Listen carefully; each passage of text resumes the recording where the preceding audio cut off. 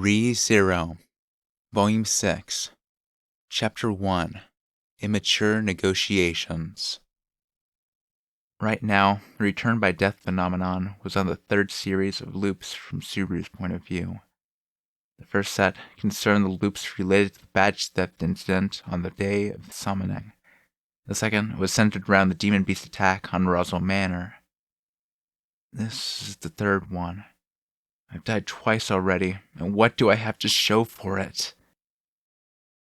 In the previous loops, Subaru had pieced things together from information gleaned over several run-throughs of Return by Death, managing to break out of seemingly impossible situations. Yet this time, Subaru had blundered to his death not once, but twice. He didn't even have the full picture of what had happened in each loop that led to his death. But even with such paltry gains from Return by Death, he gained one, and only one, solid piece of information. Perugis romanticanti. He, the commander of the Oddballs, the witch cult, was the root cause of the entire tragedy that had befallen the village and mansion. Eradicating that abominable madman was now the driving force behind all of Subaru's actions. To escape from the loop, he needed to cast a very wide net and dredge the depths of his memory. The hatred that Subaru had accrued from his first and second deaths took the flames of his bloodlust. First, I need to figure out how much time I actually have. The witch cult raid on the mansion and village had taken place in the preceding half a day before Subaru had reached the village. Pathetic details of second death aside, Subaru had arrived in the village at more or less the same time.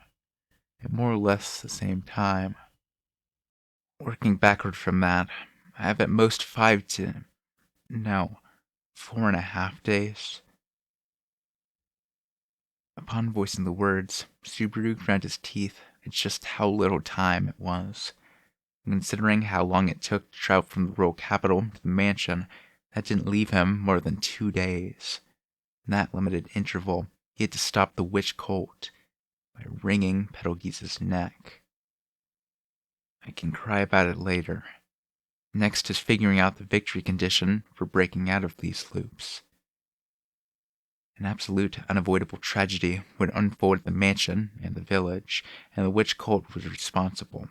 The only answer that Subaru could come up with in response to his current fate. I'm going to butcher Perugis. By putting an end to that crafty murderer, that madman, the root of all evil, everything could be saved. And clearing that simple condition required an equally simple solution. In other words, power. Subaru needed a group of his own to face the witch cult under Perugis' command. When he considered that, the military might of the Amelia faction was actually quite meager. In the first place, Subaru had never seen a hint of private troops under the command of Roswell. Perhaps Roswell himself was so powerful that he didn't need an army to defend his territory. Come to think of it, where the hell was Roswell during the attack? Subaru hadn't caught sight of him during his first or second time through the current series of loops. The magic user was gaudy in both appearance and fighting methods. If he'd fought seriously, there would have been clear evidence around the mansion, but no such signs were apparent.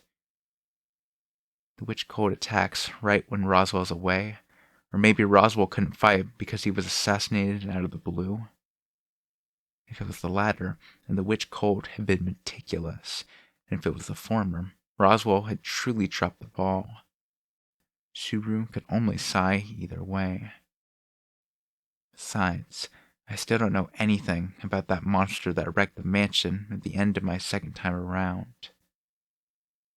He recalled the sight of the four-legged beast he had caught a glimpse of right before his death, so massive that the creature could have been mistaken for a mansion itself. Its breath froze everything around it. No doubt Subaru had died from the freezing cold, if that monster was part of the witch cult's arsenal. I really don't have enough strength to put up a fight. Barring his way were the witch's disciples, Perugis, and quite possibly that snow-breathing monster as well. balance of power simply put Subaru at an overwhelming disadvantage.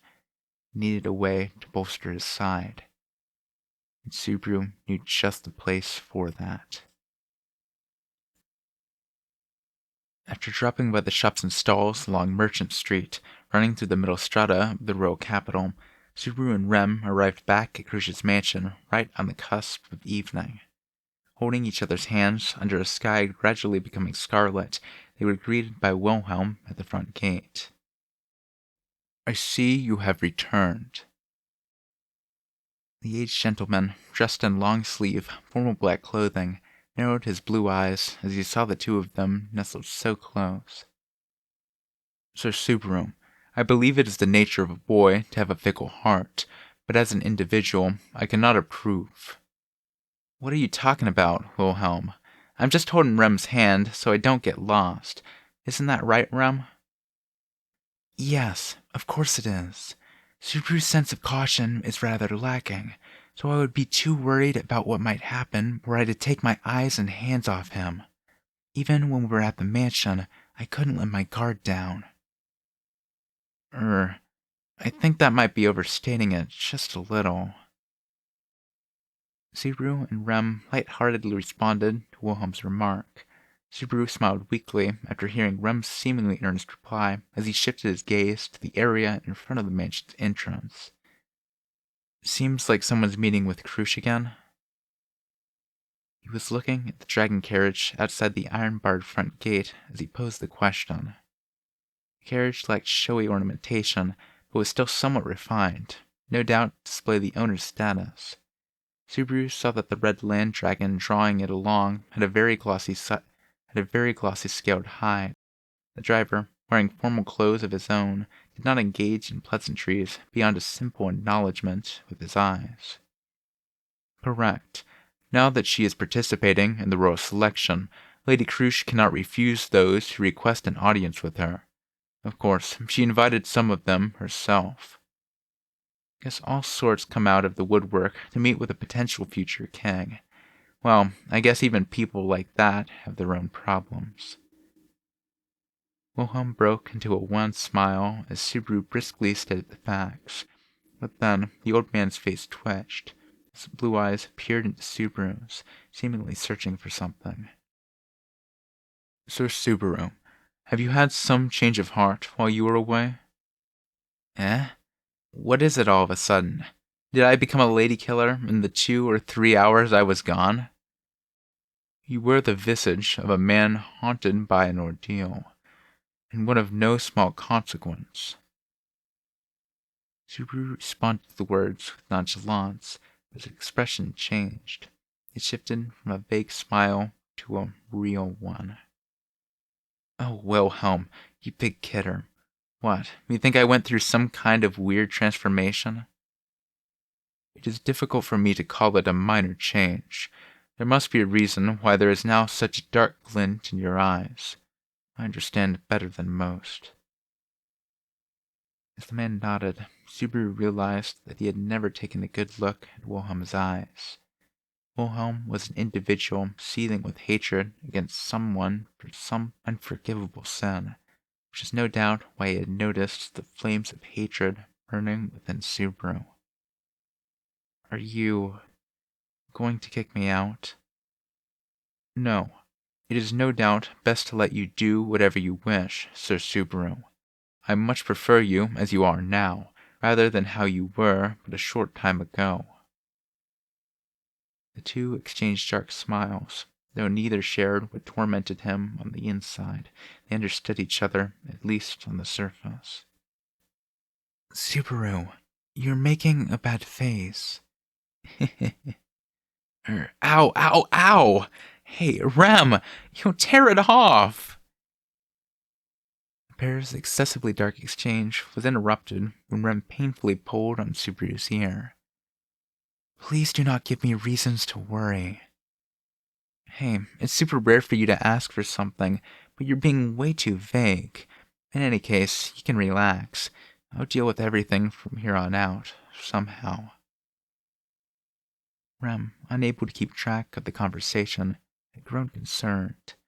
Subaru poured as much affection as he could into a smile. Now that he knew what he needed to do, Subaru didn't feel apprehensive at all. After all, it was reassuring to know that the only thing he had to do was murder someone. So Subaru wondered why Rum's face seemed even more concerned than before. Her eyes showed her hesitation, but just before she said something, "It would appear that the guest will be taking his leave." As Wilhelm murmured, a man exited the mansion's entry hall and began striding toward them. He was a tall man with long blonde hair, clad in formal clothing with sophisticated trimmings. He was probably 30 years old, give or take.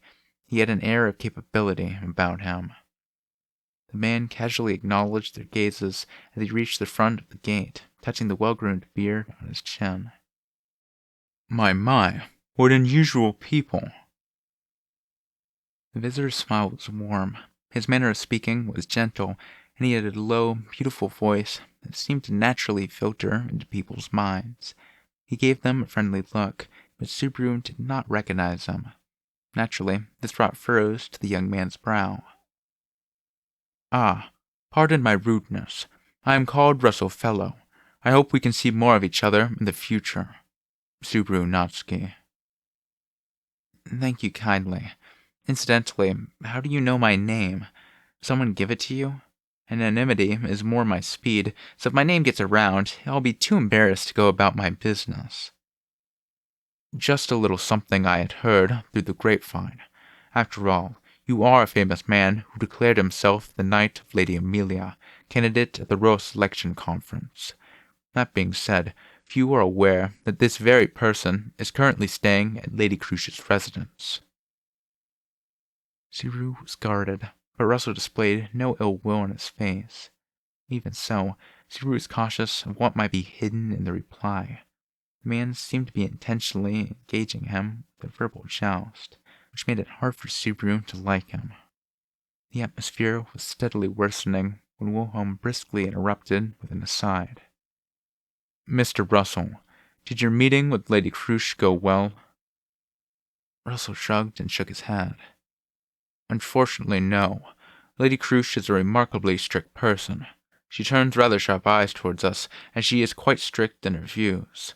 Judging from events to date, swaying her will not be easy." "Is that so? How unfortunate. If you have not yielded, it will be difficult to make others agree." "With a noble title, and you on her side, I think it is the other candidates I should pity, Mr. Wilhelm. You call yourself Wilhelm Trace now, yes?" Wilhelm nodded in response to Russell's words, lowering his deeply wrinkled face. "As I am now, nothing good will come from invoking the name of my wife's family. You are very strict as well, so much so that I am mightily impressed as someone who cannot live in the same fashion. That being said, allow me to cheer on your side." The conversation, which was inscrutable from the outside, came to an end, and Russell walked to the dragon carriage at the front gate. Then, just before climbing in, he looked back and said, "Should Lady Crush succeed in her current endeavors, we would feel nothing but delight. It would help achieve your great ambition as well, Mr. Wilhelm. I have high hopes." With that, Russell climbed aboard the dragon carriage. Wordlessly, the driver saluted and spurred the land dragon to a run. Like the man holding the reins, the land dragon was very unsociable and surprisingly silent as it galloped away. Subaru watched the dragon carriage fade into the distance as he asked Wilhelm about the visitor. "Wilhelm, who was that guy?" "Russell Fellow, treasurer for the Merchants Guild operating here in the royal capital. In name, he is a merchant like any other, but he is a crafty manipulator of both legitimate and unscrupulous movements of goods in the capital. It'd be wise to assume he knows more about you than simply your name, Sir Subaru." "Ugh. It's downright creepy to have an older man interested in me instead of a girl." I share that sentiment. Now then." After his response to Subaru's casual banter, Wilhelm turned to face them once more. Mr. Russell was the last visitor for today. I had thought to finally head in, but did you have something you wish to discuss, Sir Subaru? Subaru scratched his face, feeling awkward about throwing off Wilhelm's plans. That said, beating around the bush wasn't going to help anything. Sorry, but I'm the last visitor for today. I want to have a talk with Krush. The topic is whether she would lend me a hand with something. That you are my final visitor for today is an amusing turn of events. Heedless of the fact that her schedule had gone awry, Krush responded with a good-humored smile. Dressed in male attire, Krush was sitting heavily in a chair in the reception room with her legs elegantly crossed. She stroked her deep green hair, her amber eyes narrowing as her gaze pierced his chest. Subaru thought her sharp look would have bowled over his old self in an instant. Now, with Rem at his side, he didn't feel nervous at all facing her like this. In the meantime, Ferris stood behind Krush, his feline ears twitching as he glared at Subaru in obvious dismay. Fortunately, there's a break in my schedule between now and supper. I am able to humor you without any issues until then. Since Mew asked out of the blue, this is the only time she is available, meow. The depth of Lady Krush's indulgence should make you bow your head to the ground in gratitude, Subaru. Do not be concerned. I need no thanks nor groveling. Oh my, Lady Krush, your gallantry and generosity are making me fall for you even more. I'm in love. Ferris and Krush engaged in their usual game where the master rebuked her servant for his attitude. Beating around the bush won't solve anything, and I don't think you like that stuff anyway. Subaru needed to be careful how he broached the topic, but a roundabout discussion would only draw Krush's ire. You sought this audience. I shall let you start. What is it you want? She really did get right to the point. Subaru licked his dry lips to moisten them, took a deep breath, and dived on. The witch cult, or whatever it's called, is planning to attack Roswell's territory. I want you to lend me your strength so we can crush them. Subaru cut right to the issue at hand. These were the conditions necessary for fulfilling his goal. He needed a raw fighting power to oppose the witch cult. Without Roswell to rely on, he had to go elsewhere, and Krush was a good fit. I see. The witch cult, is it?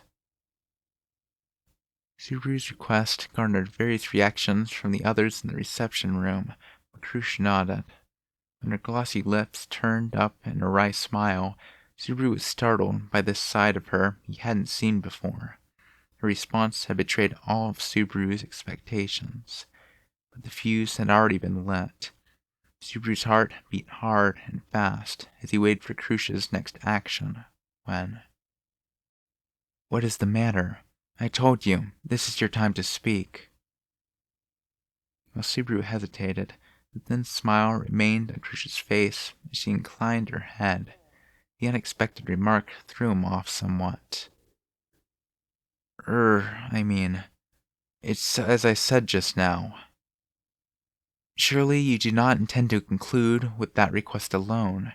What is your reason for asking this of me? What will come about as a result? What advantage would I gain from accepting your call for aid? One cannot dub this a negotiation when those things are not yet clear. Subaru's voice caught. Krush seemed turned off. She closed one of her eyes. From that gesture alone, Subaru knew just how impudent he had been. I suppose you're right about that. Sorry, that was rude of me. Bear with me a little. I don't really have any experience with negotiations like this. It's only natural to acknowledge personal shortcomings. Do not worry. But this conversation lasts only until supper. Keep this in mind. Mentioning the time limit directly after a display of generosity plainly showed that she was employing both the carrot and the stick. First, the reason I'm asking for your help. Put simply, we don't have enough manpower, way too little to stand up against the number of witch cult attackers. As a result, we can't fend off the assault. A simple story, but is Lord Mathers not sufficient by himself? He may well be the strongest fighter out of anyone in Lagunica. The witch cult should be no match when relying on numbers alone. If they all gathered in one place, that might be the case, but it's not. There's only one of Roswell, and they'll be attacking at least 2 places at once. If nothing else, the village and the mansion were already 2 targets for certain. He remembered hearing "sweeping clean" and the like multiple times. It was possible they'd assaulted even passing dragon carriages and traveling merchants. I see. I understand your position. However, is this not Lord Mathers neglecting his domain? The duty of a lord is to maintain his martial might to keep the peace. If his overconfidence has led him to be lax in these duties, his reputation as Marquis will inevitably suffer. I can't disagree with a single word you said. Anyway, for those reasons, we don't have enough to deal with the witch cult. I want something to fight with, the power of numbers. For the purpose of negotiations, Super concealed that Roswell and the power he brought to the table might not even be present. He glanced sideways at Wilhelm. If his request was accepted, Wilhelm was of course a part of Crucia's forces that he hoped to borrow. Perhaps understanding the meaning behind Subaru's gaze, Crucia exhaled as she seemed to sink into deep thought. The witch cult. They are finally making a move, I see. Well, we figured as much when Lady Amelia, a half-elf, rose onto the stage. As Cruce murmured, and Ferris agreed, master and servant nodding to each other, Subaru furrowed his brows. But before he could ask anything, Subaru shifted his focus to the side, where Rem, seated there, silently pursed her lips as fierce emotion poured out of her. The expression on her profile was intentionally blank, but her internal turmoil was obvious. The witch cult, the object of Rem's hatred, was now Subaru's greatest enemy. He probably had the same look in his eyes as she did. Your circumstances are clear now. Next, I'll hear the reason for choosing to ask my house for aid, and your logic in doing so. I picked you and your people because you have the best chance of turning this thing around. Besides, you've given Rem and me your hospitality, and I think it's easier to work with you than the other candidates. Subaru had expected this line of questioning, so he had an answer prepared.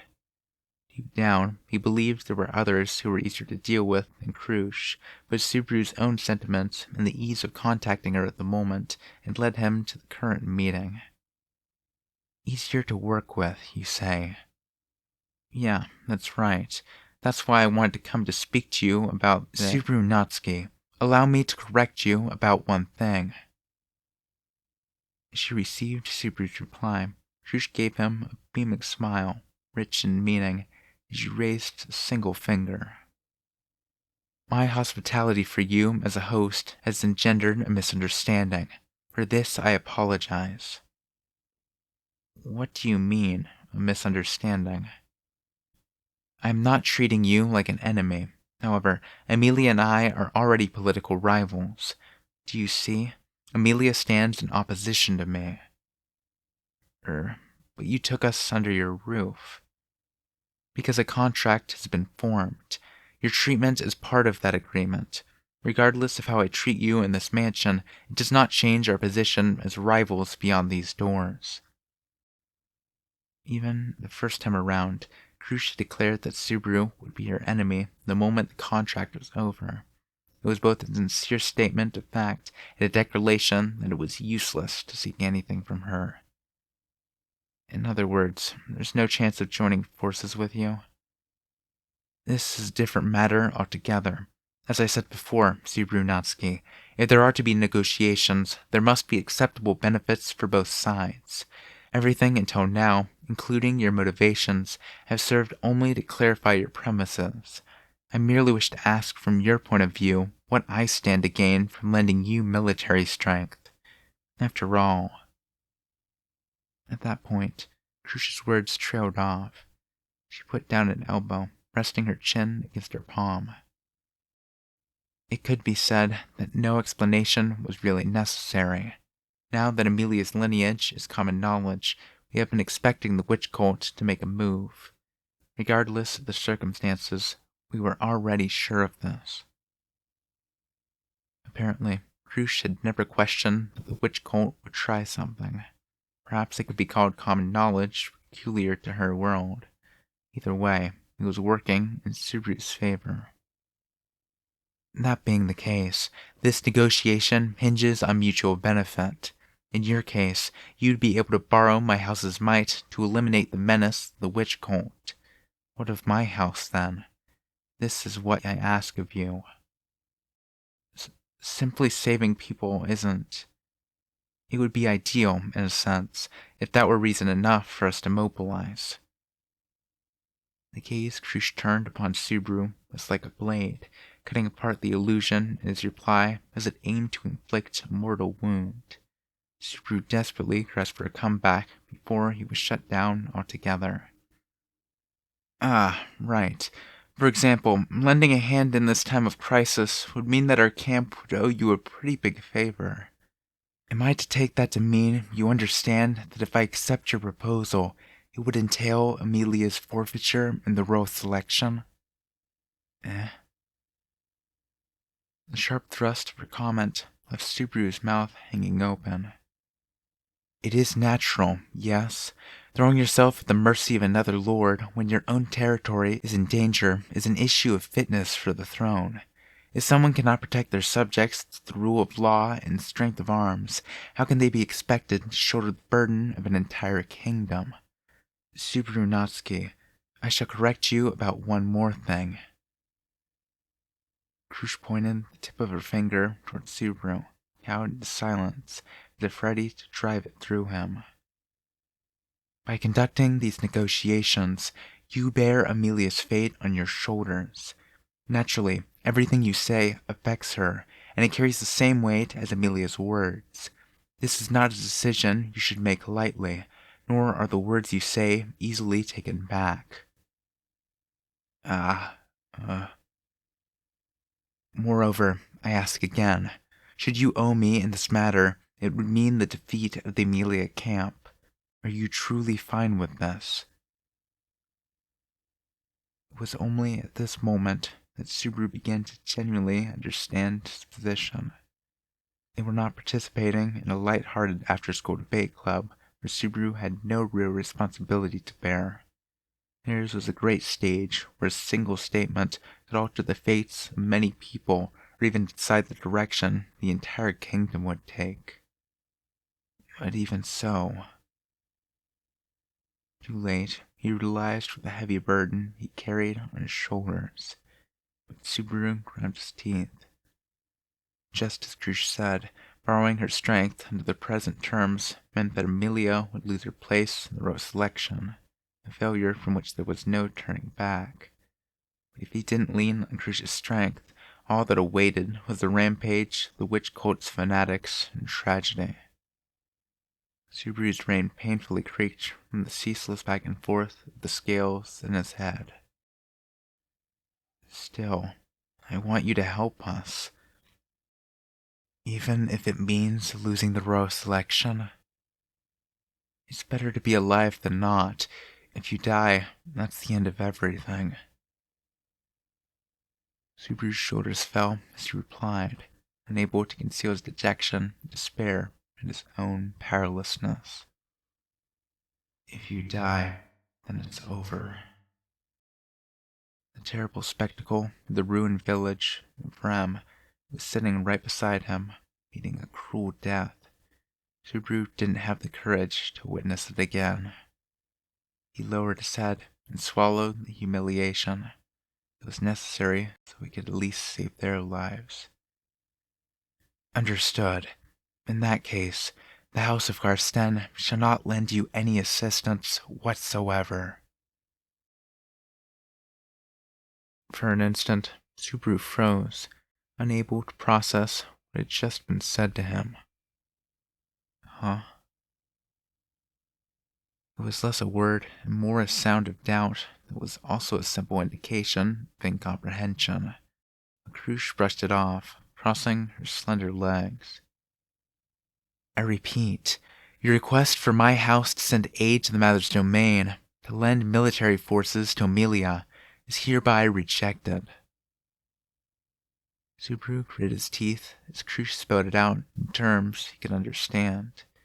Feeling belittled by her composed statement, Subaru flew into a rage. Why are you?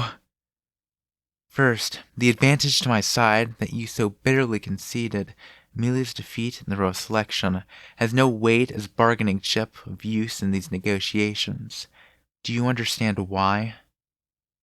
What the hell? Kissing one of your rivals goodbye should be pretty worth it for you. Do you realize what you have said? As far as Amelia's defeat is concerned, it will come about without any intervention on my part whatsoever. What are you saying? Subaru would have said, but then he realized it for himself. As you have stated, without aid, Amelia cannot protect the Mother's domain, meaning, at this rate, and completely without my involvement, Amelia will be defeated in the royal selection. Indeed, were I to recklessly lend assistance, the knowledge I was involved in Amelia's defeat would itself become a problem with the other candidates.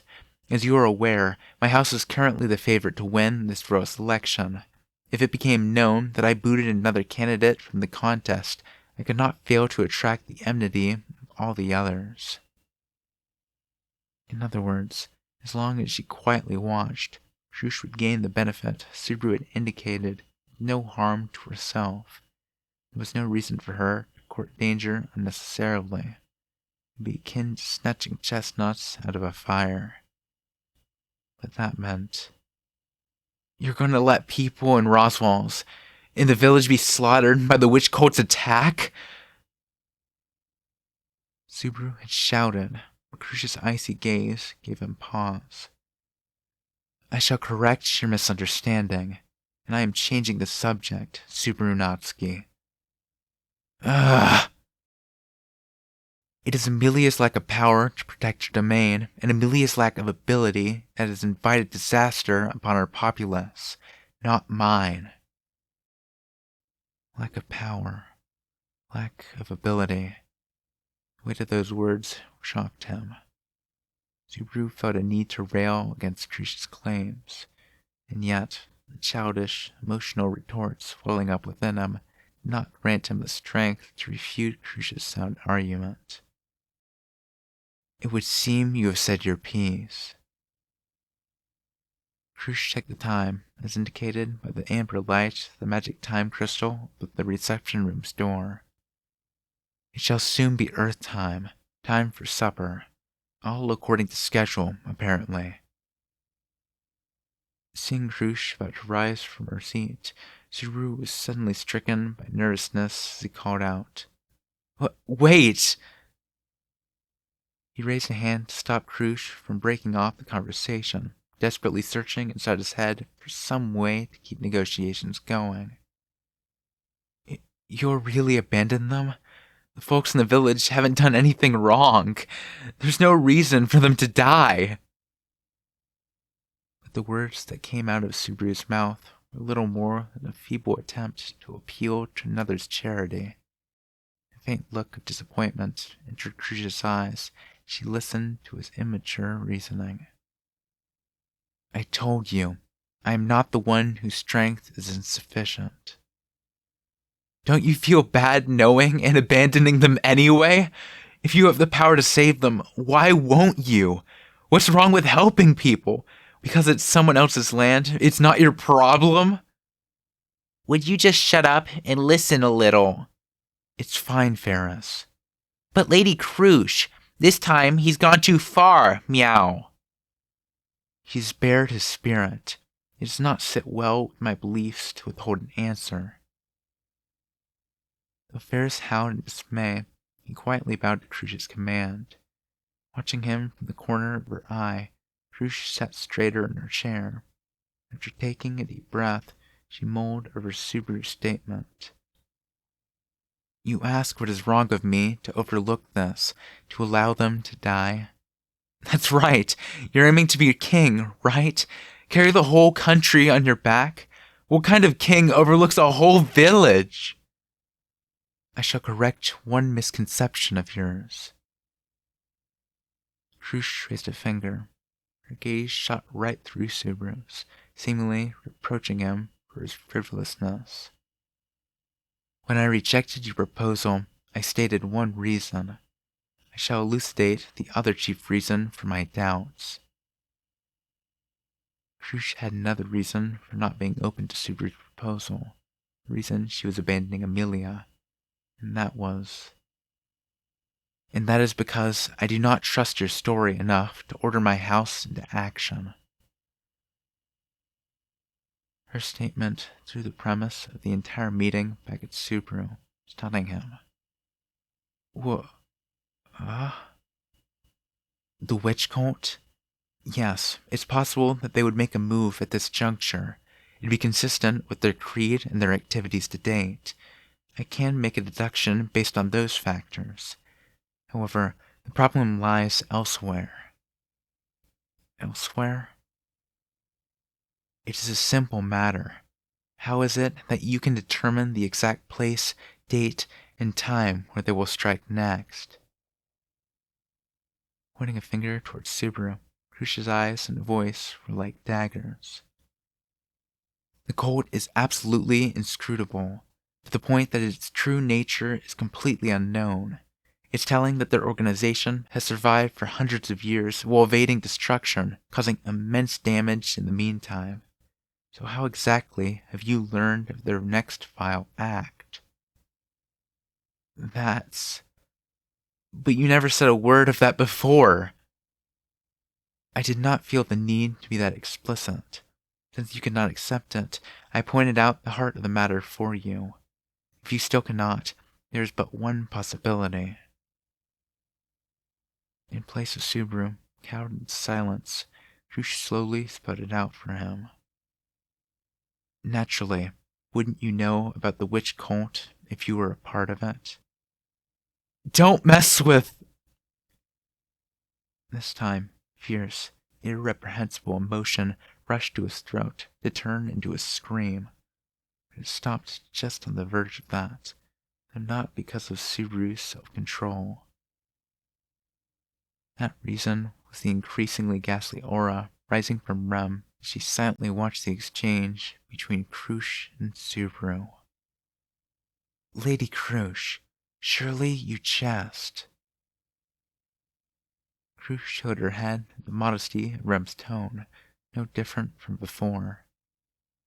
There's no way that Subaru could be part of the witch cult. Is that so? Judging by Subaru Natsuki's statement, if he cannot voice the reason he has such knowledge, I can reach no other conclusion. Have you not sensed for yourself why I say this? I have not. No doubt, Crush detected a slight hesitation in her statement. Rem, who could sense the witch's scent coming from Subaru, had been tripped up by Crush's casual, leading question. At any rate, for both these reasons, my house cannot lend Amelia aid due to insufficient trust. Moreover, you have not been granted the right to act as a negotiator in the first place, have you? Earlier, I threatened you by stating that Amelia's advance or retreat rested upon your shoulders, but in truth, the problem precedes even that. At this juncture, you have no responsibility at all. He charged ahead alone, tried to protect things alone, and failed alone. Crush's words calmly tore into Subaru's barred heart. As you are now, meekly remaining here under my protection, you possess no power that can move me. Over and over again, her words crashed into him, exposing Subaru's helplessness, pressing onto him his ignorance, driving home his spinelessness, and mocking him for being senseless, rash, indiscreet, and ugly, with backhanded sympathy thrown in for good measure. Subaru was overwhelmed by the realization that absolutely nothing had gone the way he wanted. Had he made a mistake somewhere? He was only trying to do the right thing. Thinking about himself correct, he believed someone would help him, and so he had searched, beseeched, and begged. Wasn't that what you're supposed to do? The witch cult is coming! They're going to slaughter everyone in the village! Subaru pleaded with so much anger and sadness that he felt like his throat was about to burst. He'd seen it. He'd felt each and every one of their deaths. All the precious people he cared about had turned white crystal as everything in the world froze over. If nothing was done, the heartless reality of the situation meant that it was certain that tragedy would happen again. Why can't anyone understand that? Why won't people get out of my way and let me prevent such a fate? Kill them. Just kill them already! Don't you get it? You can't let people like that live! Kill them! Help me, damn it! Subaru fell to his knees, prostrating himself as he earnestly implored her for assistance. If he needed to put his forehead to the floor and beg, he would happily play the clown. As long as Krush would lend her strength, he didn't mind being looked down upon or insulted. He'd even bark like a dog or cluck like a chicken, as long as his bloodlust could be sated then. So that is the true motive for your actions? But in the face of Subaru's sincere, unwavering, humiliating plea, you hate the witch cult. That's the reason you approached Amelia, is it not? This woman of influence, who never made decisions based on her emotions, held not the slightest shred of pity. Torn apart by her cold voice and gaze, Subaru was speechless, his shoulders trembling.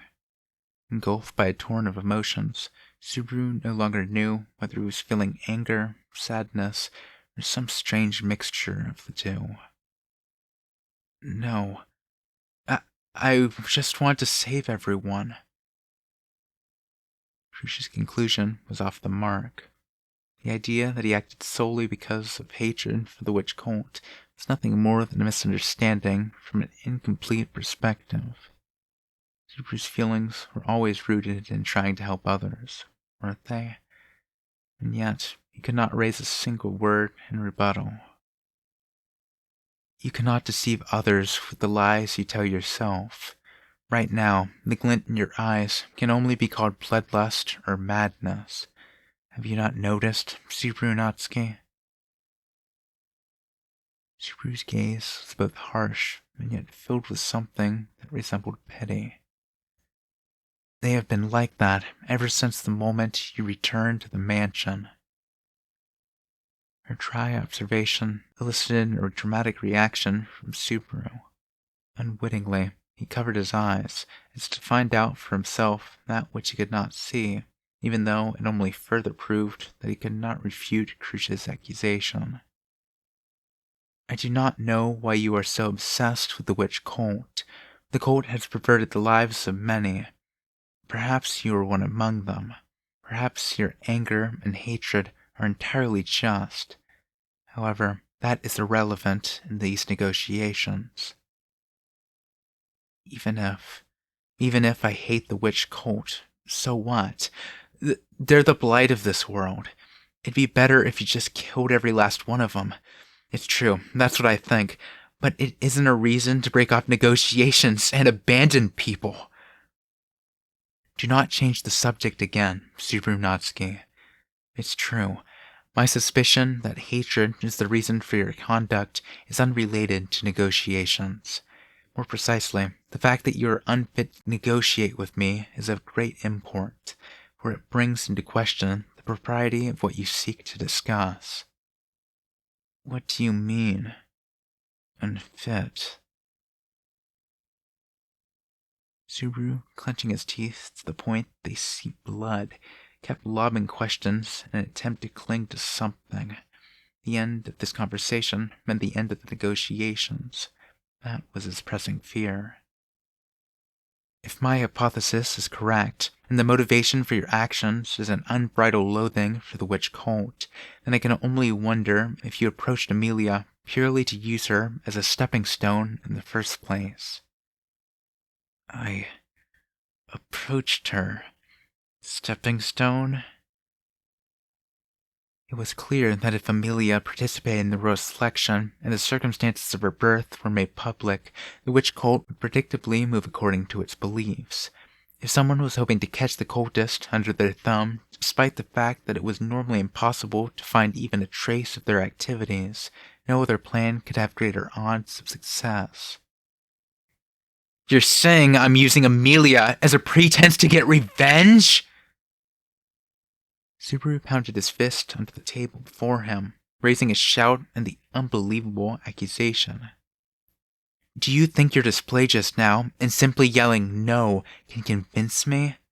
Hatred shows clearly in your eyes, and bloodlust oozes from your every word, the sort that clings to a person so thickly and grows so hard it can never be scraped away, let alone forgotten. No, no, no, no, no! Crucia's statement did not capture Subaru's true character in the slightest. They're evil whether I hate them or not. You can't let people like that live. That's why we should kill them all. That'll save everyone. It'll help everybody. No one has to suffer. Those bastards just need to die. I have told you already, Subaru Natsuki. If you do not even believe the lies you tell yourself, there is no chance they will deceive anyone else. While Subaru breathed raggedly, his eyes bloodshot, Crush refuted him in a hard voice. As Crush's shoulders heaved, she looked at him with narrowed eyes from her seat and spoke. Bereft of hatred, bloodlust, and bile toward the witch cult, your statements are unconvincing. Why? When Subaru spoke with a broken voice, Crush looked at him with sympathy and pity in her eyes. Do you really not understand? However, Subaru's brows furrowed with perplexity at what Crush was getting at. She lowered her eyes, unable to conceal her disappointment and dismay at his reaction. You have not said, I want to save Amelia, even once. Huh? You claim to want to save people, to protect people, smoothing things over on the surface while darker emotions boil up inside you. At the very least, it is inconsistent with what I saw of you in the throne room. Unable to understand the meaning of Crush's words, Subaru wavered, his gaze hollow.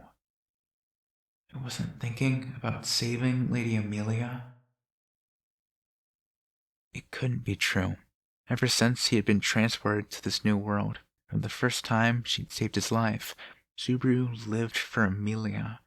His feelings were no different in the throne room, during the incident at the parade ground, or even during his negotiation with Crush. If the situation was left to play out as it was, he'd lose her in the village. His actions were for the sake of saving them. And absolutely, absolutely, absolutely, not because hatred seized his heart. Abruptly, a voice struck Subaru, breaking the silence. I cannot permit you to advance any farther. Subaru's mind was instantly jolted back to reality. In front of him was Wilhelm, standing straight. The elderly man had placed himself beside the table, separating Subaru and Crush with compassion on his deeply wrinkled face. For some reason, that downward, tender gaze was really rubbing Subaru the wrong way. Abruptly, something tugged on his sleeve. Subaru. Rem was grasping Subaru's sleeve, her eyes filled with sadness. Please calm down. Nothing will come of losing control here, and if you do, I won't be able to fight off Master Wilhelm. Control? What are you talking about? I'd never do anything violent. Wait. Then what do you intend to do with that tablespoon you're squeezing so hard? Maybe your parents raised you badly, but that's not how you hold one. Meow. When Ferris pointed it out, Subaru realized for the first time that he was holding a tablespoon in his right hand, and that he was crudely gripping it backward, like he was going to stab someone with it. Ow. When did I? Just like Rem pointed out, violence will get you nothing. Meow. If you fly into a rage here, I'll just keep Rem occupied while Old Man Will slices you in half. Moreover, I do not want to issue such a command. To do so after you have stayed here for several days would cause political problems, and I would rather not stain the carpet that my father sent me as a present. In the face of Subaru's insolence, Crush still behaved reservedly. This was at once a display of greatness for character and scorn for the powerlessness of Subaru, who had nothing to wield in anger save a tiny utensil. All of it really rubbed him the wrong way. But instead of an apology, dogged insistence came out of his mouth. So you're not going to lend me a hand, no matter what, then? Correct. Your statements are not credible, nor does cooperating with you hold any attractiveness for my side. Accordingly, I shall observe from a distance. The witch cult is coming. When they get here, they're going to kill all the people in that village. Knowing but not doing anything means it'll be your sloth that kills the village. Subaru glared at Crush, invoking the title of a certain despicable madman. Quite arrogantly put. Consequently, there is one more thing for me to add. While Subaru gave her a filthy look, Crush stood up, staring straight back into his eyes. I am able to largely discern whether a person is lying. I can boast that, since far back, I have never once been cheated in negotiations. Suddenly, Crush began to speak on a different topic. She continued to peer into Subaru's eyes as they clouded with doubt. If my experience is anything to judge by, what you speak are not lies. Then you wholly believe that your assertions are the truth, and therefore they are not lies to you. Those in such a state are called madmen, Subaru Natsuki. It was then and there that Subaru clearly understood that negotiations had failed. Continuous clenching of his teeth had cut the edge of his lip, sending blood dribbling down his jaw. She narrowed her eyes as she watched the painful image. Varys, go ahead and heal him. I don't need it! Before Varys could move a muscle, Subaru rejected the offer and stood, practically leaping from his chair. Supper time is here. Will you not be joining us? You wouldn't want to eat at the same table as a madman, would you? No matter how eccentric your taste or style might be, that'd be a bit too far, even for you. Subaru replied to sarcasm with sarcasm as he reached for the reception room door. Following suit, Rem stood at attention and politely bowed to Crush. It has been a short time, but thank you for your hospitality. On behalf of my master, I offer my thanks. So this is your... No, Marquis Mather's reply? Yes, he instructed me to respect Subaru's wishes in all things. Subaru couldn't see Crush's expression during the incomprehensible exchange, but Crush's voice seemed to bear no small amount of regret as Rem stated her farewells. Whatever she felt, it was clearly not the coldness she'd shown to Subaru, and it was infuriating him. Rem, let's go. Picking up the pace, Subaru called out to Rem and opened the door. Have you anywhere else to turn to? Make sure you become a good king, okay? The despot type that tosses aside the weak. Spitting out his reply, without turning around, Subaru slammed the door shut. And thus, in pathetic fashion, the curtain lowered on the negotiations. It was well into the evening when Subaru bolted into the noble's district after negotiations had broken down. The sun had already dipped low in the west. The aura of night was slowly creeping over the world, with the light of the crystal lamps lighting the road shining down upon him. Subaru leaned back against an iron fence, spitting out curses. Shit. One thing after another. The exchange with Krush rose in the back of his mind, and with it, the humiliation he had suffered. Those know-nothings. Why don't they understand I'm doing the right thing? The swirling vortex inside his chest was emotion close to hatred for the woman who had impeded his path. Things had turned out this way because she hadn't seen for herself that tragedy or the laughter of that cruel, conniving madman. It was because she had not heard it. She hadn't experienced it for herself, so she didn't understand. They were beasts and could not be suffered to live. Fine already. My messing up people with no feelings. My messing up people with no feelings. Gotta forget all that. Right now, I need to focus more on what's in front of me. Rather than stand still and mope, the right choice was to move forward, one small step at a time. After all, to Subaru, with so few cards to play, time was a precious thing. Sorry to keep you waiting, Subaru. While Subaru tapped a foot in annoyance, Rem passed through the gate, returning to her spot beside him. She was carrying the luggage they had brought with them to the Krush residence, neatly packed up and ready to go. After Subaru's caustic outburst and furious exit, he had been waiting while Rem went to gather their things. Sorry, give me the luggage. I'll haul it. It's fine. The bags are not heavy, and you are still recovering, Subaru. Rem politely declined Subaru's offer and hefted the luggage in her arms. Normally, Subaru would have insisted, but with his mental resources otherwise occupied, he did not dwell on the matter. Come to think of it, you weren't opposed to leaving, were you, Rem? Correct. It was your choice, Subaru. Well, after all that, I can't exactly come crawling back for more healing. Whenever Amelia bargained for it, I feel bad for her. Amelia had tendered something to pave the way for Subaru's medical treatments. Subaru had distinct feelings of guilt on multiple levels for wasting her kindness again. But Subaru was sure it'd be alright. Once he rescued her from this crisis, they'd be able to make up, so she'd probably forgive this, too. To that end, among other things, Pedalgeese had to die.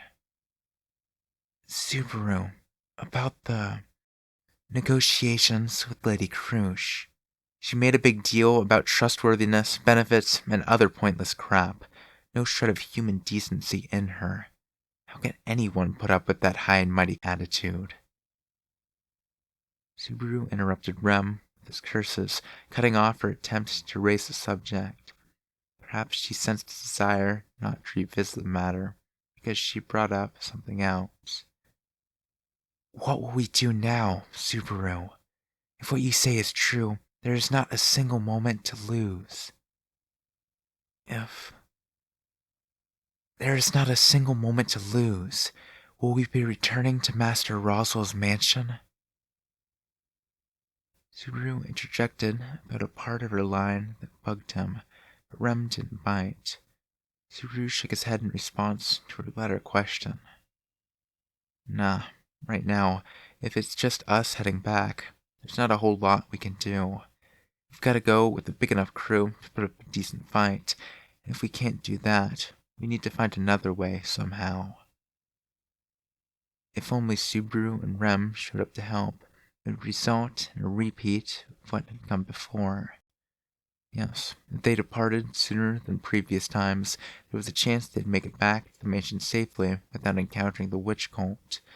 But it would probably be very difficult repelling the cult with nothing but the resources the mansion had on hand. We just don't have the numbers. What the hell has Roswell been up to?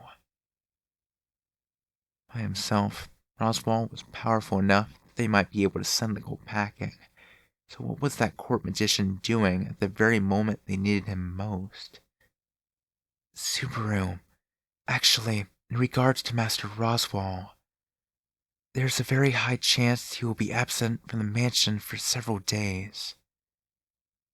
You knew? So Roswell not being at the mansion was pre-planned? Master Roswell went to visit Garfield's, or the place of an important individual within the Dominion, and he planned to stay there for several days. Shit, his timing sucks. So that's why they can't repel the attack. Rem's answer bolstered Subaru's concerns, and he clawed his head as he spat his frustrations like a curse. Now that Roswell, the greatest weapon, could not be relied on, his earlier estimate rang true. They were at an overwhelming disadvantage. Subaru and Rem turning back early wouldn't make any difference. Looks like I was right. I've got to bring the cavalry with me somehow. Subaru, revisiting his first conclusion with renewed confidence, nodded to Rem, who watched him all the while. The objective was set, but time was short. If he wanted to at least do better than the previous two loops, he had to leave the royal capital the following day. Considering that night was falling, this left him with about half a day to work with. Anyway, we've got no choice but to look for help from someone else. Rem, how well do you know the layout of the capital? Fairly well, since I have come here several times before and spent quite a bit of time looking around with you over the past few days. But who? First, let's find an inn. The rest comes after that. At the latest, we need to leave the capital tomorrow, or we won't make it in time. Anyway, I'll think about everything after that. Subaru bluntly told Rem they had to prepare to the greatest extent possible. Seeing out of the corner of his eye that Rem had quietly accepted his plan, Subaru looked up at the sky without another word. From the other side, darkness was creeping across the sky above the capital. It felt like it was an ill omen. The shadow moved eerily and sluggishly, as if implying storm clouds were gathering along Subaru's path. Chapter 2. A Pig's Greed. I may not look it, but I am a surprisingly avid reader.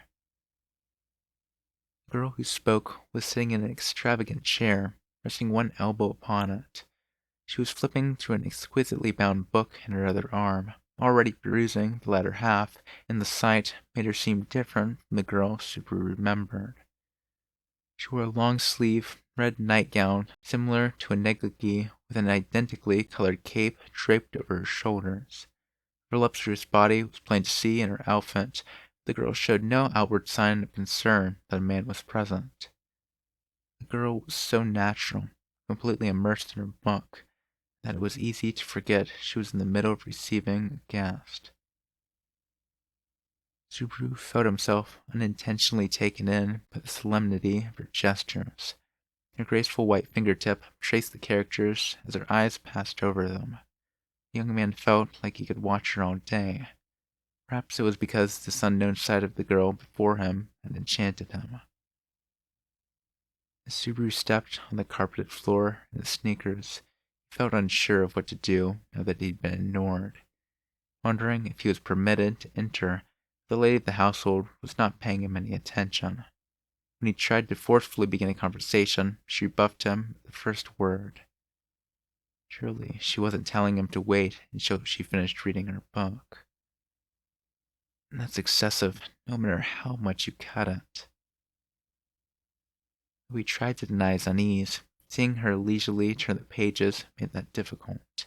In point of fact, Subaru knew that the girl's personality was not incompatible with such irrationality. Her hair was orange, reminiscent of the sun. Her eyes were crimson, like a fire that would scorch away everything it touched. She had glossy white skin and a striking feminine figure. The thick perfume wafting around her was like poison.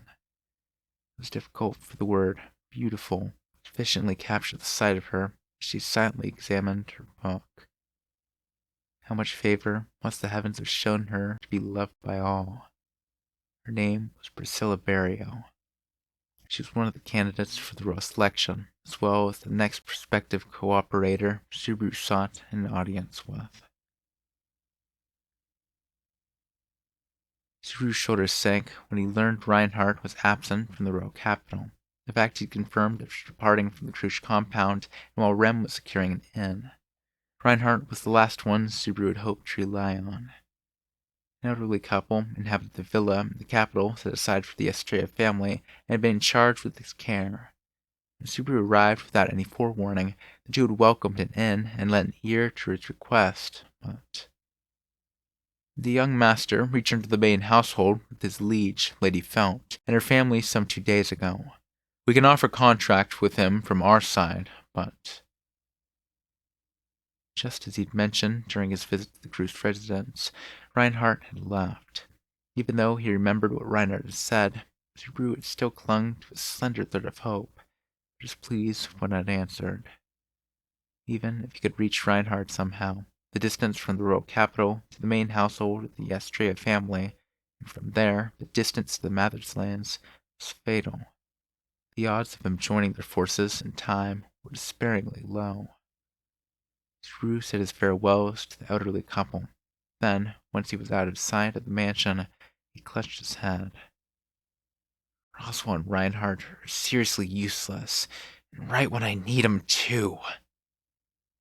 This time, everything was going wrong. One prospective collaborator fell through after another, leaving Subaru truly at an end of his rope.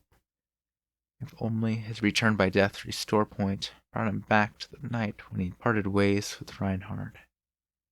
If you don't have it, you don't have it. Think. I don't have strength, numbers, time, anything. Racking my brain is the only thing I can do. Desperately turning the gears in his head, Subaru earnestly fought to come up with the next best plan of action. Now that he'd scratched Krush and Reinhardt off the list, Subaru had scant few cards left in his hand to pick from. Considering the circumstances, pleading with the Knights of the Kingdom would no doubt produce the same results as a negotiation with the Krush. Besides, Subaru felt nothing but mistrust toward them. At the very least, now that Krush, someone he thought he could have a good relationship with, had abandoned him, a storm of paranoia toward others brewed inside Subaru. Not even realizing how this was narrowing his already limited options, Subaru could think of only 2 other people.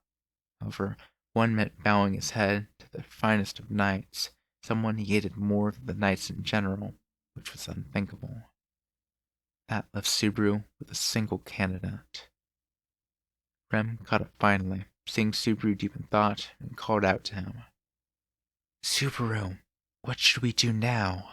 It's all right. Leave it to me. You don't have to do anything. Don't do anything. Just stay right behind me. That's enough. After that interruption, Rem turned a frail smile towards Subaru as he continued thinking to himself. I absolutely have to stop Rem from bearing the brunt of everything.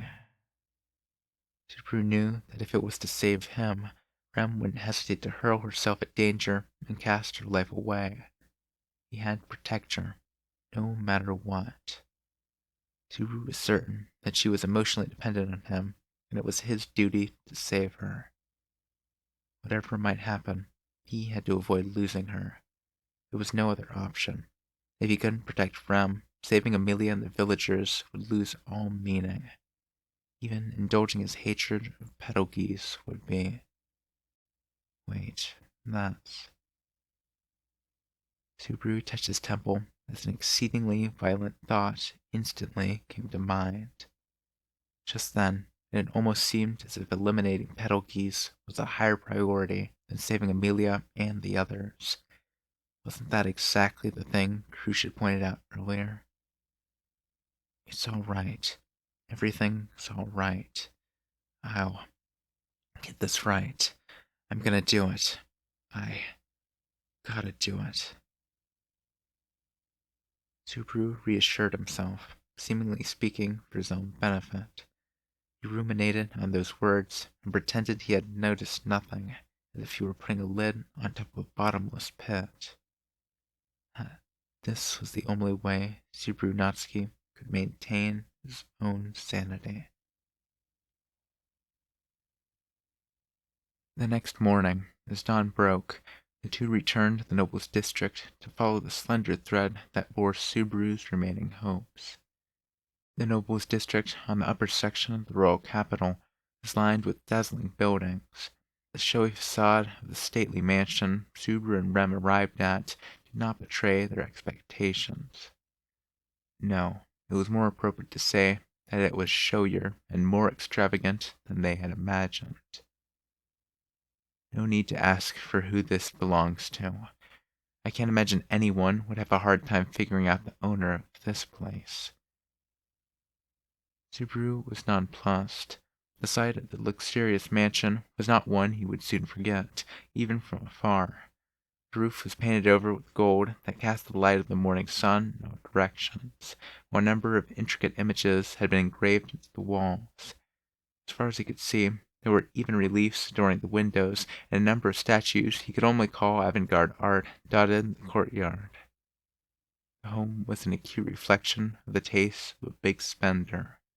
Subaru couldn't help a dry smile when he considered how the spectacle so aggressively asserted the owner's will. As Subaru was rooted to the spot in front of the gates, Rem stood beside him with a dumbfounded expression on her face for once. If the point of the building's outward appearance was to give guests a shock, it accomplished its goal 10 times over. You're not going to tell me this was the previous owner's style, are you? I feel sorry for him. Ah, well, this is actually the princess's taste at work.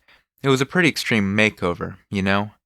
I sympathize with the folks who worked straight through the night, but she slapped their cheeks with sacks of gold coins so they couldn't complain. Hey, that's completely different from slapping people around with a wad of bills. Whacking people with a bag of coins would totally count as actual violence. The man standing on the other side of the gate laughed at Subaru's joke.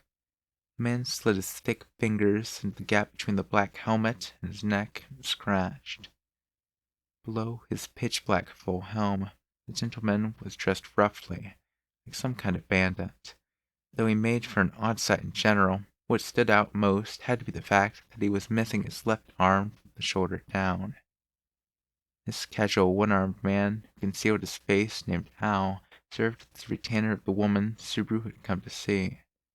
Calling himself a mercenary, he was similar to Subaru, summoned from the same world. That was the basis for the strange rapport between them, as well as the reason for Al's friendliness upon their early morning visit. So what are you doing out here at a time like this?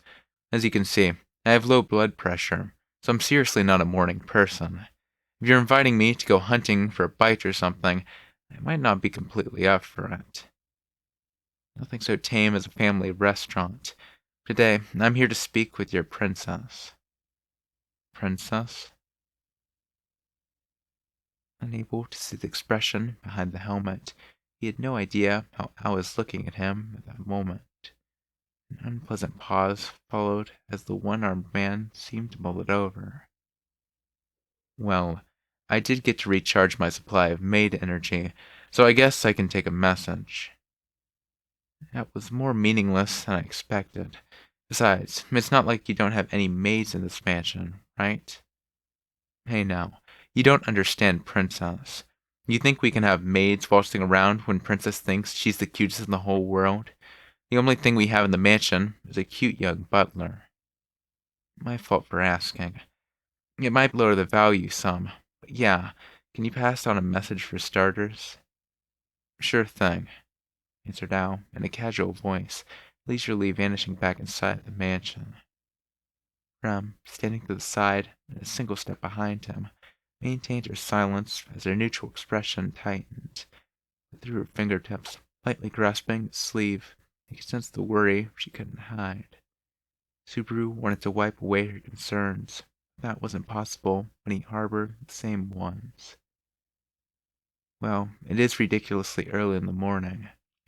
In that girl's case, I'd expect her to say something like, "You are interfering with my precious time for sleep." "Hey, you can come in and meet her." Al poked his head out from the mansion's entrance, his laid-back voice interrupting Subaru's barb. For a moment, Subaru was taken aback at the unexpected speed of the reply. "Isn't it insanely early, though?" "You wouldn't expect it, but Princess is one hell of a morning person. The flip side is that she goes to bed really early at night. Either way, come in." Al laughed at Subaru's hesitation and invited them inside with a carefree demeanor. As they followed behind him, it soon became clear that the building's interior was similarly intense to the exterior. Even an untrained eye could tell. Expensive-looking fixtures and pieces of art were on display in the corridor, almost to the point of impeding movement. The apparently compulsive need to endure even lamps and picture frames with gold felt like a form of insanity. "I suppose it's all a little blinding at first, but you get used to it. It's not as bad in the morning like this. The halls are seriously scary at night." "I'm not a little kid, so you don't have to tell me the halls are scary at night. What kind of adult are you?" The eyes of the statues glow. "Your master's messed up in the head." When Subaru examined the statues lining the hallway more closely, noticed they had something like gemstones embedded in their eye sockets. They probably would glow when it got darker. Both purchaser and designer had a screw loose. Rem followed behind both of them, and he could hear noises from her nose every so often. Rem had a keen sense of smell, and she'd apparently picked up some kind of unsavory scent, staring at the back of the iron helm as they walked along. The trek of the mismatched trio soon came to an end. "Princess is in the top room up there. The whole floor is one really decked-out room. Sounds kind of like a hotel suite. Can we go in?" "Well, you can, bro." Al's reply contained a clear implication when he approached the stairs and indicated the floor above with his thumb. At the unsettling undertone, Subaru shifted a guarded look his way. "Hey now, I'm not saying it to be mean. Princess said she'd only meet with you. The young lady will be escorted to the guest room." "You think I'll just hand her over when you were talking about recharging your maid energy earlier?" "You got me there. Don't worry. I'll be waiting right here in front of Princess's room.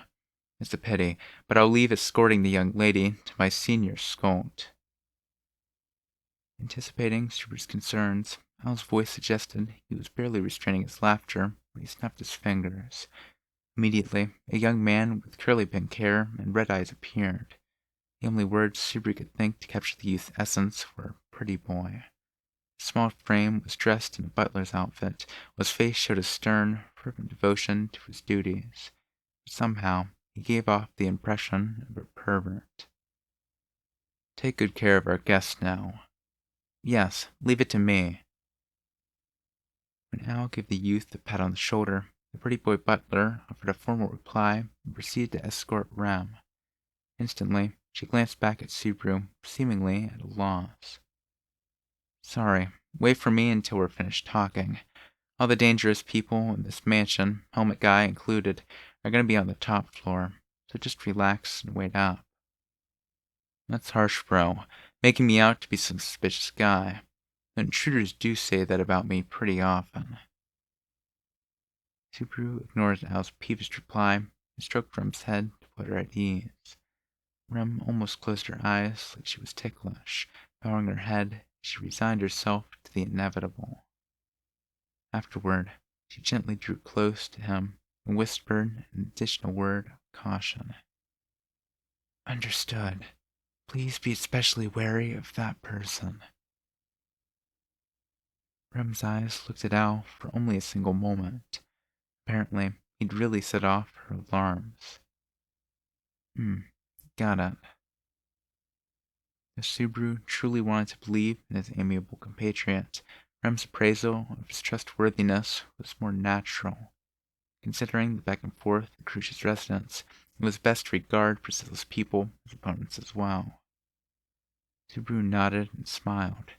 The pretty boy butler led Rem along, vanishing down the corridor. Phew, not bad, bro. I see she's really sweet on you. If you're gonna do that, just do a proper whistle. Not that I can whistle with you. It wasn't as though the weather was cold enough that it physically prevented anyone from whistling. For the most part, Subaru had bitter memories of how he tried and failed to learn to whistle since way back. Ah, no can do. Lips aren't intact. I can't manage a real whistle. That's so. Sorry about that. The answer was heavier than Subaru had expected, so he abandoned any thought of pursuing the matter. Well, it's a pity to keep the young lady waiting like this, and Princess gets annoyed and scary if you make her sit around too long. Better head upstairs, pronto. Short and sweet. Big help. Incidentally, what's Priscilla's mood like today? Since he was dealing with Priscilla, her current disposition would affect the results of any discussion to a rather frightening degree. I don't think it's particularly good or bad, so that means you really can't go in expecting anything. Princess's moods can change before, after, or during a conversation, and they can go up, down, left, right, or bounce all around the place. What she likes to talk about isn't set in stone. You need to be good at ad-libbing to get by. So it's a no-prep match. The worst kind for me. He climbed upstairs, slipped past a dancing hall, and came to a door, an exceedingly ornamented one. This is Princess's way too big private room. She never calls me inside, so I'll wait here while you go ahead. Ever relaxed, Al sat on the stairs leading up to the door. As he did so, he drew his curved broadsword from his back-of-the-hip sheath and laid it over his lap. She's not in a bad mood, is she? I don't want to get sliced to ribbons, and I'm tired of dealing with her when she's unreasonable and in a temper. I'm sorry, but she's dumped a lot of her unreasonable demands on me, too. After Al gave his petition a blunt reply, Subaru took a deep breath and pushed open the door. And so, we return to the beginning of Subaru's standoff with Priscilla. After he entered, Subaru spotted Priscilla waiting for him at the far end. She sat in a chair positioned above some stairs, elegantly continuing to read, not acknowledging Subaru at all. Without an opening line to get things started, Subaru's bewilderment and nervousness only grew as time steadily pressed onward. That's why, when the sound of Priscilla's book suddenly closing shut reverberated through the room, Subaru's shoulders jumped in surprise. Now then. Subaru gritted his teeth a little, feeling like his weakness had been blatantly exposed. Priscilla, not looking like she cared one bit, stroked the cover of the closed volume as she made her remarks. "'Twas a boring tale. You sure looked like you were into it, though. When reading any book, it is proper to become immersed in the world between the pages and be able to state what was gained after finishing a tale. Only a fool would declare something boring without completing it." It seemed she was as avid a reader as the claim said. After declaring the foolishness of appraising unfinished books, Priscilla took the volume she had read in full and tossed it into the air without warning. Ah! Subaru watched, lost in bewilderment, as the soaring tome suddenly burst into flames. Scorched by the incredibly powerful fire, Only black ashes remained in the dancing air. Now then, this is robbing me of my precious morning reading time. At the very least, have you brought me a tale to pique my interest more than that book? With a devious, crafty smile, Priscilla recrossed her lithe legs and pointed a white finger at Subaru. He felt as if the heat of her fingertip were pressing against his forehead when he willed his parched tongue to move. It's about Amelia, a royal selection candidate, same as you. I want you to lend me your strength so I can break her out of a tricky situation she's in right now. Closing a single eye, Priscilla silently prodded Subaru to continue. Under her red gaze, completely unmoved, Subaru earnestly concentrated on the words he'd rehearsed. And so, he laid out everything over the course of several minutes before reaching his conclusion. The witch colt, is it?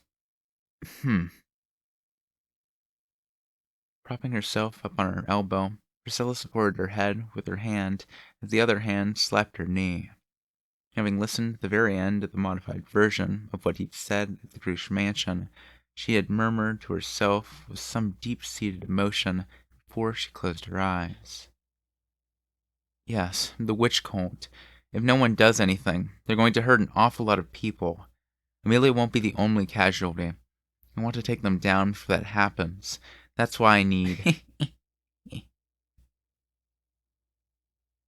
Abruptly, Priscilla leaned forward, her shoulders slightly trembling. Subaru's brows rose with a small sound from her mouth. Priscilla's head snapped up. Amusing. You're very amusing. I see. You certainly swayed my heart more than a book. You must be incredibly talented to come up with a farce like this. Priscilla laughed and laughed, mocking Subaru. It was the howl of a fiendish, carnivorous beast. He instinctively understood that this was the kind of smile that a cat might wear while tormenting a mouse to death with its claw. What's so funny? That you do not understand makes it a true masterpiece. Tell me, do you actually fail to comprehend just how illogical your actions have been? Priscilla ran a finger through her orange hair, twirling it around as she giggled in amusement. Subaru remembered the manner of speaking, proclaiming the speaker had seen right through him. It was the same tone that Subaru had heard a number of times at the Crush mansion. It was saying, "You just don't understand." I do not know if you simply have no one to rely on, but going around informing the opposition of your own side's weakness serves only your enemy's interests. For us, seeing you lower your head and say, "We're too weak and desperate, please help us," is a matter for celebration. Priscilla tapped her temple with a finger as she ridiculed Subaru's desperate plea. He considered the possibility that she would brush him off, but he hadn't expected she would tear into him like this. Not caring about appearances is fine, but if you consider this too little, far too little, aiding the enemy to help your own camp when it falls into crisis, your behavior is that of a talentless employee. You are hopeless. Death would be far preferable. Priscilla rose from her chair while hurling insults without restraint, going down the stairs until arriving right in front of Subaru. Indeed, 'twould be better if I severed your head myself. Next instant, Priscilla pulled a fan out from her cleavage, resting it upon the carotid artery on the right side of Subaru's neck. He'd seen neither her step nor the swing of her arm. Only a master could pull off this move. Even though the fan was not a bladed weapon, Subaru felt like it could lop off his head the instant it moved. You couldn't even see it? Priscilla moved aside her fan, speaking as if Subaru's unwitting gulp bored her. Not just foolish, but slow as well. There's no saving you. Though to bear with such terrible treatment and still be thinking of your master, I admit such devotion is admirable. And so... Priscilla narrowed her eyes, audibly opening her fan and using it like a red curtain to conceal her own lips. Even I would have a bad taste in my mouth if I dismissed you with nothing but laughs. Thus, I grant you an opportunity. An opportunity? Yes, an opportunity. This is your big shot, in other words. Priscilla's pronunciation of the modern phrase was strange. Perhaps she learned it from Al. Priscilla folded her fan once more and extended it towards Subaru. For some reason, Subaru could not evade its straight, silent motion as the end of the fan pressed into his forehead, sending him tumbling onto his backside. Then, lick it. Priscilla offered her bare foot before his eyes. Not understanding what she meant, Subaru felt his gaze wander between Priscilla's face and the leg. With Subaru seemingly lost, Priscilla spoke to him gently, as if explaining for the benefit of the poor student, or to torment her slave. Crawl across the floor, ruminate on your humiliation like a pathetic wild stray, and lick my foot like a babe suckling its mother's teat. If you can do this, I will consider your proposal. What? If you don't want to, that's perfectly fine. If your meager personal pride comes first, wave your tail and your master shall abandon you to the wilds. Either way should prove amusement. Priscilla concealed her lips and smiled, as if to say she would enjoy this fall regardless of his choice. Subaru felt his guts boiling over in anger at the pure malice of Priscilla's behavior. Though he was on the brink of crying out something in a coarse voice guided by emotions, he restrained himself. If he gave in to his feelings and charged ahead, these negotiations, too, would end in failure. He looked between the foot still hanging before him and Priscilla's mocking smile. When he closed his eyes, he saw their faces one after another, Amelia, Ram, Beatrice, and the children and adults of the village. Little by little, he cooled the magma seething inside his belly. In anguish and consternation, he came to the conclusion that I got it. Enduring the humiliation, Subaru kneeled and took Priscilla's foot in his hand. When he thought of the agony-filled deaths Amelia and the villagers had to endure, how could the humiliation Subaru would taste in their place even compare? To avoid that hopeless future, to find the world he needed to reach, he didn't mind being a dog, or worse. His trembling lips neared the top of her white foot, about to press against her fair skin, when... Ah, it seems you truly are nothing but a very, very boring man. The kick from right before his nose sent Subaru flying, as if he weighed hardly anything. He flipped head over heels, losing track of which way was up.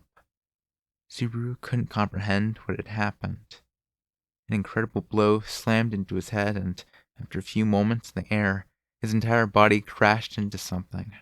At that point, he stopped feeling anything. It took his intermittent conscious thoughts an ill-defined amount of time to catch up and realize he was lying on the floor, limbs splayed. A large volume of some kind of vicious liquid poured out from his nose. What you have is neither loyalty nor faithfulness. It is filthier than that. It is a dog's existence and a pig's greed.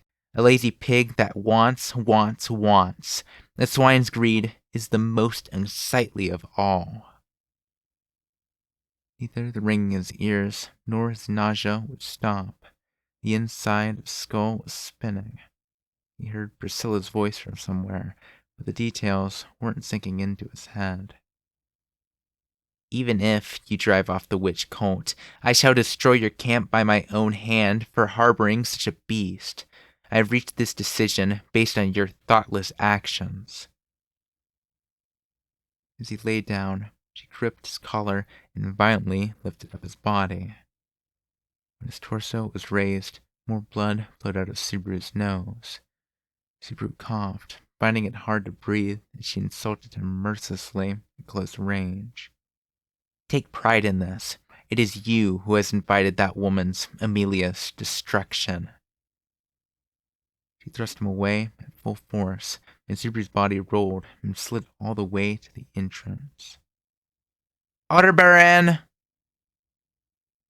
When she yelled in a sharp voice, the sole door to the outside opened from the other side.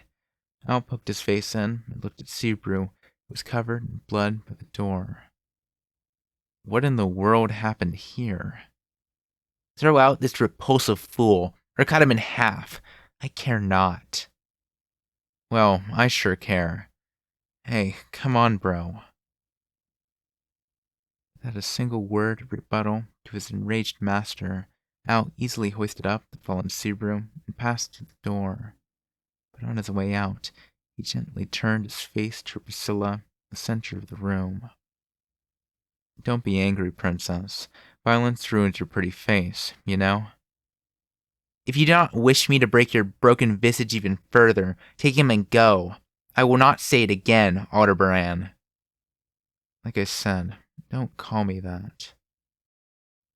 Quick on his feet, Al descended the stairs with Subaru over his shoulder and spoke in a considerate voice. Anyway, it's best if you get out while the going's good. It's Princess. If she changes her mind, it's not unthinkable for her to tell me to cut you down. Get out of here while she still thinks it's all right to not kill you. This is bad. I'll call the young lady you brought with you. Just get outside, okay? Al shrugged at the barely conscious Subaru, with deaf feet under the circumstances. After that, he picked up his pace even more, leaping his way down the stairs. Subaru? When she saw Subaru sitting slumped against the mansion's gate, Rum's face went pale as she ran over. Subaru was slack-jawed as Rem touched him. She checked the state of his injuries as she chanted a healing spell. Pale light enveloped the wound on Subaru's face. What happened upstairs? That. Looks like our princess's mood turned sour. I told him to be careful, but... Well, you have about as much chance trying to perfectly predict the moods of a cat. Al's reply was rather awkward, but his statement did not carry a single shred of guilt or apology. Rem, aghast at his demeanor, was about to raise her voice in protest. You don't need to say anything. Subaru, you can think clearly? In accordance with his healing concussion, his fuzzy mind had begun to clear. Rem's face brightened at the sound of Subaru's voice, but she closed her eyes, focusing on his treatment. I cannot let you out of my sight, Subaru.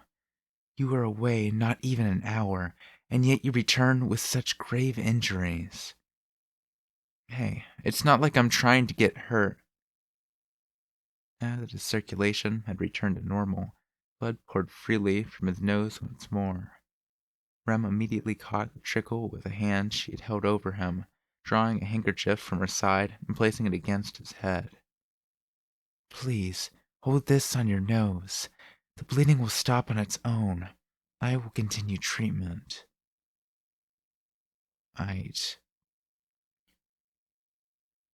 Subaru held his nose as Rem had told him, while he received gradual treatment by Amana. Meanwhile, Al watched, nodding as if to say, Looks like you'll be okay. There's no point just standing around, so I'll head back inside. I don't know what you were talking about, but from the looks of things, it didn't go well.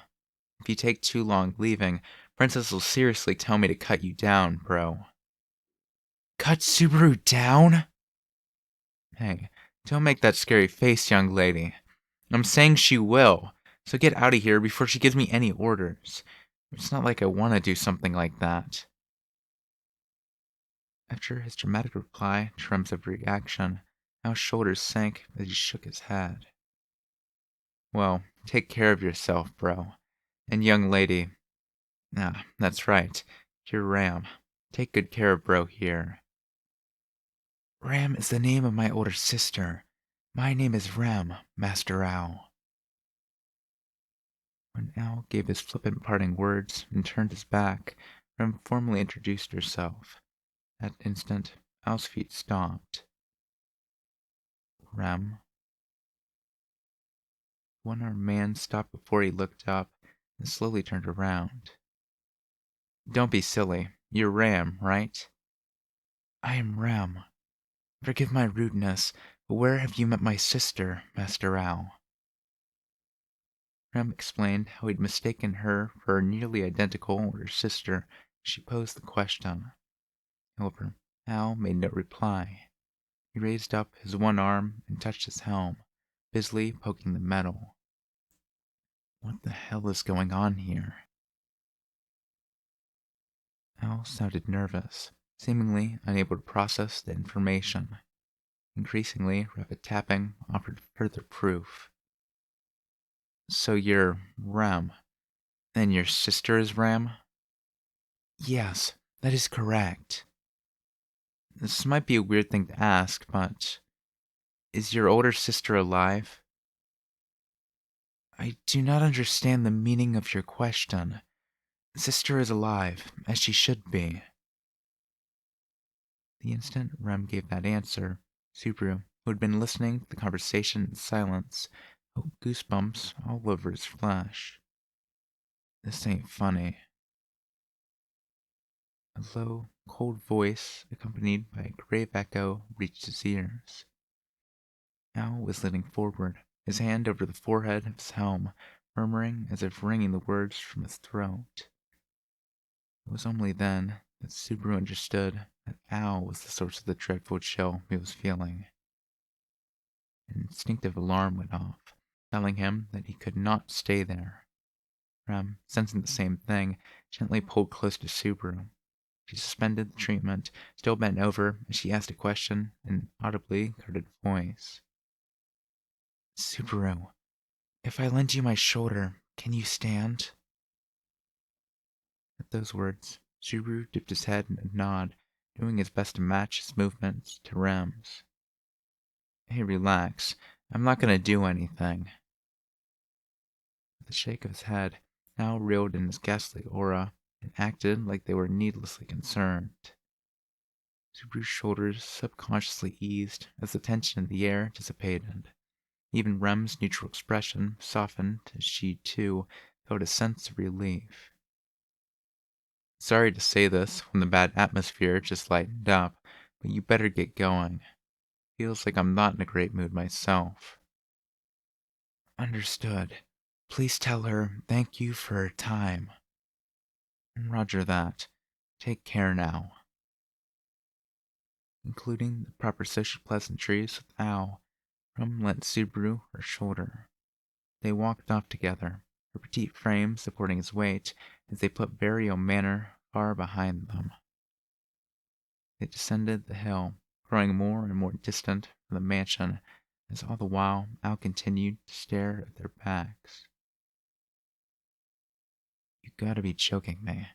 So that's what it was. Makes me want to puke. Now that negotiations with Priscilla Barrio were broken down, all paths were well and truly closed. My top priority was borrowing some muscle, but I guess I can't even manage that, huh? Shattered by despair and powerlessness, Subaru held his nose as the words poured out. Priscilla had crushed him on that crucial day's morning, and already it was nearly noon. Only half a day remained until the time Subaru had set for them to depart from the royal capital. Time-wise, he had even less margin for error. And in spite of all that, he couldn't claim it was one step forward, one step back. Every step had been backward. Setting that aside, that shitty, arrogant woman. She forgot all about that time I helped her. Subaru was referring to having helped Priscilla escape the ruffians who had been surrounding her when they first met. The corner of his lips warped, and his tongue twisted in disgust. The fact was, she'd behaved without the slightest shred of gratitude at the time, but even he hadn't expected her to be that heartless to someone desperately reaching out for aid. And then there was Al, so uncaring that he didn't say a single thing about his master's violent act. They might be from the same world, but that man was useless to him. Damn, every last one of those bastards. They don't know a thing. They don't understand. It's not like they're protecting anyone, but they still get in my way. Subaru ground his molars in irritation. The cut on the edge of his lip dampened his tongue with blood. The taste of iron didn't register, only that of anger and humiliation. Switch gears, switch gears. This ain't the time to get sidetracked by those two idiots. He had a lot to process. Having sent Rem off in one final act of resistance, Subaru headed to the rendezvous point.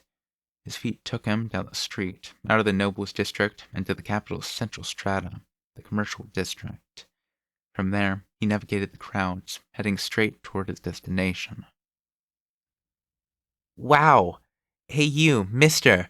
You look really hurt. Are you alright? Huh? Subaru, surprised by the abrupt voice, shifted his gaze down, looking for its source. The person who had hailed him was short in stature, not even reaching Subaru's hip.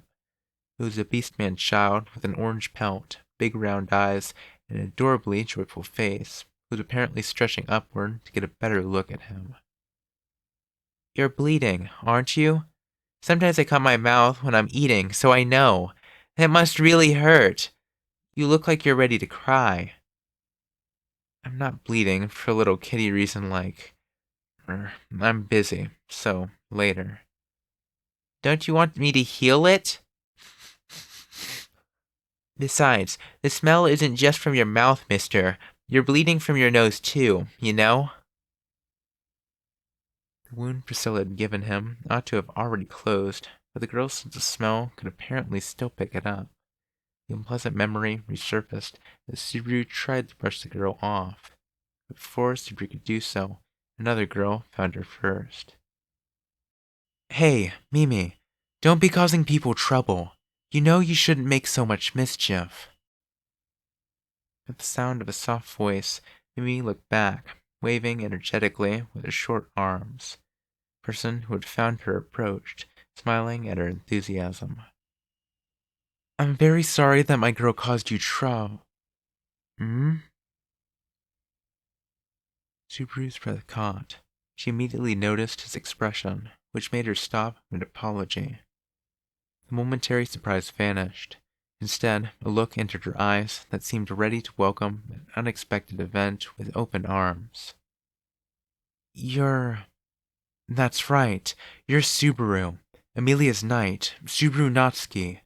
So you're still in the capital, huh? What an unexpected surprise. She was a small girl with soft pale purple hair. Her narrowed light blue eyes suggested she had gentle regard for others, but Subaru knew that the girl was avaricious deep down. Even if he was meeting her in a different place, there was no way he could mistake her aura. Anastasia Hoshin. I see.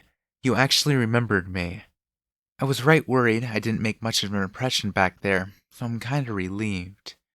If you still recognize me after everything that's happened to you, everyone else should be able to too. Anastasia smiled as she spoke in a Kansai Karadagi dialect unfamiliar to his ears. Subaru, shocked to have bumped into Anastasia, scanned the area. If Anastasia were there, that man had to be somewhere around. Relax. Julius is on other business. He's not coming. That's so. Subaru let his discomfort show in his reply once he realized the reason for his unease was plain as day. Anastasia, putting a hand to her mouth in amusement, seemed to be under the impression he held little love for servant or master. Subaru couldn't bring himself to think of the unexpected encounter as a golden opportunity. In the first place, it was Julius. Given the antagonism between them at the parade grounds, Subaru assumed joining forces with the Anastasia camp was utterly impossible. Well, you seem to be mostly healed up. I was just a teensy bit worried. Thanks. You seem in pretty good health yourself. I'm muddling through, I suppose. Yeah, muddling through. The western-sounding reply to Subaru's sarcasm made the kitten laugh with amusement. Apparently, she was called Mimi, and she was accompanying Anastasia. Should one of the big players in the row selection be walking around without an escort these days? I'm trying to travel incognito, after all. Is it not working? Anastasia looked around before showing off her outfit that she had created with the attire of local city girls in mind. Her clothes certainly fit in, but her trademark white fox muffler and huge purse didn't make for a convincing disguise. Apparently, Anastasia gathered as much from Subaru's look of disbelief and laughed. Well, how do you hide charm like mine? Besides, if anything happens, I have my very reliable, hard-working deputy captain, so no worries. Reliable deputy captain? Anastasia stuck out her rather flat chest in pride as she spoke. When he saw that she meant Mimi, Subaru adopted a dubious expression. Mimi, who was shooting the breeze at different stalls, didn't look the part at all. I see.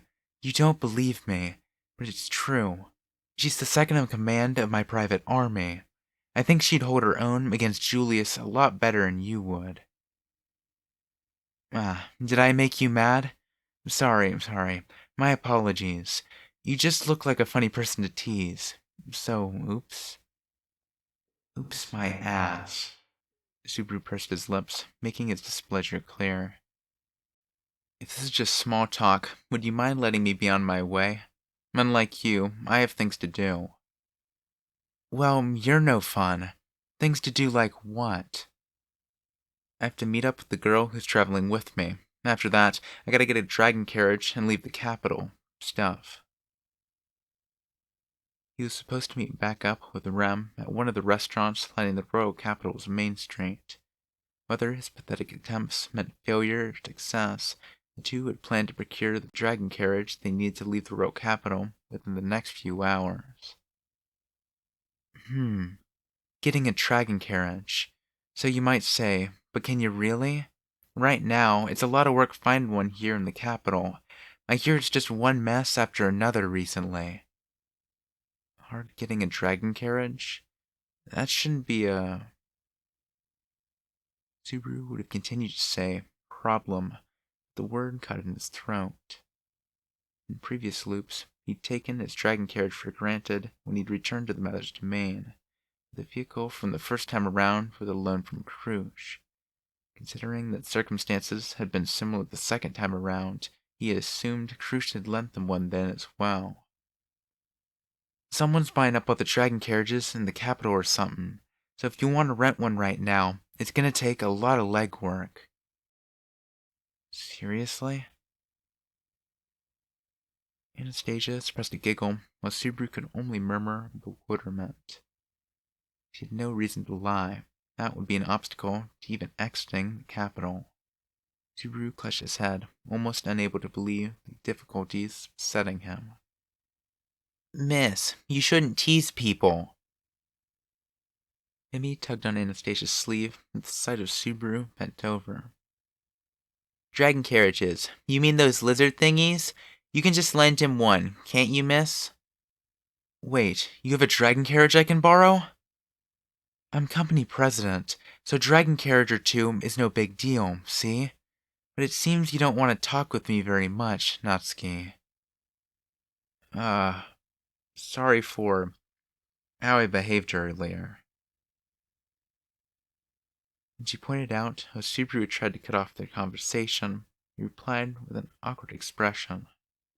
Anastasia put a hand to her mouth and giggled when she saw it.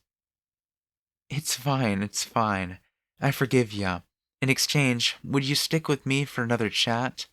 It's very important to maintain smooth relationships with others. How about the shop where you're meeting the girl?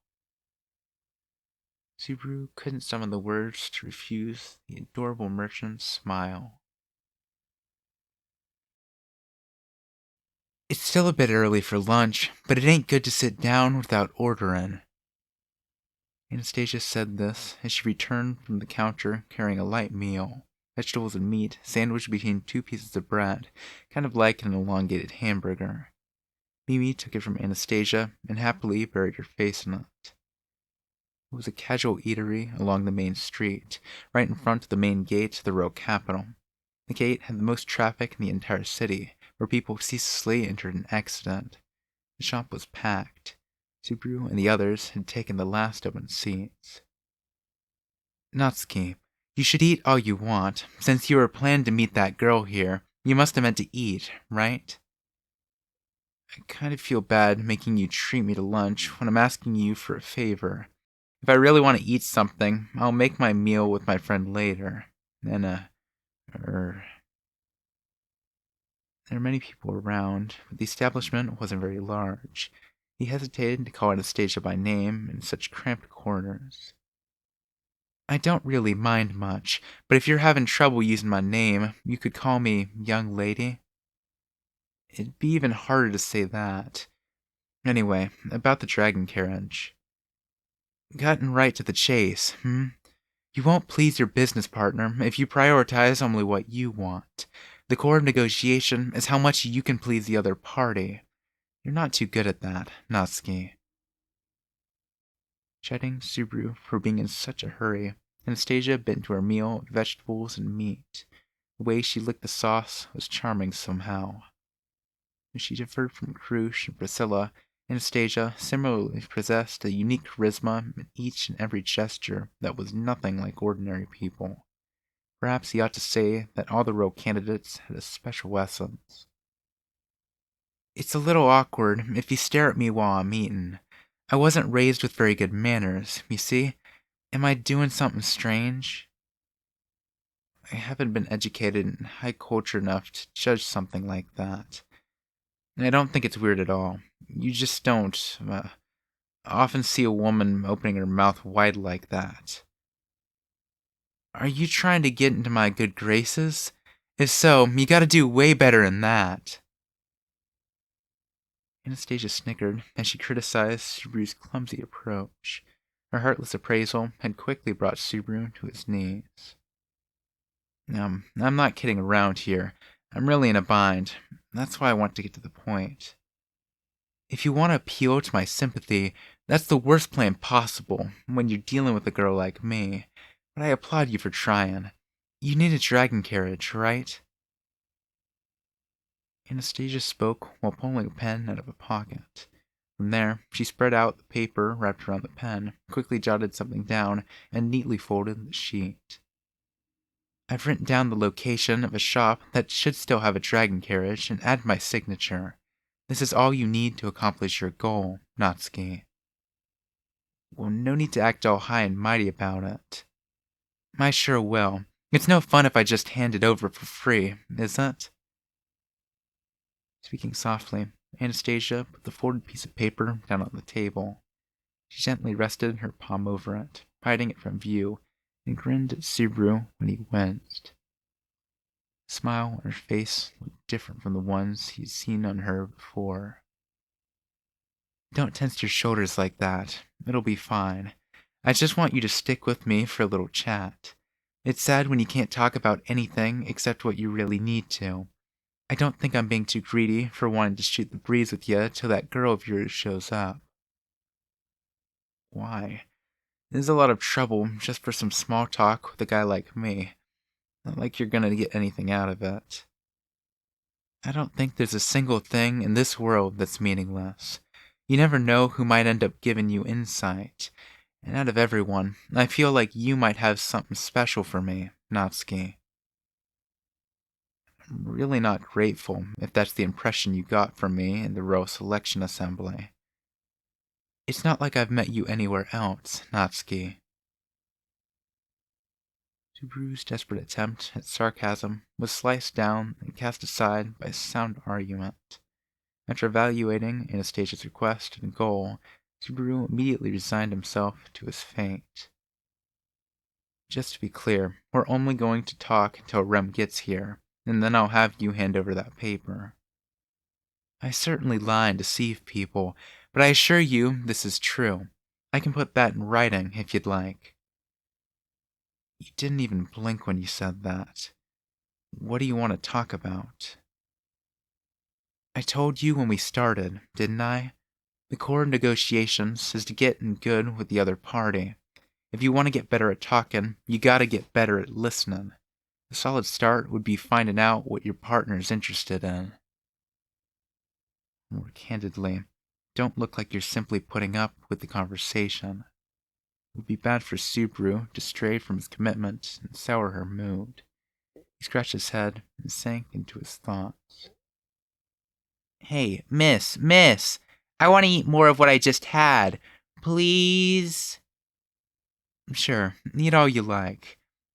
Don't make your mouth messy with the sauce. We don't want that adorable face getting dirty, do we?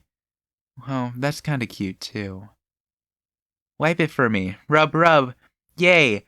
I'll be back! Once Anastasia cleaned up her face, Mimi flew over to the shop worker in very high spirits. Subaru did a double take as he watched the tiny girl. Earlier, you said that runt is second in command. What? You're asking about Mimi and not me? You swing that way, Natsuki? Is it because you have a thing for kitty ears? That's why you're trying to get close to my girl? I don't have any weird fetishes like that. In the first place, if I were into that...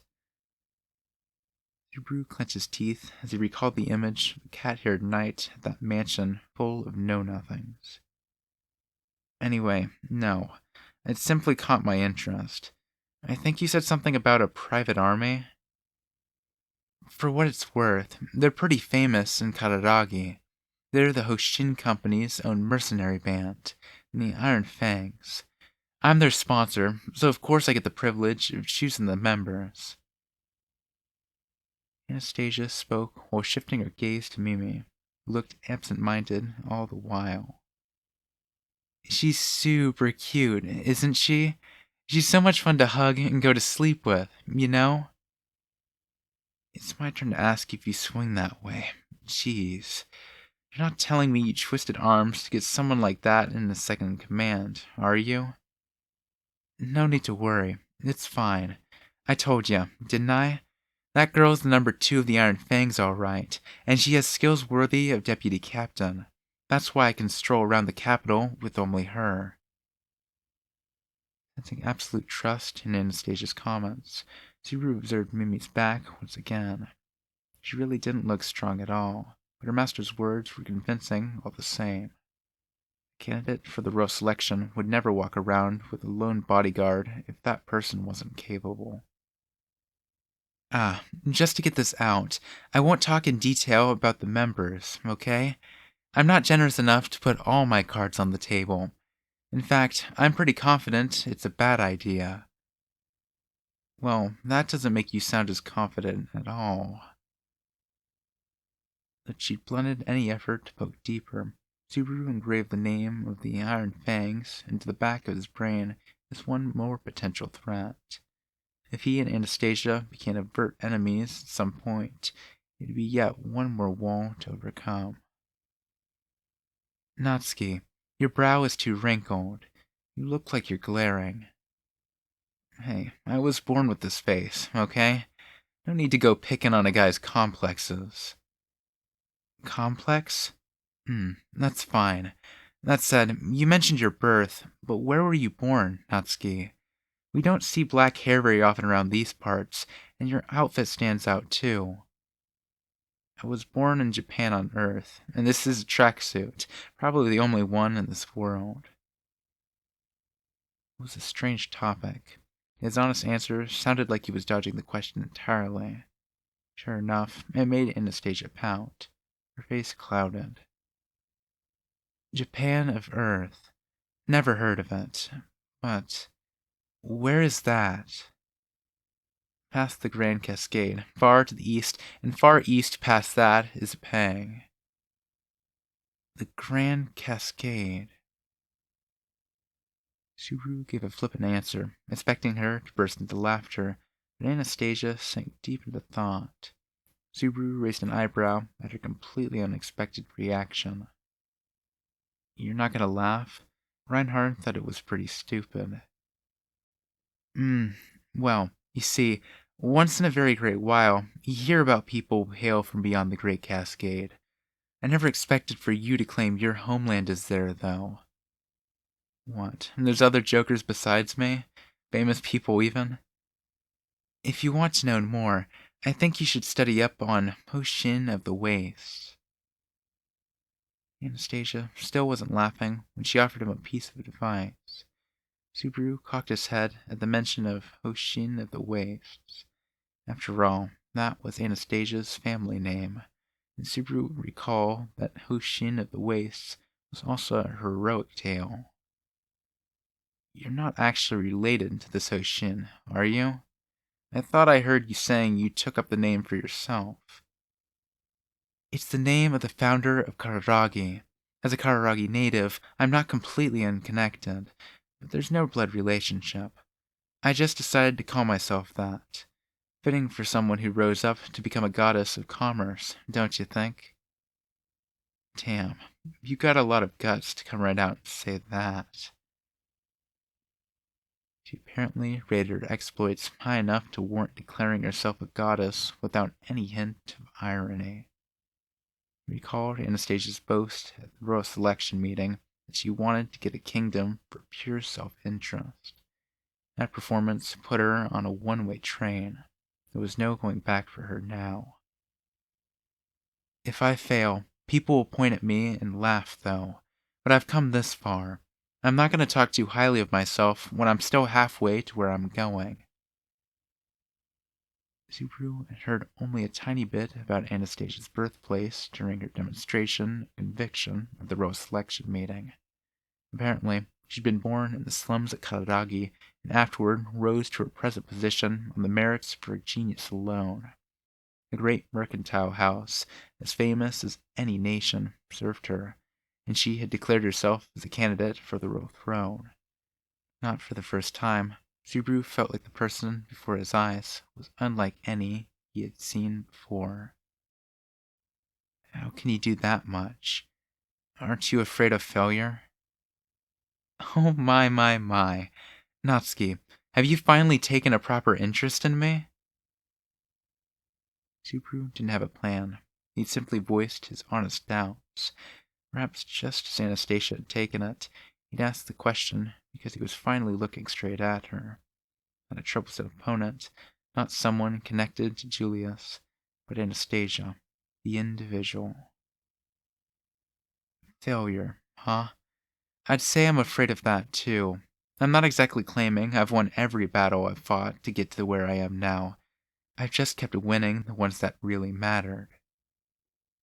You never wonder if you've won enough of your bets. I mean, you have plenty as it is. You're a big-time merchant. You have lots of people around you, and... Can I really say I have plenty?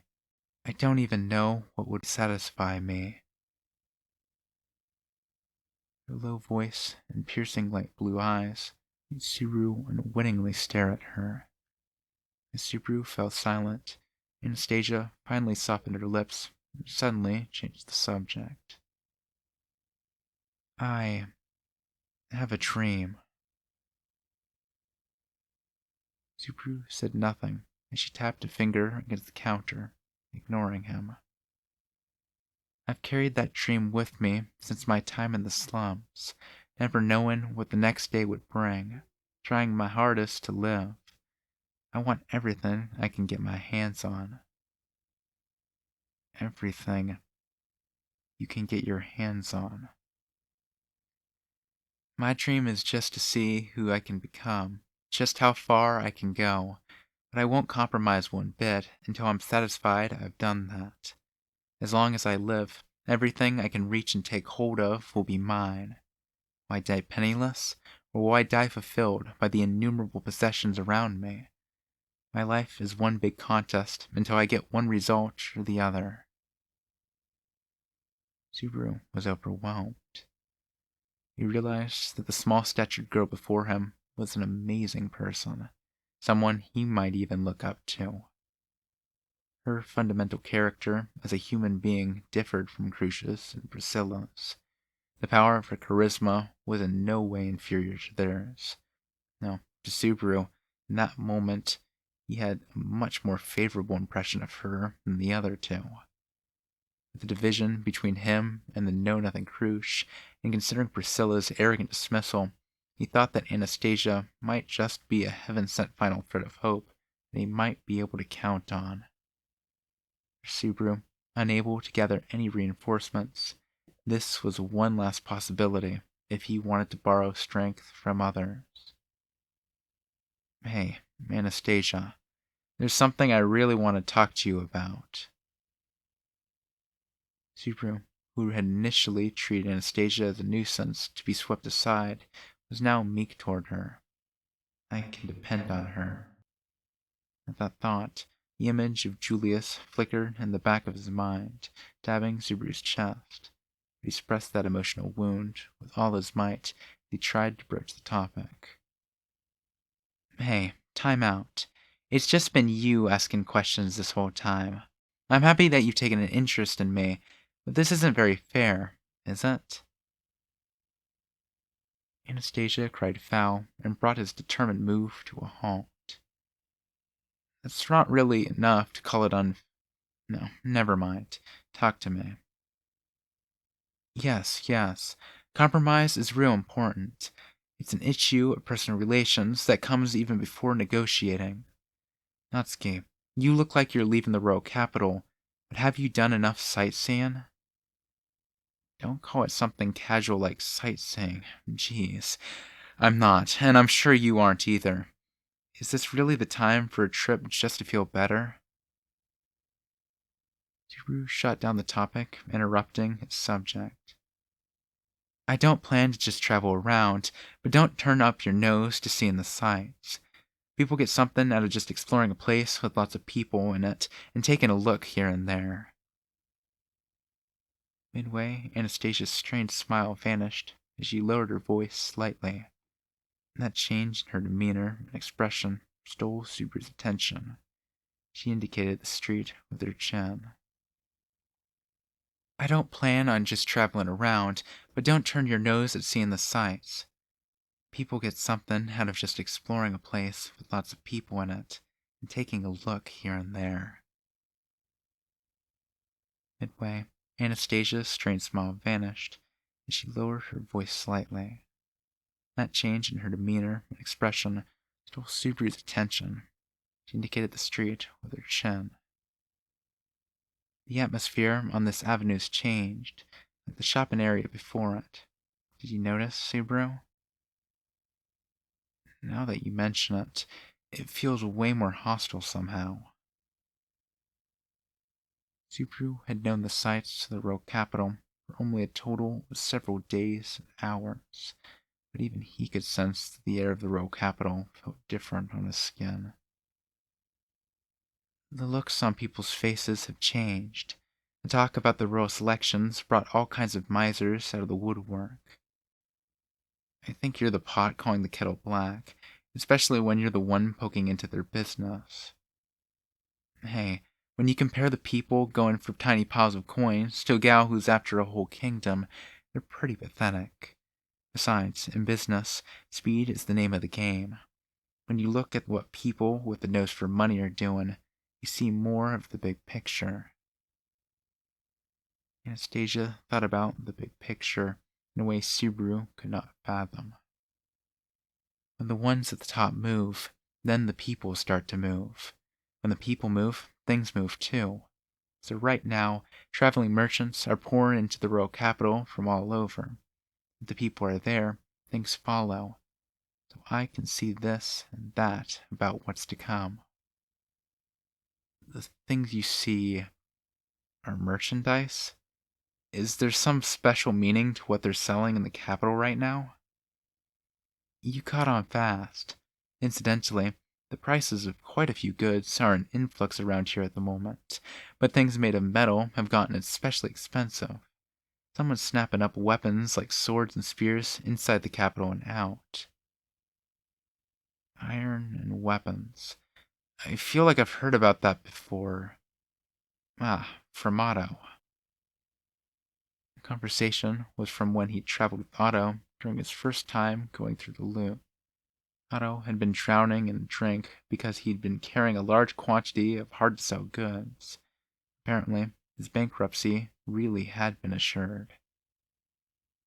Swords and armor. So not just iron itself, but weapons and stuff? You don't think the people gathering up all that are planning to start a war, do you? Who's to say? It's possible the goal is more financial in nature. Work in the market to favor you is more than enough reason. Merchants collude with one another quite a bit. If they think something's worth getting, they'll grab it by the throat. Subaru readily accepted Anastasia's reasoning. Certainly, merchants would be grateful toward another party creating a favorable business opportunity for them. A thriving industry was connected with a thriving city. From the way you're talking, is the person gathering up iron pretty well known? Who is it then? It's someone you know very well, Natsuki. Someone I know? Duchess Krush Karsten. She's been on an iron buying spree here in the capital. Crucius? Subaru, who'd been blithely following the conversation, was shocked to hear the name of someone that closely related to him. But when he thought about it, things added up.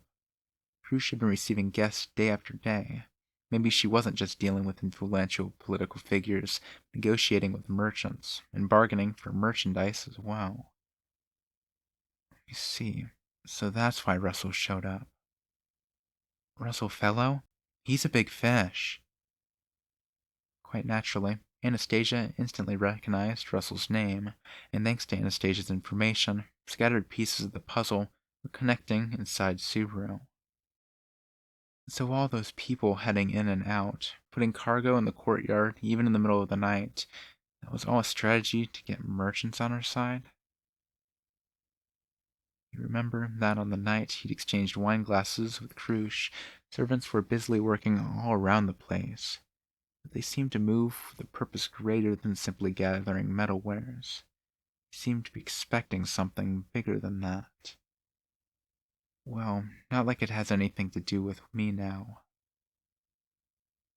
Subaru initially felt the urge to pursue his doubt, but gave up midway and cast it aside. Whatever Krush was planning, or whatever was disturbing the economy of the royal capital, had nothing to do with him. All that mattered to Subaru now was finding a way to oppose the witch cult. There's nothing else. So why did he need to puzzle over unnecessary considerations like that? While Subaru's thoughts ground to a halt, Anastasia murmured across from him. My, I'll have to keep that in mind.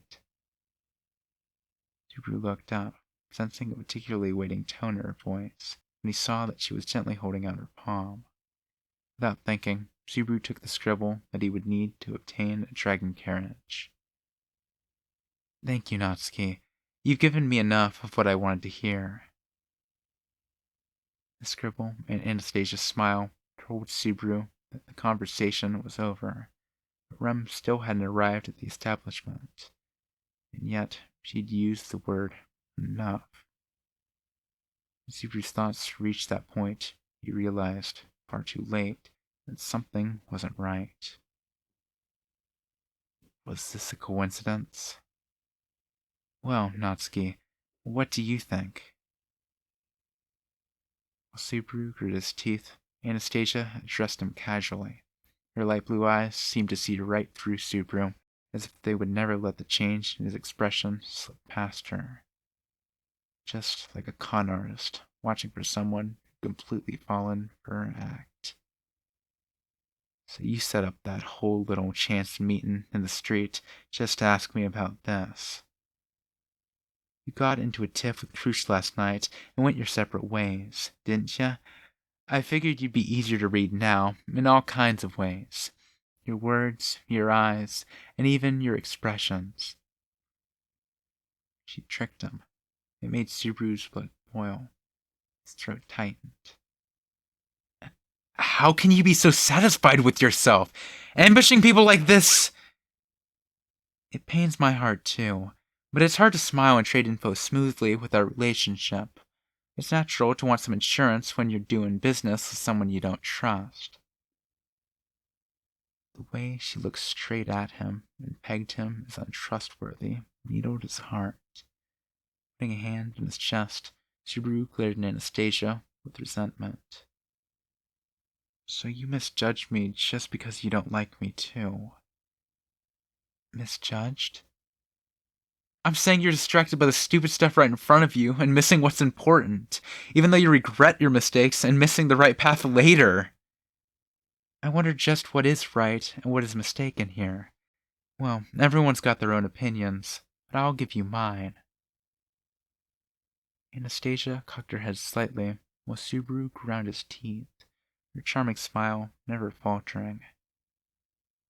If you want to believe your path is just, you have to show them something concrete that backs up your claim. I don't see that in you, Natsuki. I can't help but value you less for your lack of it. Your worth is decided by what you've done. In other words, your past. No matter what you do, you can't change the past. So the worth of the Natsuki I know hasn't changed one whit. Anastasia patted her own modest chest, looking at an enraged Subaru with upturned eyes. When you make a mistake, it never goes away. Hey, mister, don't get closer to Miss Anastasia. Mimi's super strong, okay? When Subaru unwittingly took a step forward, Mimi thrust a large staff against his face. She wedged herself between Subaru and Anastasia, preempting Subaru's loss of control. Thank you, Mimi, but you don't need to do anything. I'm sure there's nothing Natsuki can do. How can you just decide that I can't do anything like that? Subaru spit and shouted. Anastasia put distance between them and crossed her hands behind her, tilting her head. Ah, did I hit a sore spot there? Sorry if I did, but I won't apologize for using you. It's an ironclad rule among merchants to take anything that isn't bolted down. Besides, neither of us said anything that hurts us personally, did we? You asked me whatever you wanted, and you answered several of my questions, Natsuki. That's just because you led me into it. It's dirty. It's underhanded, damn it! I told you at the start. I lie and deceive, and when I offered to put it in writing, you're the one who didn't want me to, aren't you, Natsuki? I never said anything like that! You're the worst, master and servant alike. Eat shit! He should have remained true to his internal instinct. The distaste he'd had the instant he'd seen her face on Market Street. He should have known she was the worst of the worst from the simple fact that Julius served her. She manipulated him through the art of conversation into expecting that she might be trustworthy. Truly, just how much disgrace did he have to endure before people were satisfied? I haven't paid him back for Julius either. Well, that was partly my fault too. Subaru gave no heed to Anastasia's words, was about to rip up the paper in his hand and throw it away. But he hesitated, right on the cusp of that impulsive action, knowing that he would have truly gained nothing for all he'd endured. I'm relieved that you really aren't that stupid. Mimi. Right. Mister, turn this way. Subaru was breathing raggedly and clutching the paper in hand when Mimi held her step aloft. Subaru stood rooted to the spot, while a pale light softly enveloped his face. Pain, pain, go away! Using magic, she healed the cut on his lip that had been there before their initial encounter. Subaru was speechless. Maybe smiled at him, apparently without a single care in the world. Miss is high maintenance, but she never means to do bad things, so forgive her, okay? This is why she doesn't have any friends. Mimi, you don't have to tell him that. Well, see you around, Natsuki. Anastasia had thoroughly wrecked him to the point that even her follower had taken pity on him. Subaru's shoulders quivered as Anastasia turned her back on him. I'll add just one last lesson about the basics of negotiation, Natsuki. Standing still, Anastasia's back remained turned to him as she raised a single finger and spoke. The secret is to prepare everything you can before you ever reach the bargaining table. Learn little tricks is all part of turning the situation in your favor. You have to know yourself and dangle what the other party wants in front of them. Where you came up short, Natsuki, is that you want and want, but you got nothing to offer in return. He didn't know Anastasia's real motive. Even if he listened to her, it was meaningless. But he would understand the meaning of those words soon enough. All right, let's go, everyone! Anastasia called out with a clap of her hands. Subaru raised his eyebrows at her gesture, and the customers in the place rose from their seats all at once. Together, every last customer in the packed to the brim establishment followed Anastasia out. Every single person in the group was wearing a hood, concealing their true identity. However, when he looked more deeply, there were unnatural bulges into their hoods. From this, Subaru deduced the likely concealed animal ears. Clear as a bell, the name of Anastasia's private army leaped out from the back of his mind. The Iron Fangs. What, you are all here? Ah, mister, see you later. Mimi smiled at her comrades as they filed out, giving Subaru a wave of her hand before she too darted away. The only ones left in the place were Subaru and the proprietor. That was what she'd meant by preparing everything you can before you sit at the table. Shit! Unable to endure his own worthlessness, Subaru slammed his fist into the tabletop. No customers remaining in the establishment, the proprietor quietly withdrew into the back. His face was as conflicted as Subaru's. Subaru stayed like that, his shoulders shaking from humiliation, and a voice called out to him. Subaru? It was Rem. She'd arranged for them to meet at that place, and now she rushed over to Subaru. Subaru, what's wrong? Did something happen? It's nothing, Rem. How about on your end? Subaru interrupted Rem's concerned voice, covering up his current humiliation with all his might. Even if he told Rem about how Anastasia had gotten the better of him, it would change nothing. Faced with Subaru's stiff demeanor, Rem closed her mouth, and she politely reported the results of her activities. I reported the covert maneuverings of the witch cult to the Knight's garrison. By invoking Master Roswell's name, I was not dismissed immediately at the gate, but... The awkward wording and shrill tone of her voice for the latter half pretty much told Subaru how that had gone down. Rem, Roswell's servant, was more likely to be successful in spurring the knights to action than Subaru, who had a grudge against them. Trying to exploit that was his final act of resistance, but... They didn't give you a good answer? It would seem that the Knights have a jumble of similar reports. Few concrete details are known about the witch cult's underpinnings, and apparently an endless stream of tips constantly flows in with no practical way to verify it. I get it now. This is seriously like back when they had real witch trials. It ain't much of a joke if that's how the witch cult actually hides itself.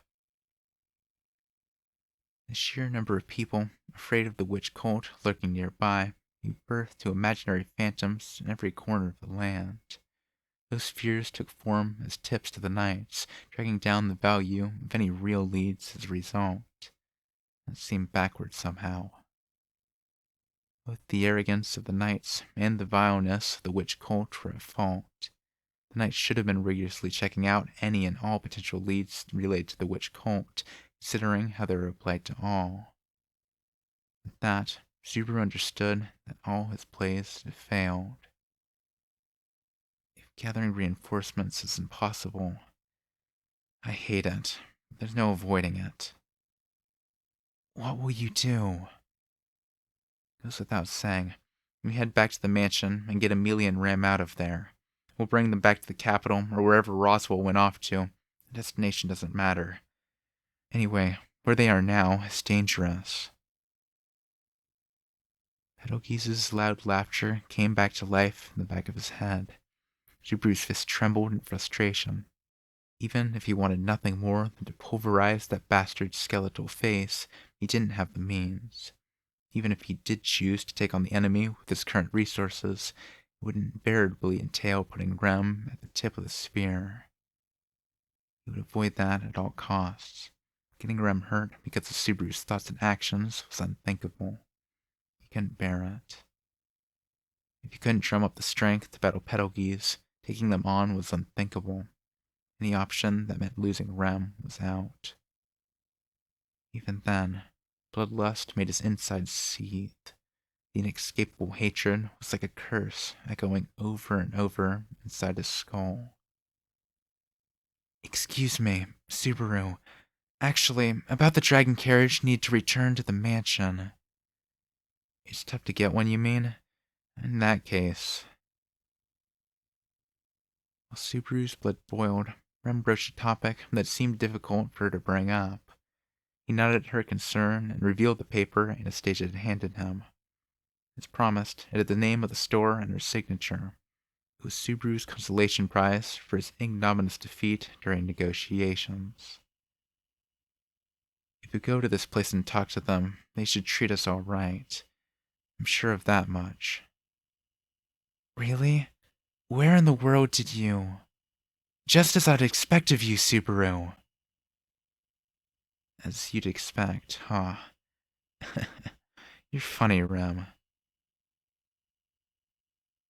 Rem, having no idea how he'd gotten a hold of it, couldn't have meant anything malicious or ironic by it. Even so, Subaru couldn't stop a dry laugh from coming out. There's no time. Let's get moving. Pulling the bewildered Rem along behind him, Subaru walked onto the main street, heading for the indicated store.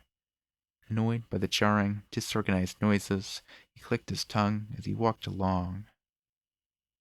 If we can get out of the capital within half a day, we can be back at the mansion by the third day. If we do that, we should have time to rescue Amelia and them.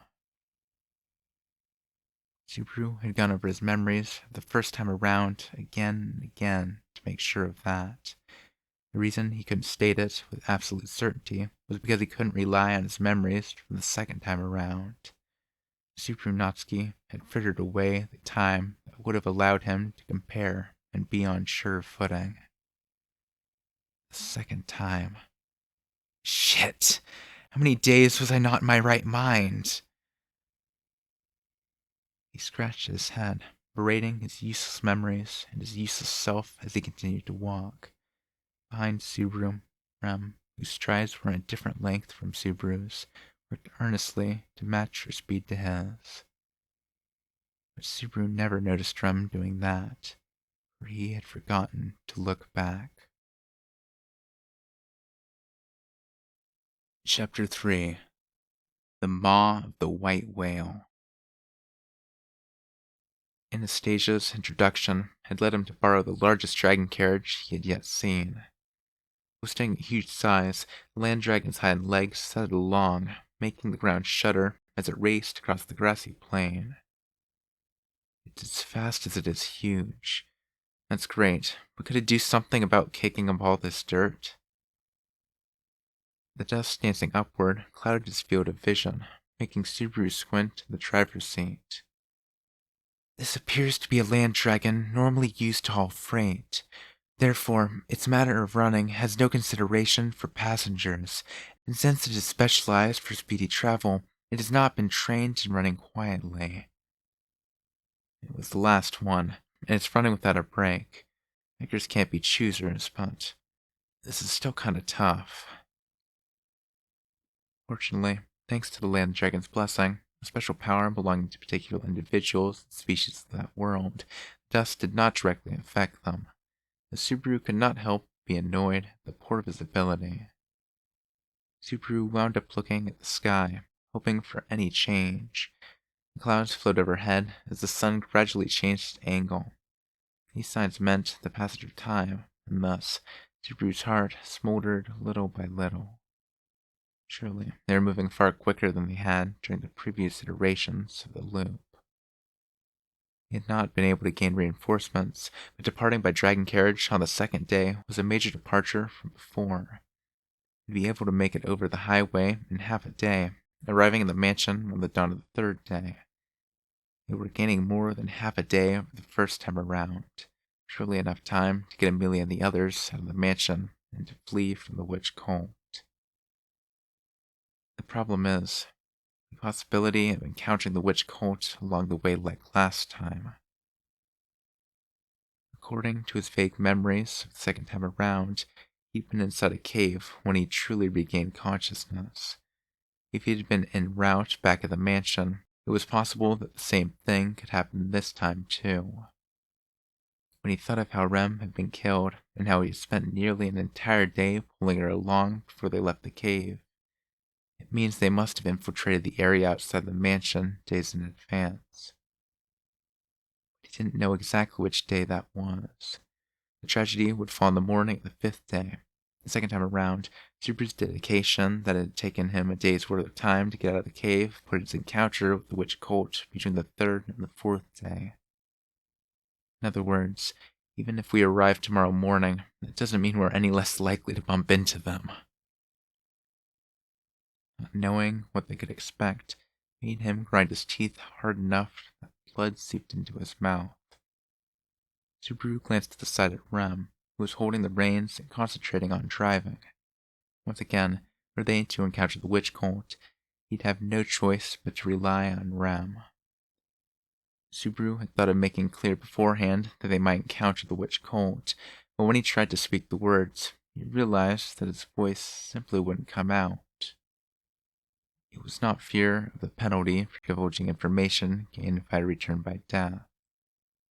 Certainly, he was terrified of that pain. No sane person could endure the agony of that squeezing on the heart. He didn't even want to think about tasting it again. That pain was not the reason Subaru hesitated to speak of the witch cult. He had another reason, one he could not escape. Would Rem really believe what Subaru told her? Just thinking about it sent a chill running up Subaru's spine. Unable to endure it, he hugged his own shoulders. His heart rate quickened to a stupid degree.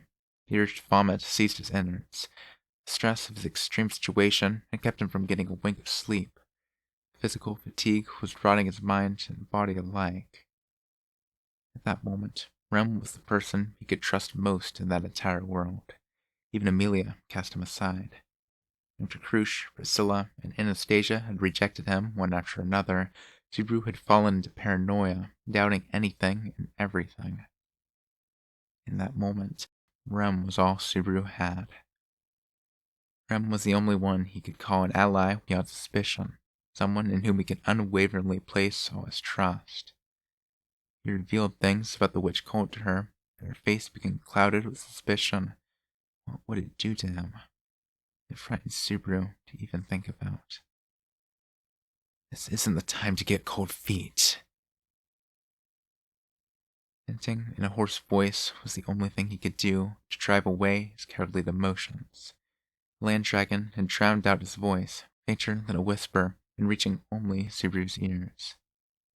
Afraid as it was, he couldn't keep it to himself. Now that the possibility of encountering the witch cult remained, keeping his silence was nothing less than a betrayal. After all, Subaru had lost his life and returned to take hold of the best possible future. Rem, I need to talk to you about Subaru. There is a gathering of people on the road ahead of us. Eh? As Rem glared to the front, Subaru followed her gaze to see a number of silhouettes hovering in the cloud of dust. He gazed openly. Was it really the witch cult laying in ambush? As Subaru had lost his voice at the too soon turn of events, the contours of one of the vague silhouettes gradually grew more distinct, finally becoming a clear figure. That figure stood right in the middle of the road, waving both arms and loudly calling out for the dragon carriage to halt. Hey! Can you stop your land dragon so we can trade information? The man with the delicate face and gray hair was Otto Swain, traveling merchant. Ah, I'm so glad. These days, most people are heading to the royal capital, and there's precious few coming out of it, so I thought I'd ask you a couple of things if possible. The dragon carriage stopped. Otto came to greet Rem and Subaru with a handshake and a smile as he spoke. He neither seemed drunk with wine nor in sorrows about the world. It didn't strike Subaru as a wounded man. Rather, Otto the peddler felt alive and well. The memory he'd expunged of Otto desperately trying to stop him the first time around returned. Subaru tried to wash away the bitter taste of it while surveying the people behind Otto. Is everyone in this whole group a traveling merchant? Indeed they are, every last one. We're headed to the capital with a yearning for profits in our hearts. Otto replied to Subaru's question with an amiable smile. Their various dragon carriages stopped on the side of the highway, and the men, presumably the dragon carriage owners, were gathered together. There were more than 10 of them, ranging from young men in their 40s. Judging that Otto, Subaru, and Rem include their pleasantries, they congregated around the latter too, introducing themselves as they began establishing the topic of conversation. The contents mostly concerned the current situation in the royal capital and changes thereof. Furthermore, the merchants spoke mainly of things like trends in coinage, prices, and the atmosphere in the marketplace. But bluntly, every minute wasted there was precious. Now that he confirmed Otto was safe, he would have been happier to pass on such mundane conversation and leave, but... You'd head out now? Isn't that dangerous? It's night already. We plan to camp here tonight. You could remain with us if you'd like. Just as Otto said, the sun was already sinking in the west, with night creeping over the highway. The leafless highway would soon be subsumed by light. It would only have the light of a magic crystal lamp and the stars to rely on. The traveling merchants had already begun preparing to camp, lighting a brilliant fire in the center of the group. With this many people, even wild beasts and bandits appearing along the highway could surely do little. But even time spent in safety was time Subaru could hardly afford. So you say, Otto, you're just trying to pawn off some of that oil you bought at the wrong time, aren't you? Don't pull that oh-so-friendly face on me. The instant Subaru declined the invitation, a chorus of voices started needling Otto, and raucous laughter spread through the group. Otto, the butt of the joke, pursed his lips and made a sour face. That is not my motive at all. This is purely well-intentioned. Well, you'll need food and lanterns. Though I grant you, if I could interest you in even a small bit of oil, I would like that very much. As Otto lowered his shoulders and voiced his obvious dismay, Rem inquired, What is this about oil? Oh, I simply wound up getting something of a short straw. At present, the merchandise I am carrying is a somewhat large quantity of oil. I'd really meant to trade in Gusteco for a large sum, but now my very life hangs in the balance. I must mitigate the loss as much as possible. It was plain as day that he was seeking sympathy for his plight, and a buyer for his oil. No doubt Rem understood this full well. Sympathetic as she might be, she would offer him nothing beyond perfunctory condolences. I do not know if I will be able to sell all this oil, even if I go to the royal capital. If I sell it for the price of dirt, I will be bankrupt. Bankrupt! Repeating himself for emphasis, he opened the door wide for a highly generous person to take all the oil off his hands. The man had helped him during the first time around. It was precisely why Subaru sought to avoid getting deeply entangled now. He could pray for Otto's prospects. At that moment, Subaru and Rem's futures came first. To get to the Mather's domain as soon as humanly possible, he could not avoid rushing along the highway at night.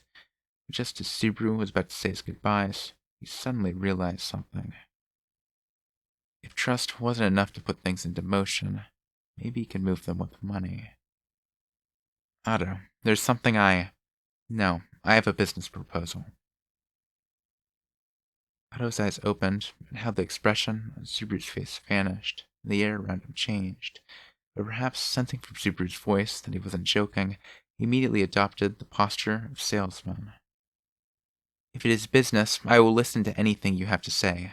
Dear customer, how can I be of service? I'll buy every drop of oil in your dragon carriage. In return, give me a hand. Subaru pointed to Otto's land dragon, which he remembered, and then opened his arms wide, shouting in a voice loud enough for all the merchants setting up camp to hear. Every merchant with a land dragon here. If your services are for sale, let me buy everything you have.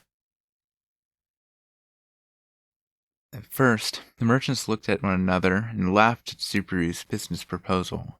But when Rem, seeing what Subaru had in mind, lifted up her sack and showed everyone the coinage within, the expressions of all the men who dismissed it as a joke changed in an instant. After that, Otto acted as the ringleader and recruited those willing to participate. As a result, with 14 traveling merchants to that place, 10 decided to go along. The conversation had a rocky start, but Otto's proposed split of the profits neatly resolved the issue. Everyone will entrust their cargo to the fourth of the largest dragon carriages.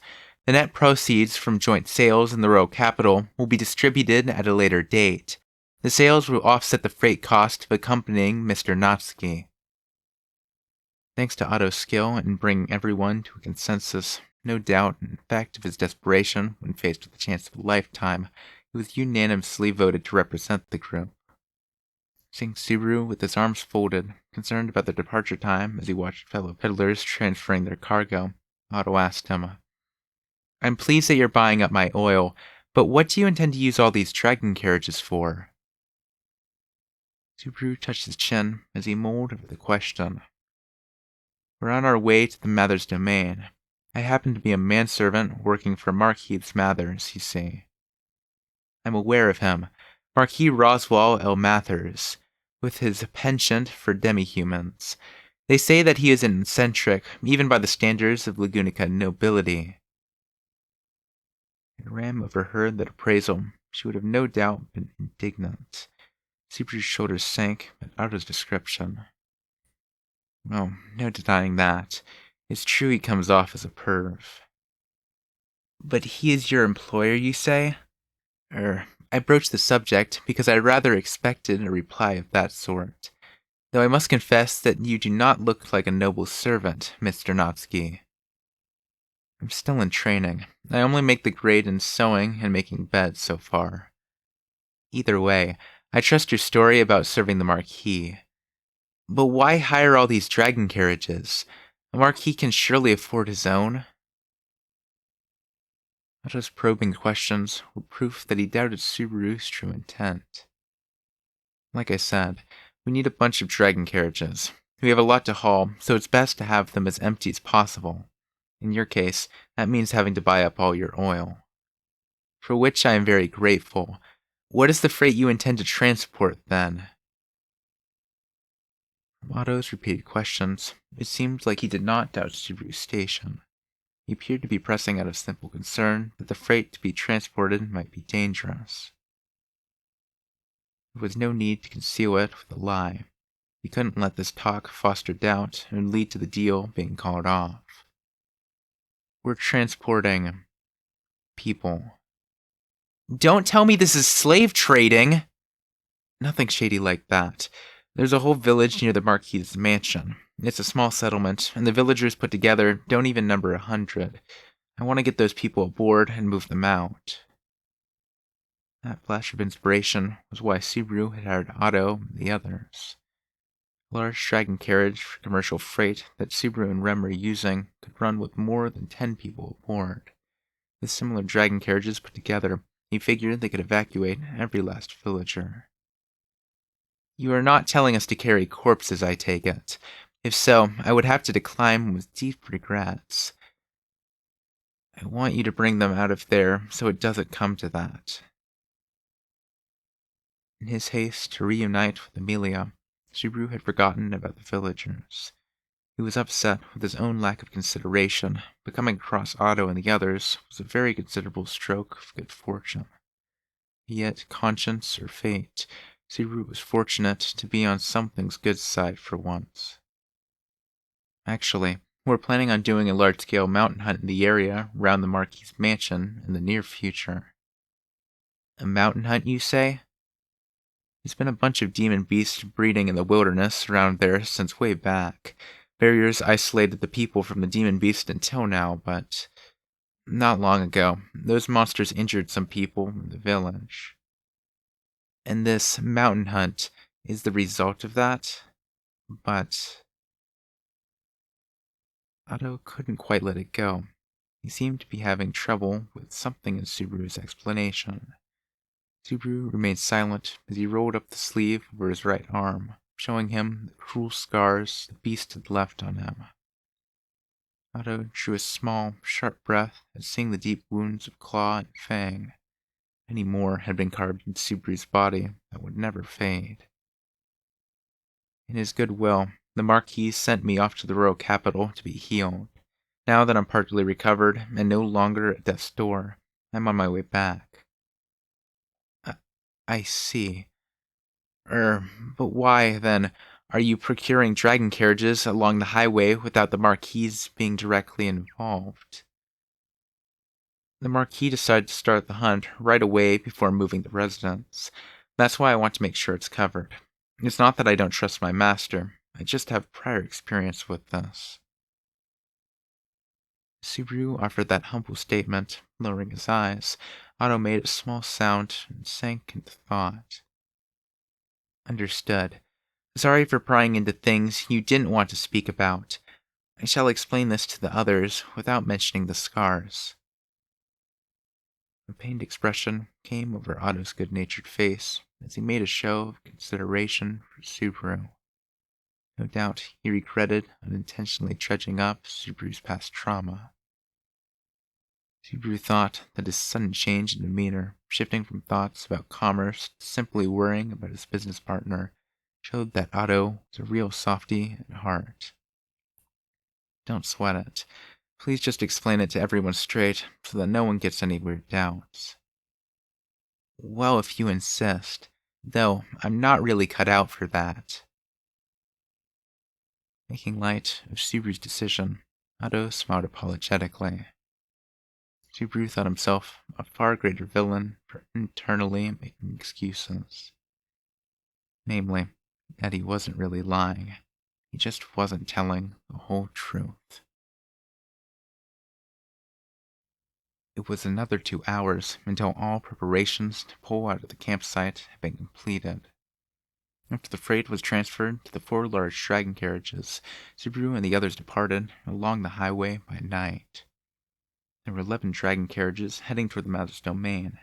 It might prove somewhat cramped, but they should be more than enough to get all the villagers out. Otto called to him as his dragon carriage ran parallel to Subaru's. By running half through the night, we'll probably arrive in the mother's domain near morning. It was the land dragon's wind repel blessing that enabled them to have a normal conversation while the 2 dragon carriages ran side by side. It did more than nullify the effects of wind and vibrations on them, apparently. Sorry to make you keep running without a break. Not at all. I have no complaints. Now that I can dispose of my stock and defray the freight costs, I'm invincible. I could keep this up for 3 days and nights. And then you can fall asleep right after the deal is done. Huh? Did you read my mind? The punchline to a classic joke was stolen right out of Otto's mouth. From there, Subaru shifted his gaze toward Rem, holding the reins behind him. He could not read any emotion on the side of her face. She stared straight ahead. To Subaru, it wasn't a very pleasant situation. Subaru? Yeah? What is it, Rem? Something's up? No, it's quiet, so I wondered if you might be tired. The dust makes for poor visibility, but with the other land dragons about, the path is not uncertain. If you are sleepy, it is all right for you to rest. I'm happy to hear you say that, but it's not cool to make you do all the work. But Subaru, you are still convalescing, so... Rem's considerate stance towards Subaru made him shut his mouth. Her manner of speaking was gentle, but there was a stubborn, steely will behind it. He keenly understood that she wished to reduce the burden on him as much as possible. Her tenacious efforts made him fearful that he didn't know her true intentions. The thorns he could not dislodge from his chest were the product of both wanting to know and not wanting to know. Rem, do... Yes? Subaru's breath caught as Rem's pale blue eyes stared at him, as if seeing right through him.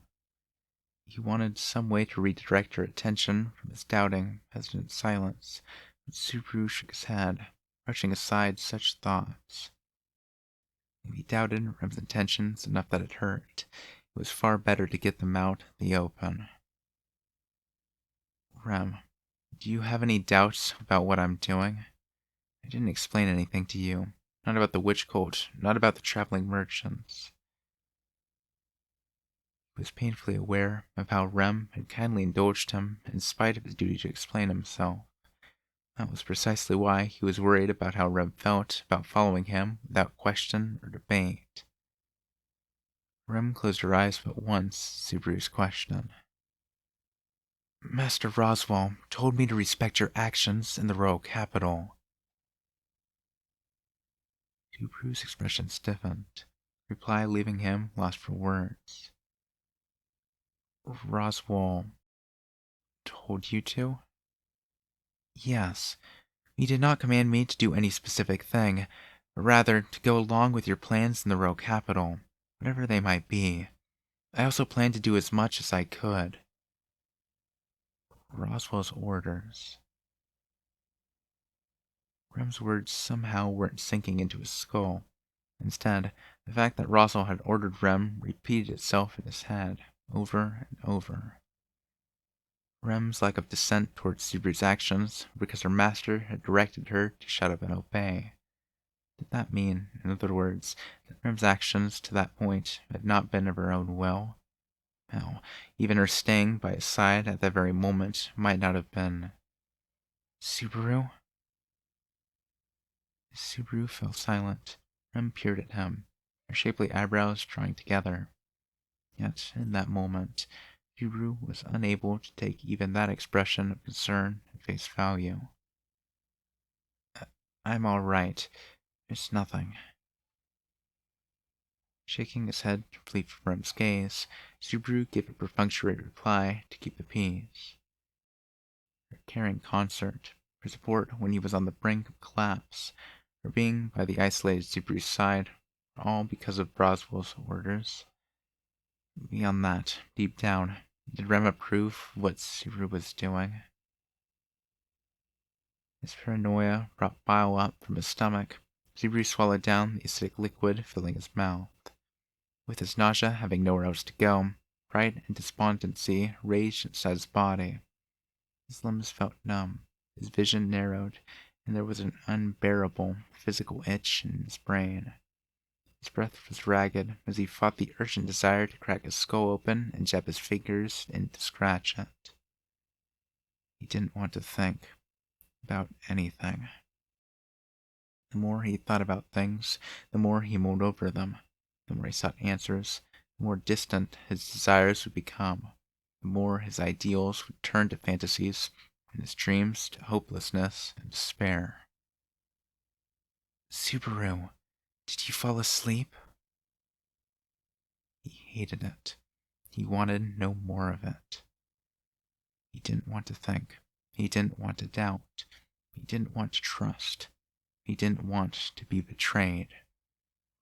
He clutched his head, shutting himself in and cutting off all responses to the outside world. Rem called his name several times. Seeing that there was no response, she gave up after a while and shifted her gaze back to the highway. By then, Subaru had finally, by his own hand, become truly alone in that world. Rue, I'm sorry, Subaru. Please wake up. Subaru sensed someone calling him and shaking him awake. A touch on his shoulder roused him from the abyss of unconsciousness. He absent-mindedly rubbed his eyelids with his hand and opened his eyes. He found the familiar face of a girl right in front of him. Rem, what's wrong? The instant he was sure it was Rem, Subaru remembered their exchange before he slept. He felt a dull ache in his chest. Rem, not noticing how hard Subaru was working to endure that pain, lowered her head apologetically. After another brief apology for waking him, she said, "We are about to reach a fork in the road. As it is a landmark that cannot be mistaken, even in the dead of night, it should be all right. But I want to be certain before we reach it." The area around them was filled with deep darkness.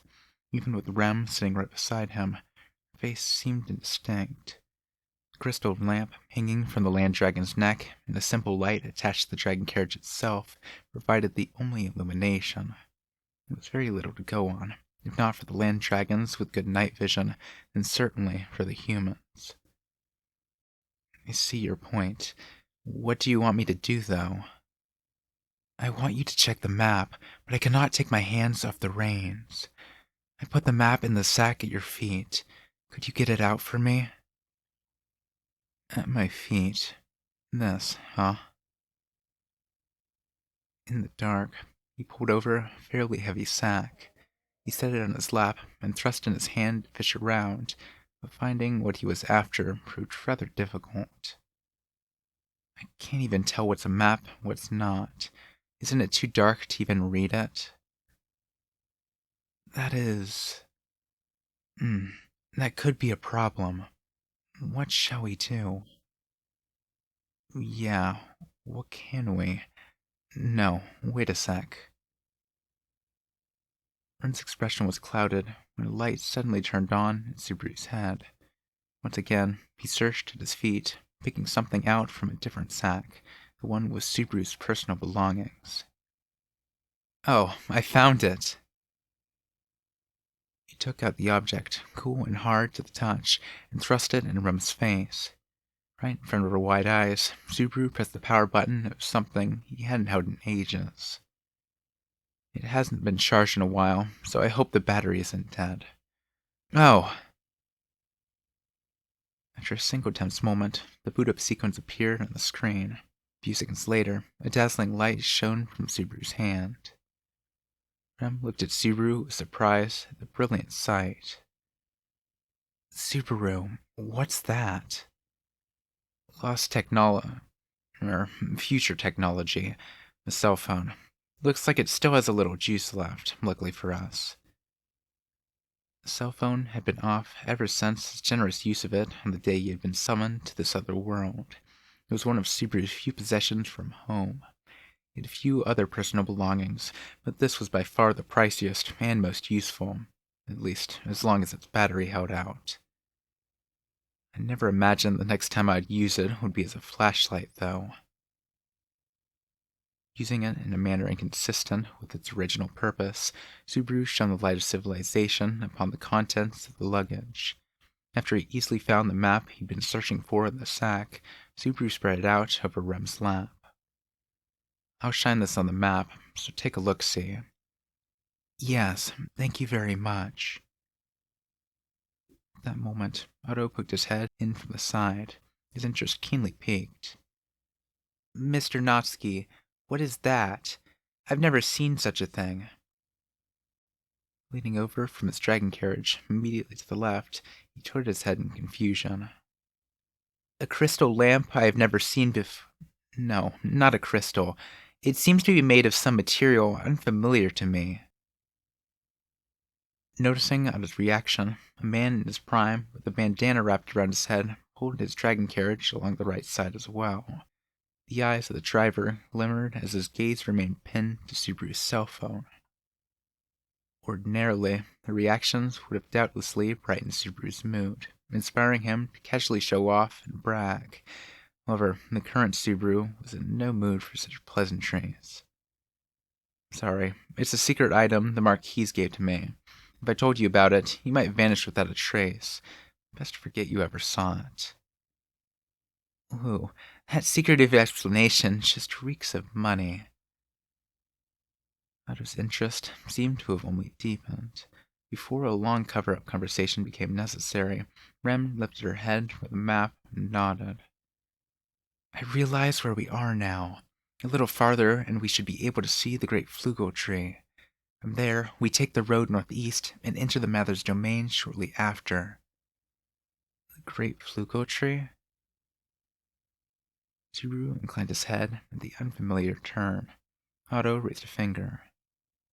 The great flugel tree is a huge tree found along the Liffus Highway that seems to pierce the very clouds. The tree really is huge, like you wouldn't believe. According to legend, a sage named Flugel planted it. So that's why it's the great flugel tree. Why did the sage do that anyway? Well, this was hundreds of years ago, you see. Aside from the story of how he planted the tree, next to nothing is known about the flugel. Not even why he is treated as a sage. The hell is that? Why even treat him like a big shot if you don't even know what good he's done? Subaru was itching to hear the rest after Otto's incomplete account, but when he saw that Rem and the other merchants weren't adding to the story, it was apparent that his exploits really hadn't been passed down. Subaru mulled over the thought, and around half an hour later, he saw the great tree for himself, to his shock. Whoa. Yeah, incredible is about the only word I can use for it. Venerable tree, its branches rising into the night sky, towered over Subaru and the others with an overwhelming presence. Its size dwarfed the trees from his old world that were often said to be more than 1,000 years old. According to Otto, this specimen was centuries old, making Subaru wonder if plants grew at a much faster pace in his current world. Before he realized it, he was seized by a considerable sense of awe. The enormous tree had put down its roots not in a great forest, but alone in an open field. Along the Liffus Highway, there was no landmark more prominent. Passing by the calmly towering great tree, the dragon carriages headed northeast in accordance with the map. As the distance to the Mather's domain lessened, Subaru finally began to feel little regret leaving the great tree behind. Jeez, this isn't the time to get all sentimental. If he had been less troubled, he might have taken a picture with it of his cell phone. Subaru, who was sitting on the driver's seat when he had thought, felt uneasy as he redirected his attention from the great tree. Where did the bandana guy on the right of us go? Subaru could see no sign of the dragon carriage owner, who was shown interest in his cell phone while running on their right. Subaru checked behind him to see if he had suddenly slowed down, but he saw only the dragon carriage that had been running behind the bandana man. He was gone from the convoy, leaving an empty space. Don't tell me he was so enchanted by the big tree that he wandered off. What is it, Mr. Notsky? Are you looking for something? Not something. One of your guys. The one who was running on the side till just now. A manly-looking guy with a bandana. This ain't the time to go tree climbing like a little kid. Subaru harshly answered the carefree Otto with sarcasm, inwardly scolding him for the poor management. Otto, on the receiving end of that annoyance, stared blankly and tilted his head, as if he had no idea what Subaru meant. What are you talking about? No one's been on the opposite side of you. Huh? Subaru's mouth hung open, and the meaning of the reply failed to sink in. What are you saying? He was all curious and staring at my cell phone just earlier, same as you. Ah, so it's called a cell phone. Wait, can you guarantee my safety for having heard that? I don't want to disappear. Don't play games with me! Subaru roared at Otto, who was casually ignoring Subaru's question as if he thought it was all some big joke. Subaru looked to the right again. The gap was as wide as before. The carriage that should have been there was nowhere to be found. Then, as Subaru stared at the gap, his field of vision suddenly became indistinct. He sensed a blur, that there was a haze right before his eyes. Subaru blinked several times, but that did not wipe away his unease. The dark, empty space continued to run parallel to Subaru and Urim's dragon carriage. The darkness was terribly ominous. He couldn't help the nervousness welling up inside him. That was why Subaru opened his folded cell phone, shining light upon the gap to drive away the darkness. He meant to look for a trace of the person who should have been there, and to ascertain the source of the uncanny feeling that just wouldn't go away. And within the shining light... There, floating in space, Subaru meant a truly gigantic eye. The next moment, something roared, and mist covered the Lippus plains. Mist.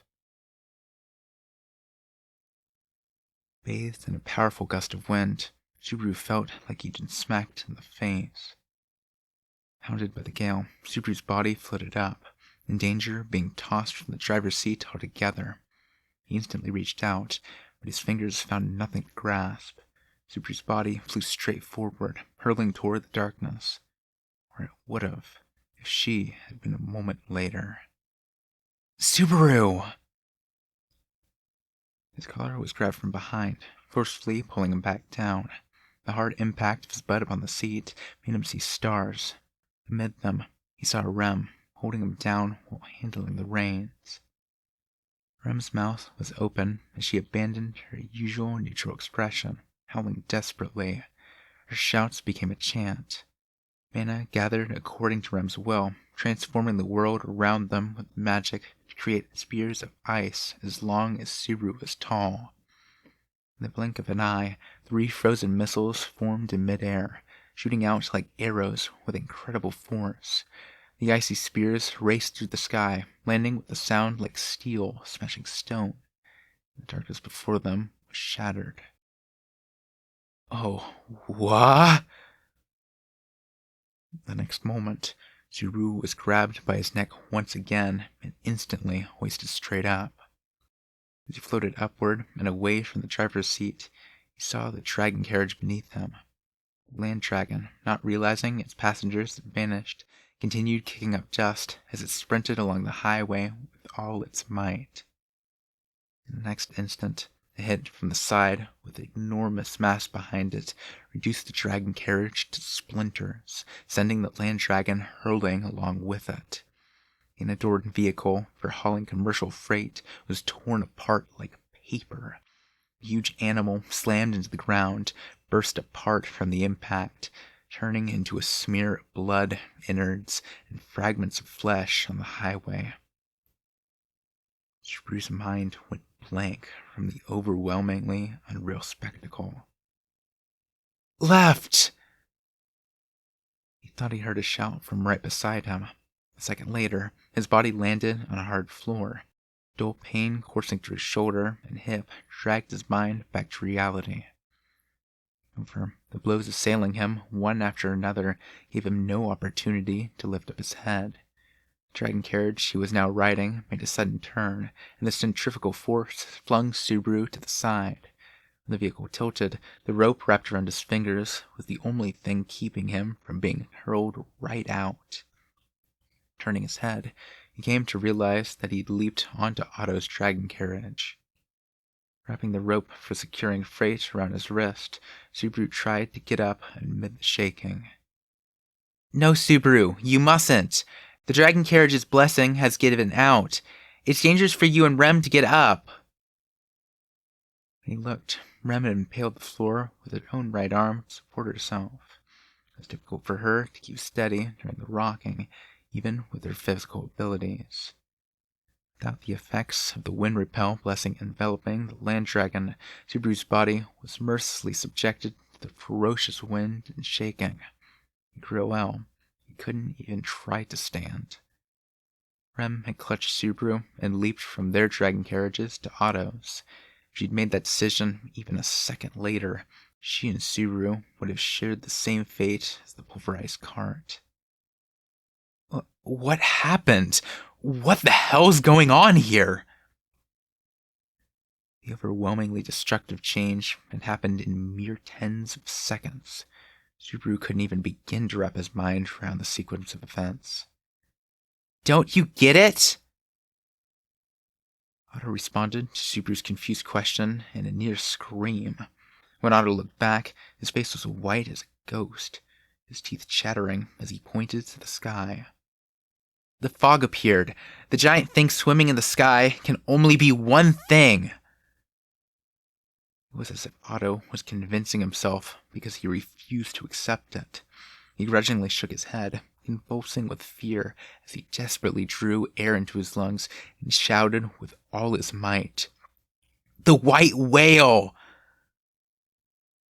After responding to Otto's shout, the white whale's roar shook the air, echoing across the plains. The white whale. Subaru knew he'd heard that name during the first time around. The name of the monster shrouded in mist that had shut off the highway. With the highway blocked due to this creature, he'd had to take a huge detour to get back to the mansion. One might say it was the reason he didn't get back before the witch cult's onslaught. But until that moment, Subaru had never laid eyes upon the monster itself. Furthermore, Subaru had forgotten its existence. He couldn't deny that he'd been too naive. Namely that. How could it come out like this right now? Subaru knew that the highway was closed whenever the white whale appeared. The first time around, the blockade had occurred on the third day of Subaru and Rem's journey back due to the appearance of the white whale's mist along the road. And that moment was the night of the second day.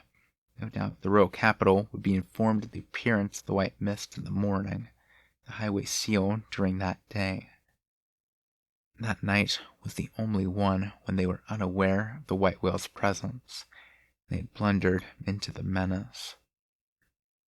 To think, running into the white whale. Oh dragon, please deliver us. With hollow eyes, Otto murmured a prayer to the dragon in search of salvation. As Otto lost the will to fight, and even his very spirit, Subaru saw with his own eyes how, among the traveling merchants, the existence of the white whale was synonymous with absolute terror. The previous time around, Otto had indicated how the white whale was an evil omen among all merchants. Otto's lips trembled, his mind somewhere else as he managed the reins. His land dragon, sensing the presence of the white whale, had fallen into a state of terror, exhausting its remaining strength to kick the ground and propel them forward at an unobtainable speed. The white whale had sunk into the night, its giant body nowhere to be seen. Shit. Just when it starts coming after us, the fog comes out. Bruce scowled as he felt cold droplets of sweat on his brow, wiping them off with the palm of his hand. With few sources of light to begin with, the emergence of mist made maintaining visibility all but impossible. Subaru looked behind, to the side, above, searching for any trace of something that resembled a fish. Rem, do you see the white whale? I cannot. It is too dark. But... Rem replied bitterly to Subaru's question. For some reason, she trailed off. The catching of Rem's breath tugged at Subaru. When he tried to look at her, all he could see in the deep mist was a silhouette. He couldn't tell what was on her face. The mist grew even thicker, to the point he wasn't sure where his own hands were. When Subaru had first met the white whale's gaze, it was bigger in circumference than Subaru's arms could reach. If the giant eye was anything to go by, the white whale had to be truly as large as the name implied. It struck him that such a monster was hiding without any sound or sign of its presence, and was able to swim freely through the night sky. He lost sight of the white whale in the deep fog, a fact that aroused even greater terror. But I believe my preemptive attack struck. It is possible the creature has retreated. It was surely too optimistic. The might of ice spears Rem had rammed into it with their incantations was on par with the most powerful magic Subaru had yet seen. If he were ever the target, it'd be enough to kill him 3 times over. Perhaps even a gigantic creature like that might hesitate to pursue them too far. What happened to the other dragon carriages? They seem to have scattered and run for it. If you split and flee the instant the mist arrives, you might be able to escape without the white whale pursuing, if you're lucky. No doubt it was standard operating procedure when encountering the white whale. It made sense. Certainly, the dragon carriage that had been running parallel to theirs was nowhere to be found. The other vehicles that had followed behind them until that point seemed to have obeyed the unwritten rule and scattered to the winds. Subaru clenched his teeth at the fact he'd lost the carriages he'd worked so hard to obtain. The timing was a disaster. His plan to evacuate everyone in the village had fallen to pieces once more. No point in crying over spilled milk. Anyway, right now, I gotta focus on a way to get out of this fog. As the rocking jolted his internal organs, Subaru pushed aside all other concerns until after they escaped. He had few cards to play to deal with an immediate crisis. Now that his own dragon carriage was unavailable, he needed at least Otto's to get back to the mansion. That was why, right then, they had to get past that dangerous fog. A mouth cavity lined by giant teeth resembling rows of millstones suddenly opened wide before their very eyes. The overpowering violence of the sound and the blast of the winds of its thunderous roar sent the land dragon reeling.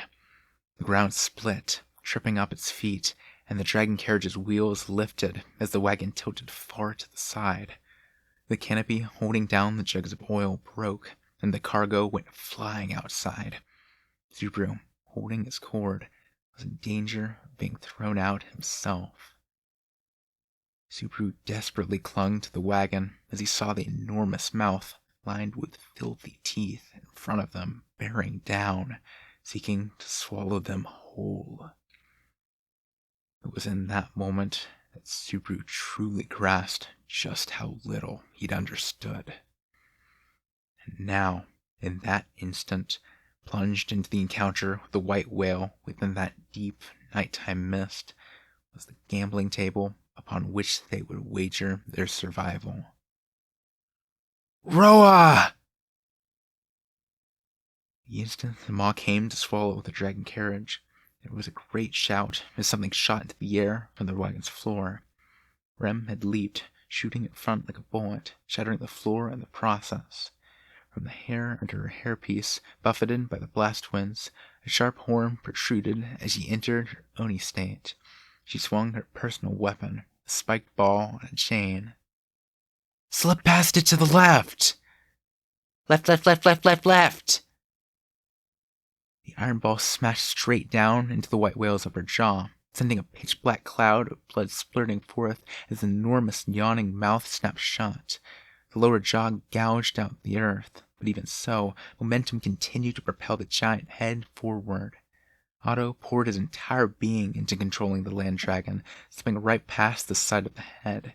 However, the wagon behind the sprinting animal could not completely evade the gargantuan body to its right. Too Matt, kicking up a sound like that of rubbing against solid rock. With a heavy creak, the wagon lost a wheel. Without that balance, it flipped right over. Naturally, Subaru, who was atop it, was powerless to avoid being tossed to the ground in the process. Am I gonna die? Just before his inability to respond led to his death, a silver snake wound around Subaru's chest with a loud roar.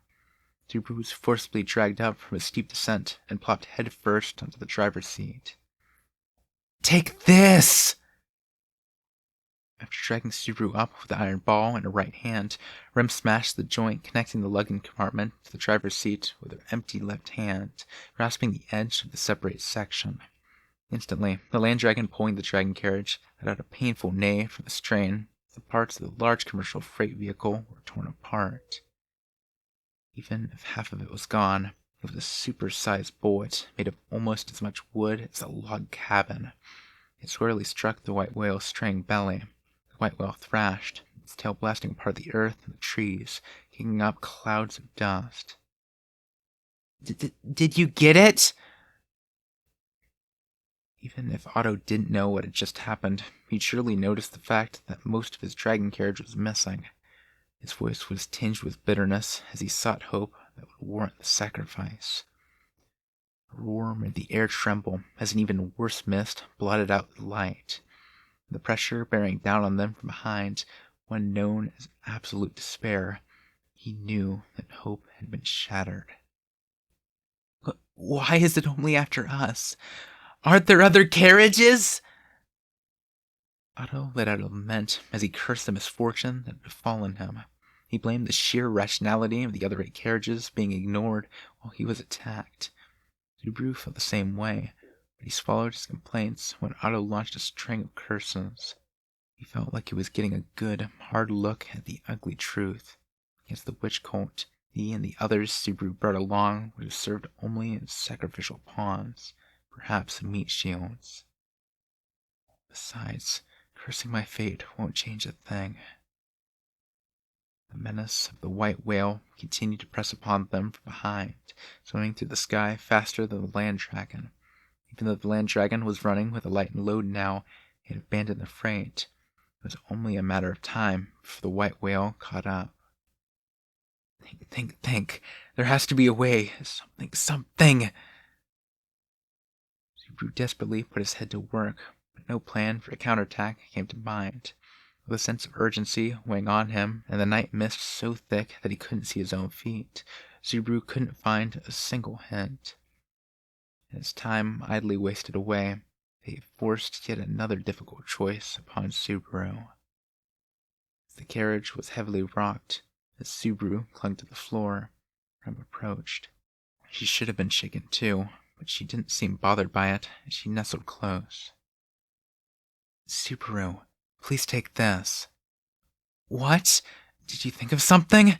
Now we can do something about—" Believing that Rem might have come up with an off-the-wall plan to escape the crisis, Subaru lifted his head as she pushed a small sack onto him. The heavy weight, he immediately realized it was the traveling money. What use would money have at a time like this? Feeling a deep chill at Rem's offer, Subaru's cheeks stretched into a stiff smile. "Rem, I know there's a coin toss skill to at least knock someone off balance, but that's just in games. I will get off the dragon carriage and counterattack. During that time, please cut through the mist, Subaru." Subaru tried to deny reality with a choke. The firmness of Rem's voice shattered the effort. Rem turned, facing Otto instead of Subaru. "Master Otto, please take care of Subaru.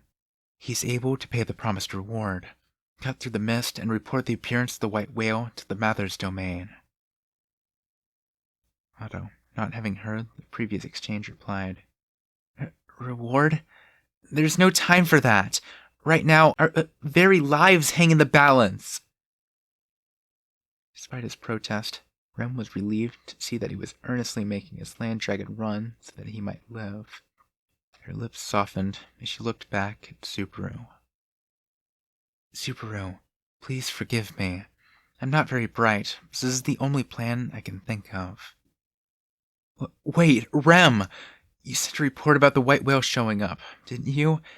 Don't tell me you don't plan on coming back alive?" Subaru desperately tried to make Rem reconsider the tragic decision she had made. Even though the darkness that had befallen them continued to blot out the rest of the world, for some reason, the only thing he could see clearly was Rem's face before his eyes. "I won't let you go! I won't let you! If you die too, I'll..." As Rem stood before him, Subaru dropped the money sack to his feet, putting his hands on Rem's hips and pulling her to him. He wrapped his arms around her petite figure that she could not withdraw.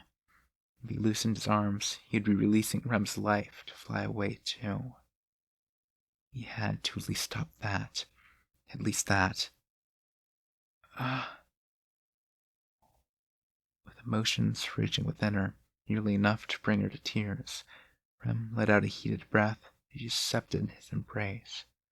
She looked up at Subaru, holding her in his arms. She lowered her gaze with a charming smile on her lips, seemingly enthralled by the sound of his voice. "I was surely born for this very moment. What are you saying?" But his mouth wouldn't form the word. Something at the back of Subaru's neck. It seemed like the whole world had turned upside down. Rem had stretched out an arm as if to hug him back, and delivered a chop to the back of his head. Strength drained from Subaru's body. He crumpled against Rem. What did you..." Not only was the swaying of the dragon carriage affecting his vision, but it was swallowing his fading consciousness as well. Subaru desperately clung to Rem as it became difficult to even hold his head aloft. Rem gazed affectionately at Subaru as he struggled. Then she gently brought her lips to Subaru's ear, whispering as if to reach the last remaining shred of his consciousness. "It's all right, Subaru. I will always be watching you from behind. You don't have to do anything. Just stay right behind me. That's enough." Those had been Subaru's words to Rem on the morning of their departure. Hence, just as he had said, she now stood behind him as his rear guard. "No, I never intended... Subaru, His mind fell away. It grew distant and went white. For a moment, he felt like someone was embracing him strongly. Felt something soft touching his forehead, and then immediately depart.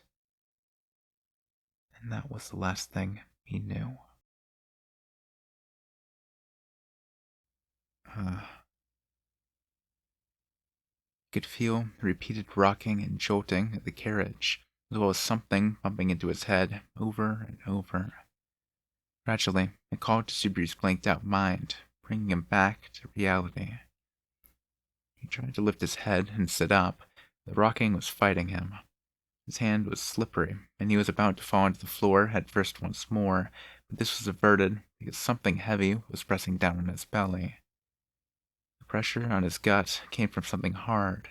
When his hand touched it, he knew from the texture that it was money of some sort. The memories, just before his consciousness faded, rushed from the back of his mind. "Rem? Mr. Notsky, you're awake?" Subaru cast aside the bag of traveling money on his stomach, remaining seated, and leaned back on his hands as he looked around. The world was still mired in darkness, but the sound of violent shaking told him that he was still on the dragon carriage. And noticing that Subaru was up, Otto turned his head to check on him. Subaru was trying to get up when Otto raised his voice, still looking back from the driver's seat. "Please do not move. You hit your head, and the dragon carriage blessing has been gone for some time. Even now, the land dragon is running with all its strength. I have no time to be concerned about you, Mr. Notsky." "Never mind any of that. Rem, what happened to Rem?" Shouting back, Subaru searched every corner of the driver's seat for the girl. Without the wagon, the dragon carriage was very cramped. Anyone would understand in an instant that there was no need to search. Yet even so, until he checked for himself, he just couldn't accept that she wasn't there. Answer me, Otto. What happened to Rem? That young lady... Realizing that Subaru's voice was rough, agitated enough that he might pounce at any moment, Otto no doubt hesitated to reply, because he knew how dangerous things were. Disembarked from our dragon carriage to engage the white whale, so that we could have a chance to escape. This told Subaru that the exchange just before he'd lost consciousness was no dream or illusion, but fact. Having dragged the answer out of the man, Subaru sucked in his breath but once, and he said, "Turn back." Huh? I said, turn back. Rem, we have to save her. Turn back right now. Subaru leaped into the narrow driver's seat and grabbed Otto by his collar. Confused and still occupied with controlling the land dragon, Otto was unable to respond to Subaru's act of violence. His face went pale as his collar was grabbed. Are you serious? Turn back. Turn back and do what? Did you not see how terrifying that monster is? It's suicide! I'm telling you to go back to where we saw the monster so that we can save Rem, damn it! When Otto refused his command, a vein bulged on Subaru's forehead as he shouted in anger. The menace of the white whale had been burned to Subaru's very eyes. The giant creature swam through the air faster than the land dragon could run. A single, casual slap of its tail could rend the carriage asunder. Even within the blinding mist, it unerringly located its prey. Even Rem's magic hadn't inflicted any damage. Without doubt, it was the largest and mightiest of all the foes he had seen since arriving in this other world. Compared to the menace it posed, dealing with Elsa, classified as a human being, and a pack of countless Regarum was far easier to plan for. But he couldn't even dream of a way to defeat a monster on that scale. And Rem couldn't either. We can't just leave her. If we do that... Subaru was well aware of how strong Rem was in her Oni state, but his familiarity with her abilities, and he could plainly state that it meant nothing for the might of the white whale. If he left Rem behind, he would lose her for certain. Then everything would be pointless. Then there would be no meaning in Subaru surviving. Rem was an irreplaceable part of the future Subaru desired. If she wasn't there, Subaru would lose sight of even his own self. He would have no one to accept him. Subaru needed her to give him affirmation. I won't let her sacrifice herself to buy time. Turn back right now, Otto. If you don't... Have you lost your mind? However, Otto's angry shout interrupted Subaru's plea. Still grasping Otto's collar, he felt a squeeze on the back of his wrist. In the next moment, he was slammed against the driver's seat back first. Ugh! You think you can force a traveling merchant bearing down a highway without a blessing? You underestimate me! The Subaru face down, Otto twisted the wrist in his hand, straining Subaru's shoulder to its limit, still grasping the reins with his other hand all the while. At any rate, calm down! Look at yourself. What can you do in a state like this? Do you plan to put to waste the feelings that girl left behind? Don't you talk about Rem! You left her. You left Rem to die! You have no right to talk about her! Turn back! Save Rem right now! Goodness! You're not listening! Please regain your composure! Subaru chewed Otto out as he writhed, struggling to get his pinned arm loose. Meanwhile, Otto gazed at the road ahead as the land dragon ran down the center. You still don't understand how terrifying the white whale is? There are many tales of those who tried to kill it, ever since it descended upon the world centuries ago. Don't you get it? Misery clouded Otto's face as he ranted at an obstinate Subaru.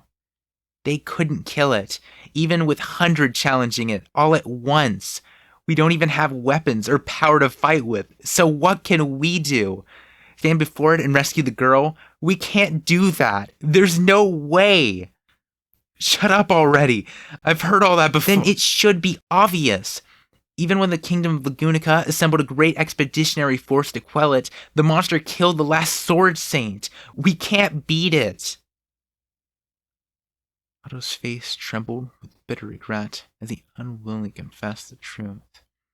Otto, too, held great hate toward the white whale that would never fade. But even so, Menace the white whale that stirred his anger was untouchable for man. To teach the ignorant Subaru the error of his ways, Otto had to force himself to acknowledge the enormity of the white whale, experiencing heartbreaking pain in the process. It killed a sword saint? As Otto bared his soul, part of the story Subaru had never heard before took the wind from his sails. Sword Saint. That was the title granted to the most powerful human being Subaru had laid his eyes upon since being summoned to that world. To Subaru, it was the very symbol of strength without equal. It was not for certain that the previous Sword Saint could not boast the same strength as Reinhardt, the epitome of the mightiest of all. But if the person bearing a title equal to Reinhardt was someone with comparable power, the white whale killed that person. Is it stronger than Reinhardt? A monster surpassing the mightiest of all beings, only be called the worst of all calamities. In short order, Subaru lost the baseless feeling of urgency pressing against his spine. Without the thing pushing him forward, Subaru realized that he lacked the strength to even sit up. What am I doing? This ain't the time to be lying down on the He wanted to save Rem. He wanted to rescue her. If he didn't turn back now, that wish could not be granted. Yet, even though his heart understood, none of the will to fight reached his limbs. His soul was too weak. Otto released Subaru from the hold, and with pity in his voice, he said, I am weak, and so are you. That is why we cannot save her. We cannot hold a candle to her strength. But deep down, Rem wasn't that strong either. Even though Subaru knew that, truly, he had always known that, he could say nothing. He hung his head as the shaking dragon carriage jostled his body. The land dragon continued forging ahead, straight through the night mist. Rem remained behind them, abandoned as the dragon carriage grew distant, pulling Subaru farther and farther from her. He stayed bent over like that as time passed. Maybe 5 minutes, maybe 10. Mr. Notsky, that's... Otto, having made the land dragon run in silence until then, seemed to doubt his own eyes as he called out to Subaru. Subaru lifted his head and clawed his way to sit beside Otto on the driver's seat, looking in the same direction. He found a light flickering amid the darkness. There is a mist in the way, but is that the light of a crystal lamp? We made it out of the mist? Even if we have, we're still on the highway at night, so any light is unnatural. It's probably someone who was caught in the mist, just like we were. As if to support Otto's dedication, the other party seemed to have noticed them too. About half a minute later, a dragon carriage and a man driving it emerged from the mist. Finally, someone! Hey, this is just mist, right? Don't tell me this is the white whale! The man in his prime was frothing at the corners of his lips as he desperately shouted, falling into a state of terror. When he saw Subaru and Otto in the night mist, he must have clung to the hope that they were saviors of some sort. Tensely, he tried to deny the obvious, but Otto shook his head. I'm afraid it is. We have already encountered the whale ourselves. Fortunately, we should have shaken it off by now. Until one leaves the mist, you never know where it will appear. For real? This is terrible. Why did it happen to me? After a sidelong glance at the man clutching his head, lost in his personal lament, Subaru glared at Otto, seated beside him. His use of the word, fortunately, sounded like Otto had already shed his guilt at leaving Rem behind. Otto, watch what you say. What is it, Mr. Notsky? I'm telling you not to make light of things. Fortunately? That ain't funny. What do you think Rem went through when she... As far as leaving Rem was concerned, Subaru and Otto stood in the exact same place. Despite that, Subaru was angry when he thought about Rem, in an effort to assuage his own feelings of guilt. Subaru understood. He'd understood all along. The idea that Rem, left behind, would stand before the white whale, exercising her wits and survive, it was nothing but a fantasy, not even wishful thinking. There, inside that mist, the third time around, Rem had died, again, to save him. Rem? Who is that? Thoughts of Rem's tragic resolve were undermined with shocking ease.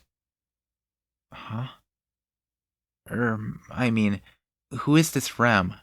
There was no one by that name among the traveling merchants who scattered. Of whom are you speaking?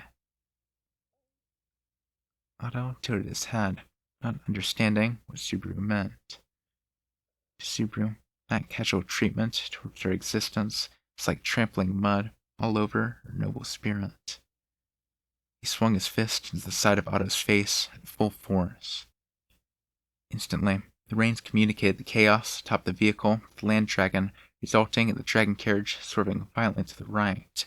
Having lost his footing, Subaru crashed backward onto the driver's seat as the man he just struck hit the seat on his side. What was that for? Don't mess with me! Unbelievable, said Otto's wide-open eyes in response to Subaru's act of violence. But Otto's words and actions were just as unbelievable to Subaru. What the hell are you saying? Asking who Rem is? She's the girl who stayed behind so we could get away. Don't mess with me. Do you have a death wish? I'm telling you, I don't understand what you're saying. You're just spouting strange things all of a sudden. Did seeing the white whale drive you mad? Even in the face of Subaru's accusation, Otto proclaimed his own innocence. Subaru's field of vision was dyed crimson by fierce, irreprehensible emotions. The passage of every second, though agonizingly slow, as the bloodlust seething through him, commanded him to snap the slender neck of the man before him.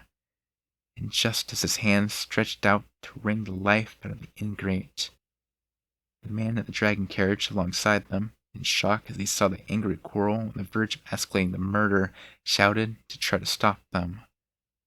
What are you two doing? This isn't the time to argue. We have to get out of the But his voice did not reach the two when lost in the heat of the moment. It was the man's next action after he spoke that broke up the ugly dispute. Getting out of the mist and running from the white whale comes first, doesn't? The man was continuing his realistic, heartfelt logic. Behind him, the dragon carriage was sucked into the giant mouth of the white whale, vanishing from Subaru's and Otto's field of vision in the span of a single second. The head of the white whale turned upward, swallowing the dragon carriage and land dragon whole in a single, enormously weighty bite. As wood and steel were crunched together, the land dragon let out a death cry as its flesh was ground between the millstone-like teeth. The great scream and the sound of its annihilation drowned out the voice of the man, no doubt similarly turned to mincemeat.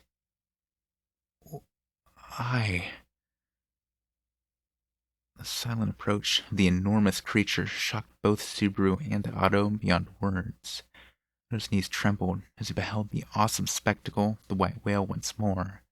Subaru's eyes were wide, unblinking. Why are you here? The white whale, still alive and well, did not pay the slightest attention to the two little people right beside it as it licked its lips, savoring the dinner spreading through its mouth. You being here means... What happened to the girl who had stayed behind to draw away the monster? The overwhelming creature before him, he couldn't help but demand an answer. Naturally, the white whale offered none. Having finished its chewing, it moved its giant eye down to look at the dragon carriage beside it, and Subaru, and accessed its next prey. Ah! Otto shouted, cracking under the pressure before the creature even moved. The land dragon, also panicking due to the white whale's presence, increased its pace to a gallop without a command from its master. The distance between them and the monster widened in the span of an instant, but then the white whale swam faster. Why? We should have shaken it off. Why is it? On the driver's seat of the accelerated dragon carriage, Subaru remained sunk in despondency. Otto, driven to the edge of his wits, wailed as they cut from the right of the head to the left. Why is it only after us, this stubbornly, in all this darkness? Why? Do I have some sort of target painted on my back? Otto wailed as he took the crystal lamp attached to the dragon carriage and threw it away. Even if it was futile, he wanted to hide from the dragon whale's eye, even if only for a tiny moment longer. But Otto's shout suddenly called an image to the back of Subaru's mind. During his lament, Otto had wondered aloud if there was a bullseye on the two of them the white whale was doggedly following. If there was any reason why it was focused on them, then it couldn't be. Subaru pulled himself up to the driver's seat, doubting his own eyes as he stared toward the white whale swimming behind them. Then the night mist, darkness all around, obscured the creature's giant frame. However, when Subaru strained his eyes, he could just make out something on the head of the white whale facing them. He saw a twisted, spiraling horn protruding from its head. With his own eyes, he'd also seen horns on the Regarum, the wild demon beasts living in the forest around the mansion that resembled oversized dogs. He'd learned from experience that those demon beasts, said to be born from the power of the witch, were attracted to her scent, given off by Subaru. In other words, that monster, the white whale, is a demon beast too. When he voiced that hard-to-believe possibility, he shook his head at the unpalpable reality. When he thought about it, everything fit. It explained why the white whale had found their dragon carriage first out of all the ones that it scattered. It explained why it obstinately pursued Otto from the moment Subaru had come aboard. It explained why the creature had pursued that dragon carriage after Rem had resigned herself to death to buy them time. He recalled how Rem had hesitated to tell him something about the white whale as it pursued them through the darkness. That was when Rem had realized it. The white whale is drawn to my body. The white whale had assaulted them in pursuit of Subaru, pursuit of the scent of the witch. Rem had realized that fact before anyone else. To protect Subaru, she disembarked from the dragon carriage in a bid for more time. To protect Subaru, for Subaru's sake alone. No, Rem. Because of me. Because of me! Subaru lowered his head and sank down, fighting back the overflowing sorrow within him. The knowledge that Rome was gone, and that he bore all the responsibility for losing her, weighed heavily on both Subaru's mind and body. Mr. Natsuki. Stricken by despair, Subaru felt Otto pat his shoulder from behind. His fingers were shaking, his voice dry. He trembled as he looked in Otto's direction. Otto, Please die. The next moment, the shove to Subaru's shoulder easily sent him tumbling from the dragon carriage. Huh? His field of vision inverted as he violently tumbled down, losing track of which way was up. Amid the chaos of his vision, he saw Otto loudly laughing. His mouth was open so wide that Subaru could see his white molars, spit dribbling from the corners of his mouth as he spoke. It's your fault. If you're why it's after us, then take responsibility. Die! Die and save me! Hearing Otto's maniacal laughter, Subaru realized that his mind had completely snapped. Otto had been driven to the edge. Overhearing Subaru's frail murmur, he clung to the tiniest of hopes, not bothering to ask for confirmation before shoving him to his doom. Right around the time Subaru realized this, his body reached the ground. His back slammed mercilessly against the earth. Without hyperbole, the pain was like he had broken every bone in his body. Crying painfully as his internal organs were crushed, he spat out blood and kept rolling. The impact was hard enough to dull even his ability to register pain. Subaru vomited bile and blood over and over, raising his wobbly head. He could hear the far-off, fleeing dragon carriage from which he had been shoved. Oddly, no words of reproach came to mind. Granted, he was in far too much pain and suffering to voice any complaint, but even ignoring that, he just didn't have the heart to fault Otto. The merchant had merely been in the wrong place at the wrong time and shoved off Subaru in a desperate struggle to survive. Maybe Subaru forgave him because he could hardly have been expected to do otherwise.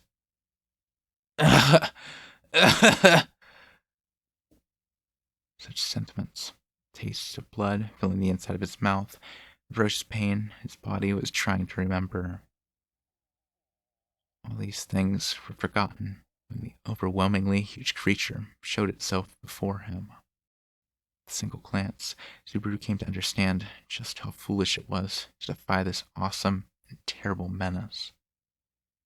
As Subaru lay prone, the white whale was close enough to touch, expelling putrid breath out of its incomprehensibly huge mouth as it examined the tiny being before it.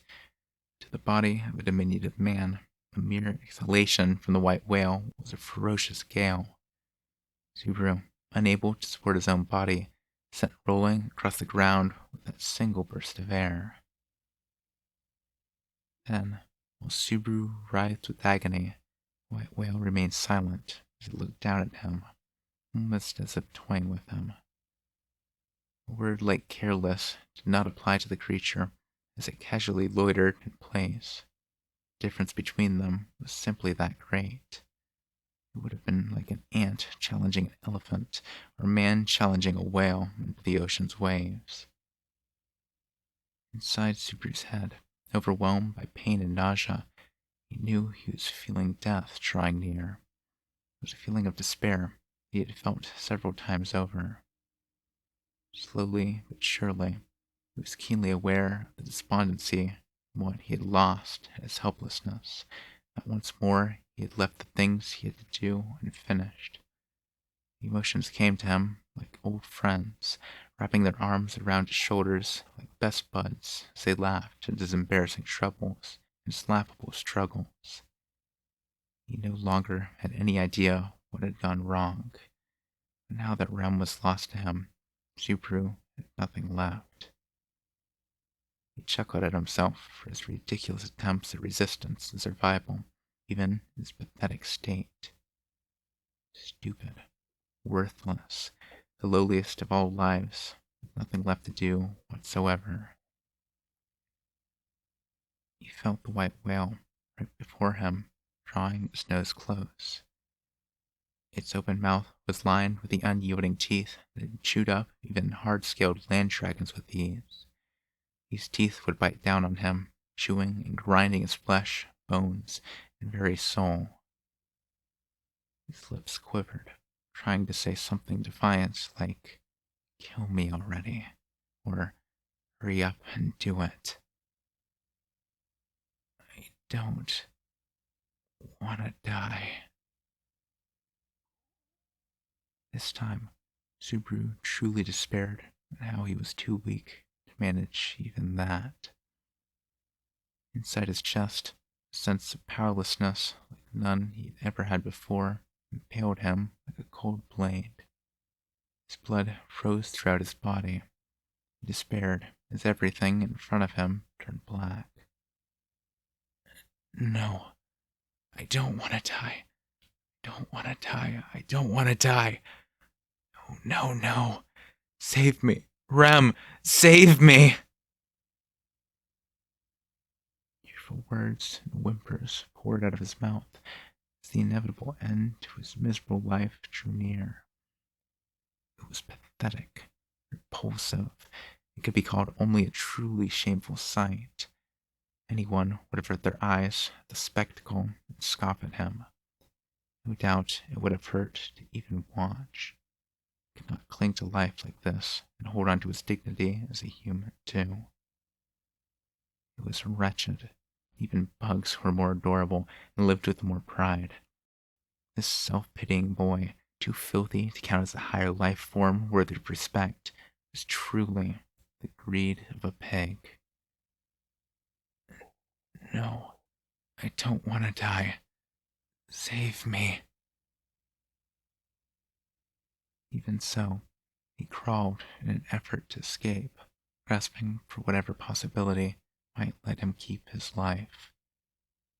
His body, its strength exhausted, would go no farther. His fingertips merely pawed at the grass, lacking the power to claw the soil.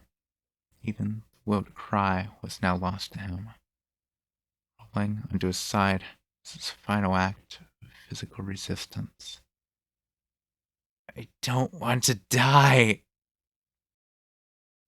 He rolled onto his back, a plea for his life trickling out of his mouth. That was his final struggle to live. He could do nothing more. He could think no more. He could only await the inevitable. Yet, even so, no matter how long Subaru waited, the blow that would end him never arrived. Though his old friend, the aura of death, preceded the bite that'd be his violent end, it never came. The terror of knowing the end was near, but not when, was something that easily wrecked the human heart. As unendurable terror gripped him, Subaru forced his trembling body to comply. His gaze shifted around, and he sought an end to his despair, when...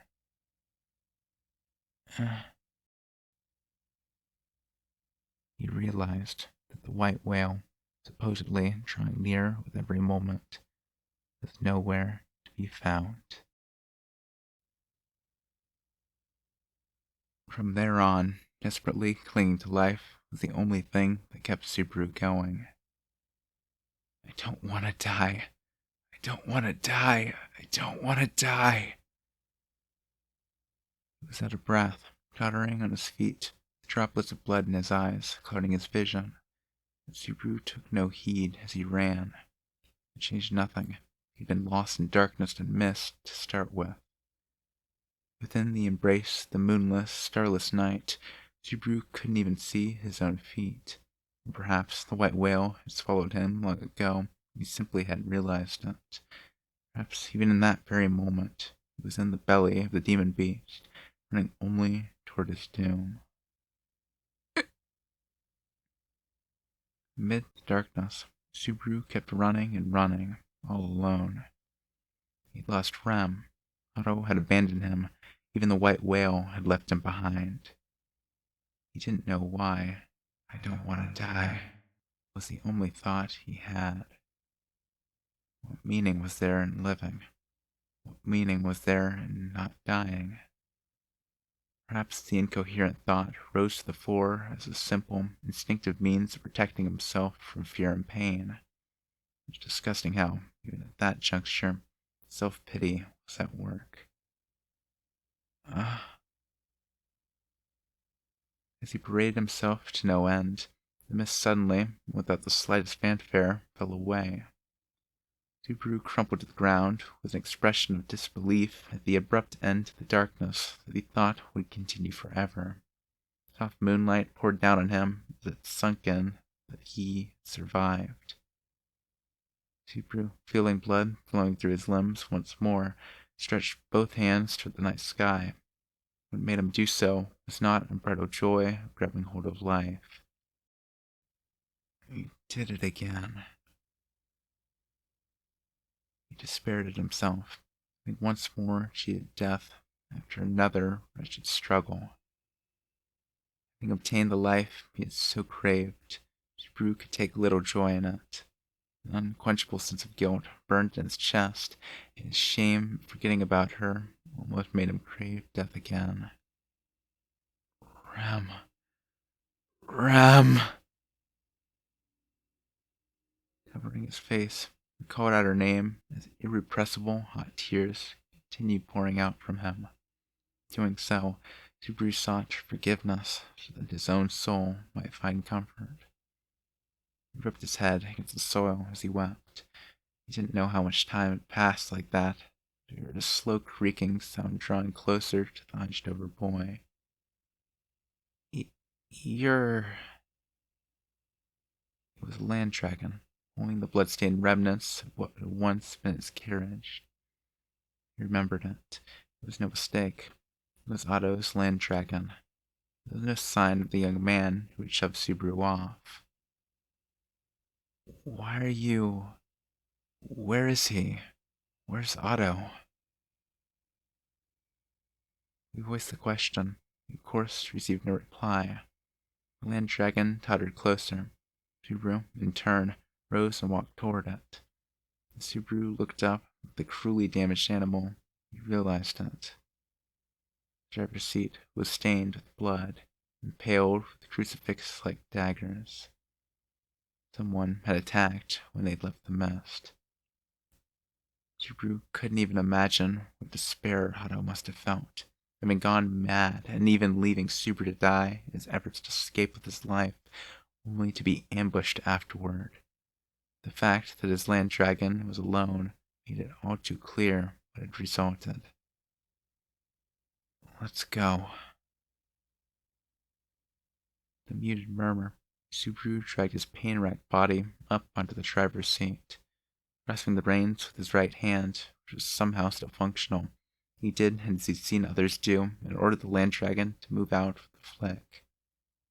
Sensing someone, not his master, through the reins, the beast looked up at Subaru with his round eyes, seemingly at a loss.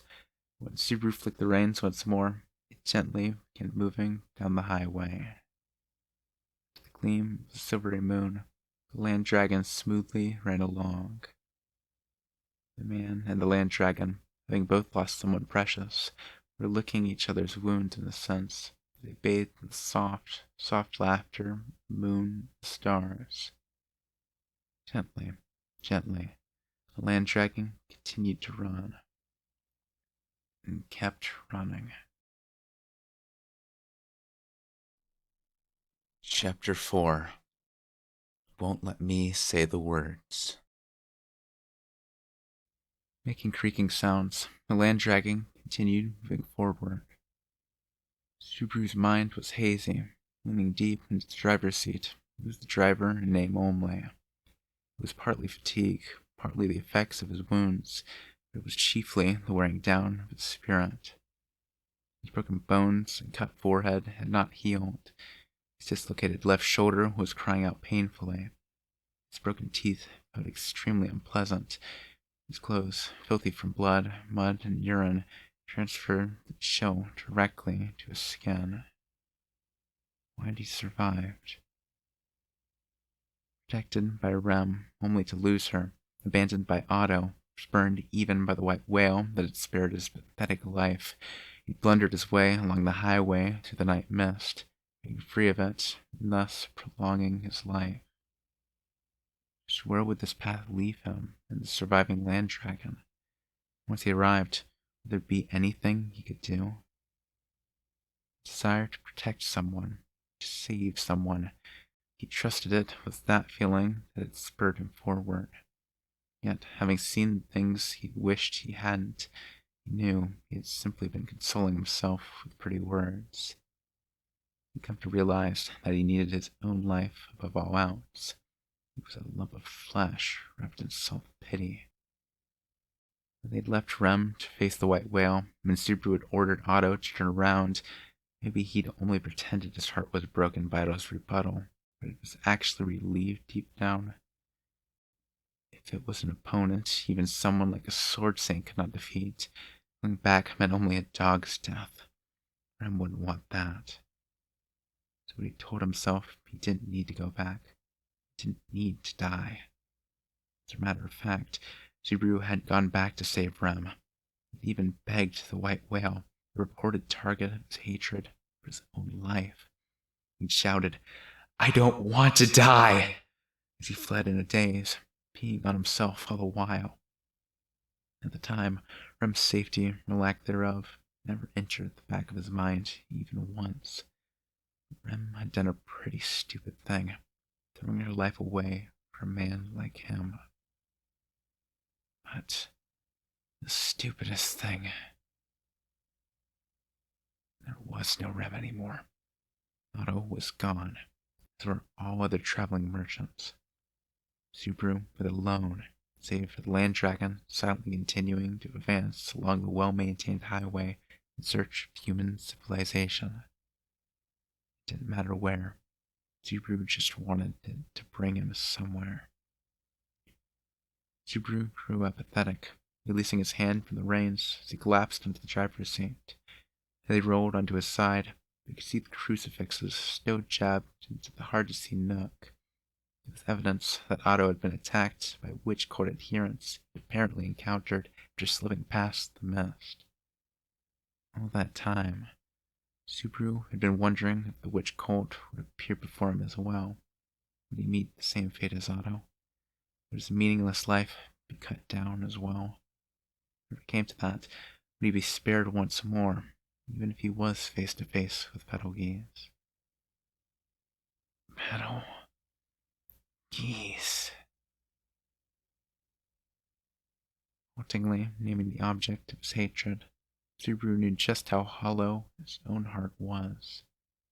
Even when voicing the name of the madman who'd brutally murdered Rem, mocked Subaru was the root of all evils. Subaru's heart didn't feel a twinge, even though only a few hours prior, Subaru's anger toward him was the only thing keeping him going. What the hell's wrong with me? The dragon carriage's wheels creaked. An extremely high-pitched sound clouded his eardrums. Almost in pain from the discordant sound, Subaru grimaced and sat up. A forest?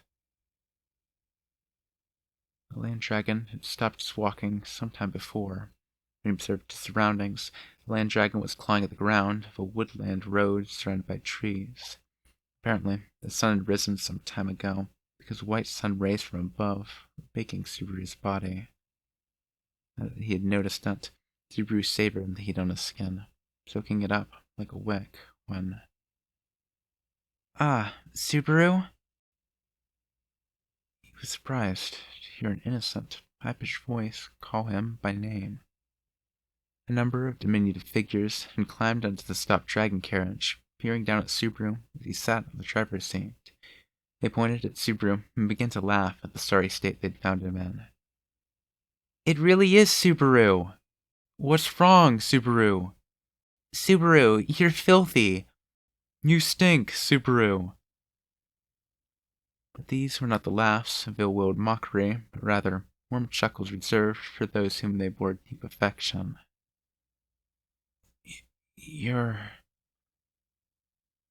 He knew their faces. He'd seen them several times in the last few days. He'd seen them contorted in pain and agony, never to smile again. These were the grinning faces of the children living in Erlham village, on the outskirts of Roswell Manor. In a daze, Subaru lifted his head and saw that there, ahead on the woodland path, was the human civilization he'd sought. He finally arrived at the place he'd longed for, that he craved so much. Subaru had made it back before he'd surrendered completely to despair and lost everything. Subaru? What's wrong? Ah, look out! The children's voices rose. Subaru knew what they were trying to tell him. Regardless, his head had already grown heavy. He could no longer support his body. Something stretched taut, made a sound as it snapped. And once again, Subaru's mind fell toward a dark, quiet place. As if he were trying to shake all his troubles away. Wait don't fall! He fell. When Subaru opened his eyes, the first thing he saw was a familiar white ceiling. The plain room, adorned only by a crystal lamp, was something of a rarity among the dazzlingly ornamented rooms of the mansion. When he was here, he could feel at ease as the rank commoner he was, and so he had taken a liking to it, selecting it as his own room. Under his head was one of the pillows so eternally soft that he could never get used to them. The fact that the sheets had been meticulously pulled up to his shoulders made it clear that someone had tucked him in as he slept on the bed. It was Subaru's nature to become alert as soon as he opened his eyes, no matter what the situation. He looked around the room, seeing for himself that it was indeed where he always woke up. Ah! It was a girl sitting near the side of the bed, her eyes quietly lowered upon a book. She wore a customized, very exposing maid outfit, with black as its chief color. She had a white flower hair ornament and a lovely face. The sharpness of her stiff, beautiful features displayed her inner refinement. The instant Subaru realized she was there, practically leaped up in sitting position, taking her hand into his, for she realized he was awake. Her face registered surprise. "Do not touch me so casually, Barasu." As her cold, blunt words, the tone of her voice, and the feeling of his hand being shaken off shattered his illusion. That instant, he realized that the girl before his eyes had pink hair. His reunion with someone precious whom he had lost was nothing but an illusion. This was the older twin sister of the girl he longed for, 2 peas in a pod, differing only in hair color. "I can understand you are happy at seeing me after several days, but to leap at me by instinct is less like a man and more like a male. It is indecent." Ram glared reproachfully at Subaru, shifting her chair away as if to distance herself from the bed. The frigidity of her gaze and voice drilled into him that this was not her look-alike younger sister. "Yeah, that's right. I don't have any right to do that anymore." Ram suspiciously lifted an eyebrow. Subaru clawed at his hand, bit his lip, and hunched forward. From Ram's point of view, he'd done nothing but greet his awakening with a suitably sharp tongue. The usual Subaru would make some sort of frivolous comeback. He was falling silent with a grave expression. "I really would rather you did not make me do something so atypical, but..." As Ram spoke, he drew near to Subaru, gently patted his head with her palm. The soft movement of her fingertips had a quiet, gentle rhythm that unsettled Subaru. "Your face says you are thinking something rude, Barasu. You did not expect kindness from me?" "No, I didn't. I thought you were the type to kick me when I'm down." "I imagine there are few maids who have as much generosity and kindness as I. I'm too crafty to torment you in your current state, Barasu. I'll save the kicking for another time and place." "Correction. You really are the woman I thought you were." Ram declared that she'd redouble her antics next time, but Subaru did not sense any less affection from her fingertips. Even if her speech was blunter and her personality was completely different, she really was Ram's sister. His chest grew tight with this knowledge that they really did think the same way. He bore the inescapable pain of what he had to tell her. Ah. He sank into thought. Subaru felt her fingers pull away, causing him to blurt out a sound of regret. He rushed the hand to his mouth, but Ram broke into a smile even faster as she shot him a teasing look. You wanted more? I don't need it. I'm not some little kid. Old words, but you look ready to bawl like a child. You're stubborn as a little brat. Ram slumped as Subaru gave her a sulking sidelong glance. Her condescension was fully intact as she said, Now then, Barasu. Ram returned the chair in front of Subaru, sitting directly opposite him and staring at him. I must ask you what you have to say. Yes, she said, before launching into the topic at hand. You are in an awful state, Barasu. You appeared at the village with an unfamiliar dragon carriage, filthy and half dead. At first, when people from the village called for me to come over, I thought it must be some kind of joke. In a businesslike tone, Ram recounted how she carried Subaru back to the mansion while he was unconscious. Dislocated shoulder, cut forehead. I'd connected the broken bones, but your wounds will open if you force yourself. I disposed of your filthy blood and mud-covered clothes. I shall refrain from telling Lady Amelia that you relieved yourself in them. Yeah, that's a big help. Subaru's mute reaction made Ram lower her shoulders with chagrin apparent to her face. To Ram, that last part was just a tiny bit of humor. It would have been a big problem for Subaru otherwise. And the person who healed my wounds was Lady Amelia. Just like that, Ram said what Subaru had feared. When Subaru hung his head at the reply, Ram put her hands on her hips and hummed through her nose. It could not be helped. I asked Lady Beatrice first, but she refused. And given how fickle she can be, I fully expected that she might decline. Did Lady Amelia say anything about me? I shall tell you nothing of it. That is something you should ask her yourself. Ram replied icily to Subaru's meek question while patting his formerly dislocated shoulder. I have not heard what occurred between you and Lady Amelia in the royal capital. I am not interested. From your reaction just now, it would seem that you did nothing good regardless. That's pretty harsh. I think it's a fair statement, is it not? More accurately, you are afraid that I will address the main topic of concern, and that you wish to clumsily put it off as long as possible by talking about something else. Unable to even manage a proper groan, Subaru understood what Ram really wanted to hear. After all, the individual who should have returned by Subaru's side was absent. Naturally, he needed to tell her about that first. He wondered if it was Ram's kindness or strictness that made her broach the conversation, and Subaru had said nothing of himself. It was probably both. He couldn't allow her benevolence to spoil him forever. Ram is dead. The instant the words were on his lips, Subaru felt something inside him gently come loose. The instant he made the confession, the weighty mass in the innermost depths of his chest broke apart and sank into his stomach, demanding acknowledgement from him. A hot sensation he felt through his forehead told him exactly what that mass was.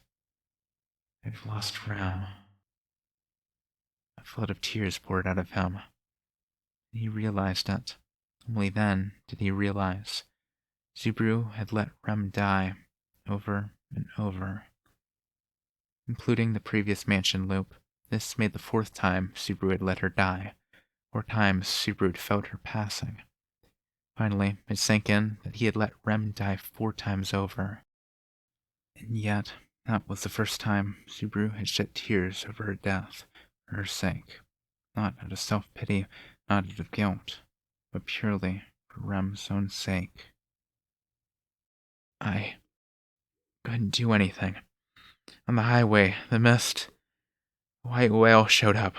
Then, so I could get away, Rem. But I was left behind in the mist. And then, finally, he couldn't put into words what he wanted to say in proper sentences. With periodic sobs, his account jumped from idea to idea, failing to arrange topics in an orderly manner. Unable to keep his excuses at bay, Subaru grew afraid, feeling that he had somehow sullied Rem's final moments. He acknowledged his crime, and accepted his punishment, one befitting an unsightly man such as him. That was why he had to explain everything as clearly as possible. Who is Rem? Her. Huh? He didn't understand what was being said to him. Unable to grasp the meaning of Ram's question, Subaru made incoherent sounds in response. Who is Ram? What did that even mean? But seeing Subaru lost in doubt, Ram cocked her head and opened her mouth once more. Barasu, who is Ram? Her eyebrow hadn't even twitched at the mention of her twin sister's name. Now she was asking who she was. What do you mean? Who? Don't say stupid things like that. It's the name of your little sister, isn't it? Rem, right? R-E-M. Rem. This isn't the time for my little sister? Rem put a finger to her lips, closing her eyes as she seemed to sink into serious thought. Subaru had seen the gesture before, but in its present state, it was extremely difficult to endure. He felt the urge to yell, "What the hell are you doing?" and punt Ram all the way into the mist at that very moment. My little sister Ram. Ah. You remember now? I cannot remember what never was. I have no little sister. I have always been an only child. Subaru's face went very pale as Ram's plain statement defied every expectation. That's crazy. What are you saying? I do not have a little sister. Don't mess with me. If Rem didn't exist, what happened during the mess of the demon beast in the forest? You, Rem, and I went there and... Truly, what is wrong with you, Barasu? I loathe to admit it, but half the credit for exterminating the Uragaram pack is yours. The remaining half goes to my own efforts and Roswell's power. There's no place to slip in some long-lost sister named Rem. Even when hearing Subaru's protests, Ram obstinately refused to acknowledge her little sister's existence. Inside of Ram, things that had most certainly happened had been overwritten with false memories. He didn't know what it meant. He didn't know why she was answering him in that manner. This ain't funny. Not even a nightmare would have a script this bad. As always, I am quite serious. It's you who's dreaming, Barasu. Dreaming? Dreaming? You're saying I'm dreaming? Stop messing with me! With Ram completely at sea, Subaru pushed aside the sheets and got out of bed. His endurance hadn't returned. His lower body wobbled as he walked out, driven by fierce emotions. Barasu, you should not be up here. Shut up! Be quiet and come look! Ram extended a hand towards his tottering body, but Subaru rushed it aside angrily. Subaru had been sleeping in his bedroom on the second floor of the mansion's east wing.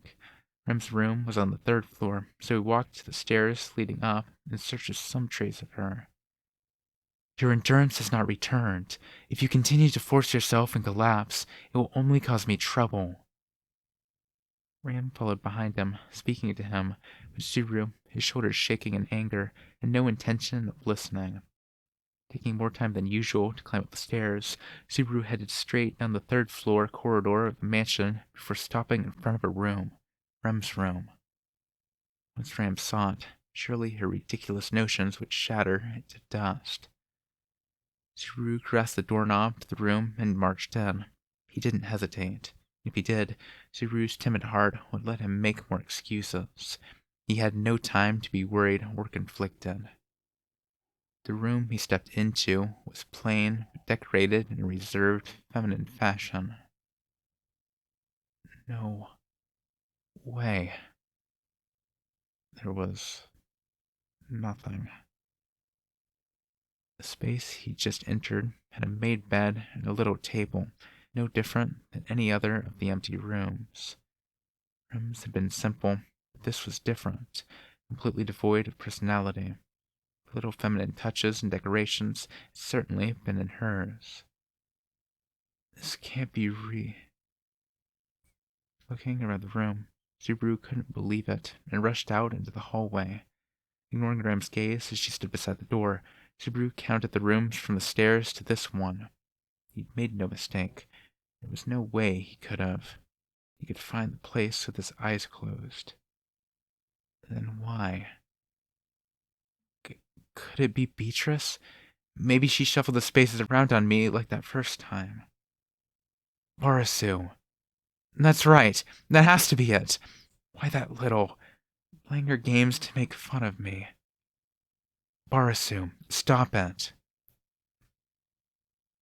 Seeing Subaru grow hysterically desperate, Ram quietly dropped all hint of affection. Shocked, Subaru looked at Ram. She gazed back at him, the almost unthinkable, plaintive look in her eyes expressing just how much she was concerned for his well-being. But it was wrong. That wasn't what Subaru was looking for. Ram, this is her. There's never been such a person at this mansion. Ram shook her head, her eyes clouding as she said, as to slap him to his senses. I do not have a little sister. And so she finally destroyed his doubts. He meant to own up to his responsibility, to bear his crime on his shoulders. He meant to accept that all too heavy burden, the responsibility he wished to cast aside and flee from at that very moment, face up to Rem's death.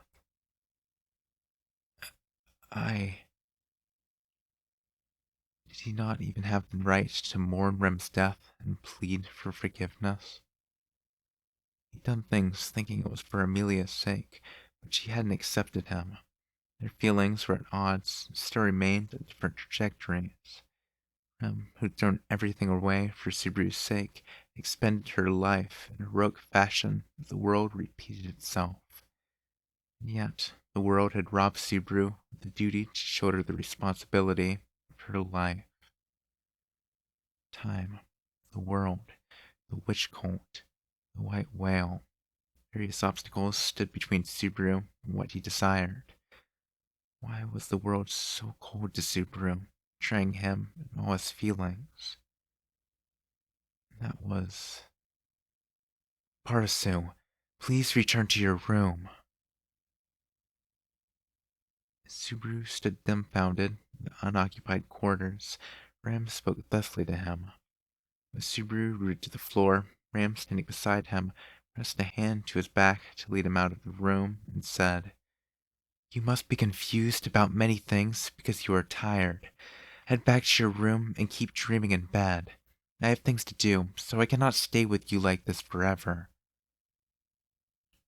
Even though Subaru was beaten down, Ram's decision was strict towards Subaru. She meant to carry out her assigned duties without cuddling him any further. Back to your room and sleep. Repeating the command one more time as she left, Ram went down the stairs and vanished from view. Certainly, if he slept as she said, he might be able to escape that sense of alienation. It was all a bad dream, surely. He was dreaming, so he'd go back to bed to dream. He should just run away. Run away, run away. He'd fled all the way to where he stood now. If he kept trying to get away, like he always had, like he always would, if he ran and ran and ran and ran and ran, then what? Subaru murmured, his foot stopping just as he was about to take the stairs down. Judging that he needed to escape into a dream, he dragged his feet over to the stairs. Slightly raising his jaw, Subaru looked at the steps up to the next floor. No matter how far he fled, it'd all be the same. Subaru would have betrayed Rem again. Rem had protected Subaru, gambling with her own life so that he might escape from the white whale. And for what? So that Subaru could finish what he'd started. For his goal of saving the people precious to him from the evil clutches of the witch cult. If he abandoned that objective then and there, letting go and fleeing into his own mind, that's a lot lower than begging for forgiveness. Subaru turned away from the stairs, leaning downward. This time, there was no hesitation in his gait. Subaru put his foot on the first step and went up, not down, because that was where he would find the reason for his return. Stepping firmly upon each step, Subaru slowly headed up. Arriving at the topmost floor, he breathed out as he found the door he had been fighting toward this whole time. When he reached for the doorknob, Subaru realized that he was oddly calm. It seemed unreal how much his heart had quieted down after its frantic pounding when he burst into Rem's room. He wondered if he had actually calmed down, or if he'd moved beyond stress entirely, and sunk so far that he could no longer hear its powerful thumping. But, Rem, lend me your courage. When he voiced that name, Subaru felt his hand become stronger, and strength transferred into the doorknob. He gently opened the obstinate-seeming door. On the other side of the open entryway, a girl was sitting at the desk, looking back toward him as she said, "Subaru?" Subaru heard the chime-like voice calling out his name. He closed his eyes. He finally remembered the deep emotions rushing through his chest that were difficult to put into words, and that he had returned for the sake of hearing her voice. She was a girl with fluttery silver hair, pale skin, and violet eyes. Sadness marred her fleeting, beautiful features. The girl, Amelia, rose from her seat and said to Subaru, "Why did you come back?" It was not the words themselves, but the trembling tone of her voice that robbed Subaru of all thought. Here was Amelia, lacking all strength in her eyes, lips quivering. It had been a while since he had seen her. He felt like she was thinner than when they had parted. Both her voice and her eyes were clouded with fatigue, enough to suggest she hadn't been getting any sleep. She'd probably been backed into a corner, her spirit worn down by external influences. Thus, Subaru stepped forward, ignoring Amelia's question as he offered her his hand. "Come on, you can't stay here." Subaru's forceful behavior surprised Amelia. She pulled back slightly from him. The original distance between them was restored. Amelia shook her head toward the troubled boy. "Go where? No, why?" "Anywhere will work, as long as it's not here. If you're going to ask what it's for, my answer is that it's for your sake. I came back for your—" "This again, Subaru?" Amelia seemed disappointed in his reply as he spoke. Her velvet eyes watered slightly, glaring up at him through her lashes and cowing him to silence. "Returning all of a sudden, covered in wounds and making everyone worry. Aren't you supposed to be undergoing treatment from Ferris in the royal capital? Why are you here now?" "A lot happened. There's a mountain of things to explain, but I don't have the time to do it right now. Please listen to me. We have to get out of this mansion. I told you. I can't, didn't I? I can't trust you like this, Subaru. I told you." Grudgingly, Amelia shook her head rejected him with a trembling voice. As a direct continuation of their exchange back in the waiting room of the Royal Capitol without the slightest progress. Subaru had been unable to convey to Amelia his willingness to do anything for her sake, and he had failed to understand why Amelia refused to understand how he felt. But one thing was different from before. I'll drag you out of here if I have to. In a few days, you'll know I'm right, whether you want to or not. So... Wait. Subaru, what's wrong? This isn't like you, Subaru. Yet... Just shut up and listen to me! The instant he shouted, Amelia's shoulders trembled. Before her unbelieving eyes, Subaru's ragged breaths came with just as much force as angry yell, and he glared intensely at her. You can't stay here. You regret it. I know you will. It won't help anyone. It won't save anyone. I don't want to suffer anymore. I don't want to cry anymore. What are you talking about? Subaru, I don't understand. Shut up. If everyone would just... If you do exactly what I tell you, it'll be all right. Everything will turn out okay. It's true. Why doesn't anyone understand this? Subaru clouded his head, raising his voice, not toward Amelia, but at the irrationality of the situation. No doubt, Amelia could not understand the meaning behind Subaru's angry outburst. This was the only place where he could express these curses aloud. Only before Amelia could Subaru vent about all these senseless things he had encountered and bring all the ugly emotions he had borne with such difficulty. Seeing Subaru plead in a tearful voice, Amelia lowered her eyes in sadness. I'm sorry, Subaru. I don't get what you're saying. I really can't understand it. Amelia's eyes remained lowered as she softened the tone of her voice in an effort to soothe Subaru's spirit.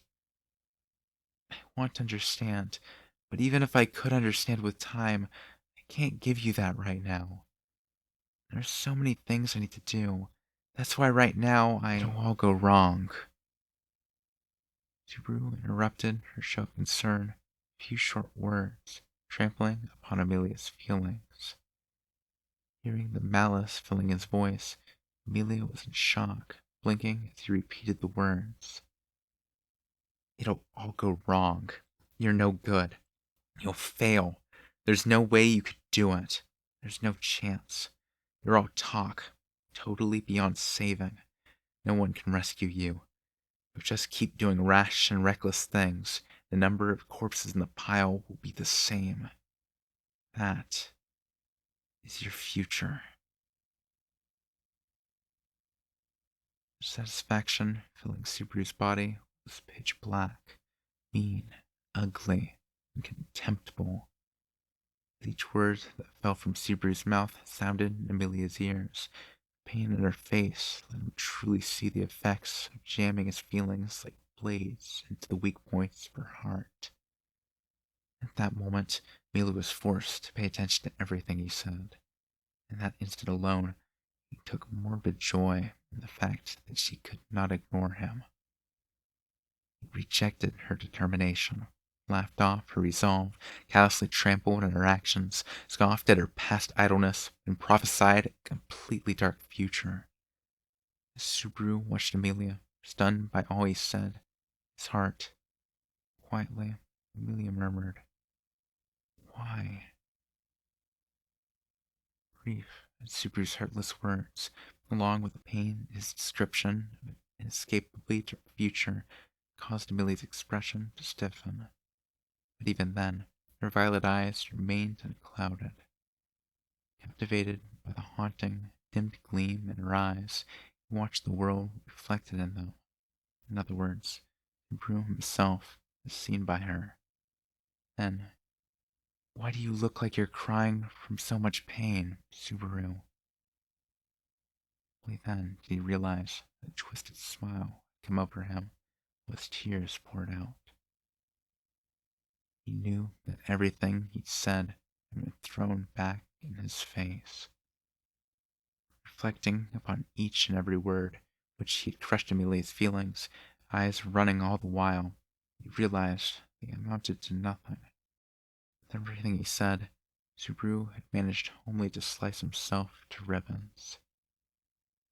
Determination, resolve, actions, past, future. Subaru's had been rejected as much as hers. He felt like it was futile, no matter how hard he tried. He knew that he was seized by an urgent need to do something. For what he was struggling against, no idea. He knew only one thing. She brought me this far. No, Rem stayed with me this far. There are things I have to do for Rem. Rem? Subaru anxiously searched his heart for the original feelings that had brought him to where he currently stood. Amelia, listening to his seemingly meaningless utterance, tilted her head slightly. His breath caught. The way Amelia had said her name. It was clearly how people sounded when they were confused. You too. Mm-hmm. You've forgotten Rem too. Not only had her own twin sister forgotten her existence, not only had all traces of her vanished, but the person who was the entire reason for Subaru's return didn't remember her either, even though Rem had staked her life on making it happen. The days she had spent, the time, the feelings, the way she'd lived, all had vanished. Her smile, her anger, her tears, the touches they'd shared. What had happened to all the things that made her who she was, that were firm proof she had lived? All right, I'll tell you everything. Eh? Amelia responded, surprised by Subaru's words. Looking up at her beautiful, refined face, Subaru found anew the source of the emotions that had driven him to such lengths. It was the alternative for Rem and her feelings to vanish into the ether forever. It's better to get everything out, even if it makes me cough up blood. Subaru had decided. He'd reveal it all. He'd tell her the truth about what clouded the depths of his spirit. Amelia, seeing that the look in Subaru's eyes had changed, swallowed stiffly. Standing before her, Subaru put a hand to his chest. His heartbeats were fast. He knew and feared exactly what was about to happen, what the result would be. And pain. Pain enough to drive a man mad. The suffering of those ministrations in his heart, the sensation of it being crushed, his inability to even let out a sound, continuing on, never knowing when it would come to an end. But he had thought about this too. As if I care. I don't care. What's that pain compared to the suffering right now? She couldn't trust him. She couldn't understand him. If he would have to endure the suffering of no one remembering Rem on top of that, mere physical pain paled in comparison. If you're gonna come, then come, damn it. If it's my heart you want, you can have it. Amelia, yes? I've seen the future. I know what's gonna happen. And if you want to know why, it's because I can return by death. The instant he reached the verge, revealing everything, the world indeed came to a halt. As he'd expected, everything gradually slowed, finally stopping altogether. In that instant, the environment lost its color. All the sounds he had heard to that point vanished. The wind, his breath, his beating heart, all grew further and further away, and did not return. With all five senses deserting his mind, Subaru was isolated from the world. Then, as if unable to leave him alone in the solitude, the hands slowly appeared, carrying their unsought benevolence. The black cloud that spawned seemed to slide through the air as it wriggled, shifting to form arms. In past times, only the right arm had the well-defined contours of a limb. As the frequency of the evil hand's occurrence increased, they formed a left hand as well with disturbing speed. Both hands drew near to Subaru, the left stroking his cheek, seemingly fond of him. The right rudely refused to be patient, plunging into Subaru's chest, slipping past his ribs, and gently enveloping his heart. The frightening sensation of that alien limb, softly, gently toying with his heart, coursed through his entire body. Unlike the unimaginable pain inflicted on him previously, the blackness that held Subaru's life in its hands seemed to be craftily manipulating his ultimate fear to break his determination and resolve. The impending agony failing to arrive, a new fear began to quietly take root in Subaru's mind. He made his peace with the excruciating discomfort that had sworn to endure it. The evil hands seemed to be mocking Subaru's determination, delivering no more pain to his body and mind than pinpricks, and relying on his imagination to fill the rest. It was that way of inflicting pain, so different from what he'd expected, that made the immobilized Subaru want to scream. But he clenched his unmoving teeth and rejected the urge. He was in pain, afraid, ignorant, but Subaru did not allow that suffering to affect his spirit. If he failed, he would gain nothing. If he failed, he would never be forgiven. In a world where no one remembered that Rem had ever existed, Subaru had nowhere left to beg forgiveness for his responsibility in her death, save the confines of his own soul. If the hand wanted to inflict suffering, he would let it carve as much into him as it pleased. But that determination was the one thing that would not shatter so easily. Subaru glared at the evil hand toying with his own heart, holding his breath as he waited for the inevitable moment. The hand made no move to do so. If it could do the deed any time, it could also delay it as long as it wished. In that world of stopped time, all he could do was wage a war of attrition until his mind was worn away.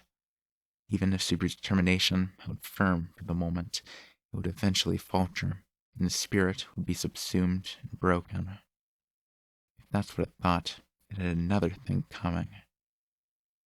He'd endure the agony, no matter how many hours or days it might take. He hadn't died over and over for nothing. If it wasn't going to kill him, he'd endure anything mere pain had to offer. Such was Subaru's resolve. Suddenly, something began to animate that stilled world.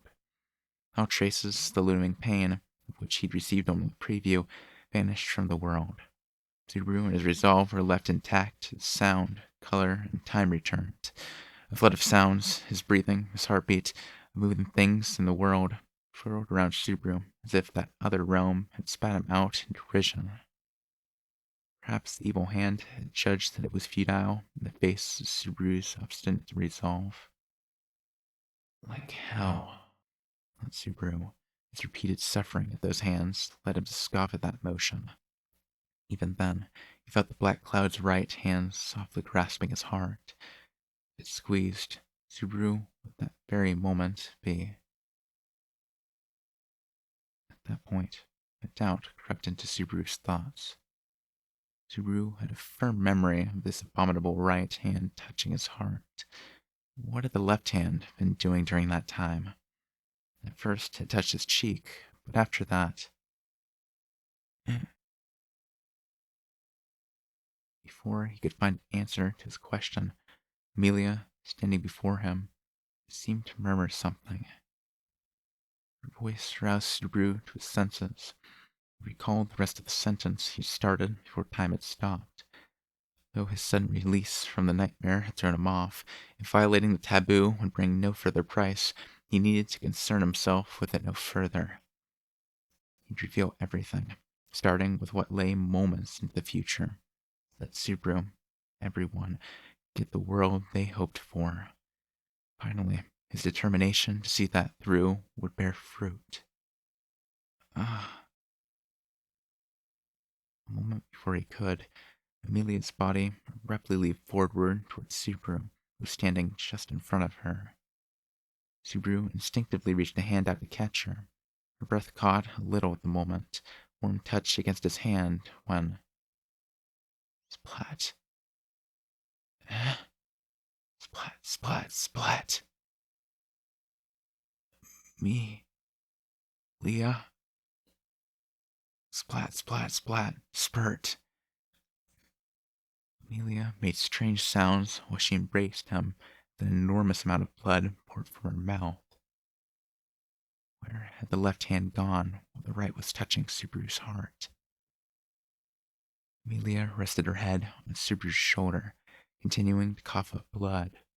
The sheer amount coming out dyed half of Subaru crimson as her body grew lighter. Stop. What? Wait. Oh. She lifted her head, seemingly trying to stop the blood she was heaving up, but in that instant, the listless head dropped. She slid down his shoulder. Her lifeless gaze told him everything he needed to know. Right then, before Subaru's eyes, Amelia's life. A scream rang out. He screamed and howled enough to tear his throat apart, as if that would let him forget everything. If it were so, he wanted it to break at that very moment, to claw at it and rip it out with his own hands. Amelia's limp body was still growing lighter within his arms. The blood wouldn't stop flowing out of her. Subaru's body turned redder, redder, and redder. While the right hand had been touching Subaru's heart, the left hand had reached for Amelia's. His determination, his resolve, his actions, his past, and his future had all been stomped down and mocked. His stubborn determination, the resolve he had only just decided would never be broken, had just been smashed to pieces, and Supranotsky plunged into abyss of despair. His scream reached higher and higher, never fading. It had finally come to this. Subaru had killed Amelia. This time, he surely had no more blood to cough up, no more tears to weep. He had been wrung dry. How much did he have to cry? How much did he have to suffer? Had he done something so unforgivable? His spirit had been wounded and trampled upon. He had been robbed of someone precious. He couldn't protect the people he needed to protect. By his hand, the most important person to him in the world had cruelly lost her life. Someone levied some kind of judgment upon him. I... He'd been wrong. He'd misunderstood. He'd gotten cocky. He'd been conceited after skillfully using the curse of the witch on his soul to turn things around before. Encouraged by the thought that he'd come back even if he died, he dismissed the abominable being known as the witch along with her evil hands, and this was the result. All those things, accumulated together, had produced the tragic spectacle now before him. Subaru fell to his knees, resting Amelia's corpse atop them, as his hollow eyes wandered aimlessly about. How much time had passed since Amelia lost her life? When he touched her cheek, it had gone cold. The heat had faded from the blood that poured from her mouth. Her soft lips had begun turning stiff, leaving him with less and less with which to deny her death. Subaru, understanding that, remained unable to move from the spot. He was exhausted. He suffered so much. Surely it was all right for him to stop now. Was there any human being anywhere in that world who had undergone as much as he? He'd made efforts unthinkable for his old self, trying to manage somehow. Even so, He'd been unable to avert the worst case. The calamity had overtaken him, and he'd lost everything. What more could? Your face seems to say, I am the unluckiest man in the whole world. No one could have been there. Subaru doubted his own ears when he looked toward the entrance. As he sluggishly brought his head around, he saw a single girl standing in front of the door.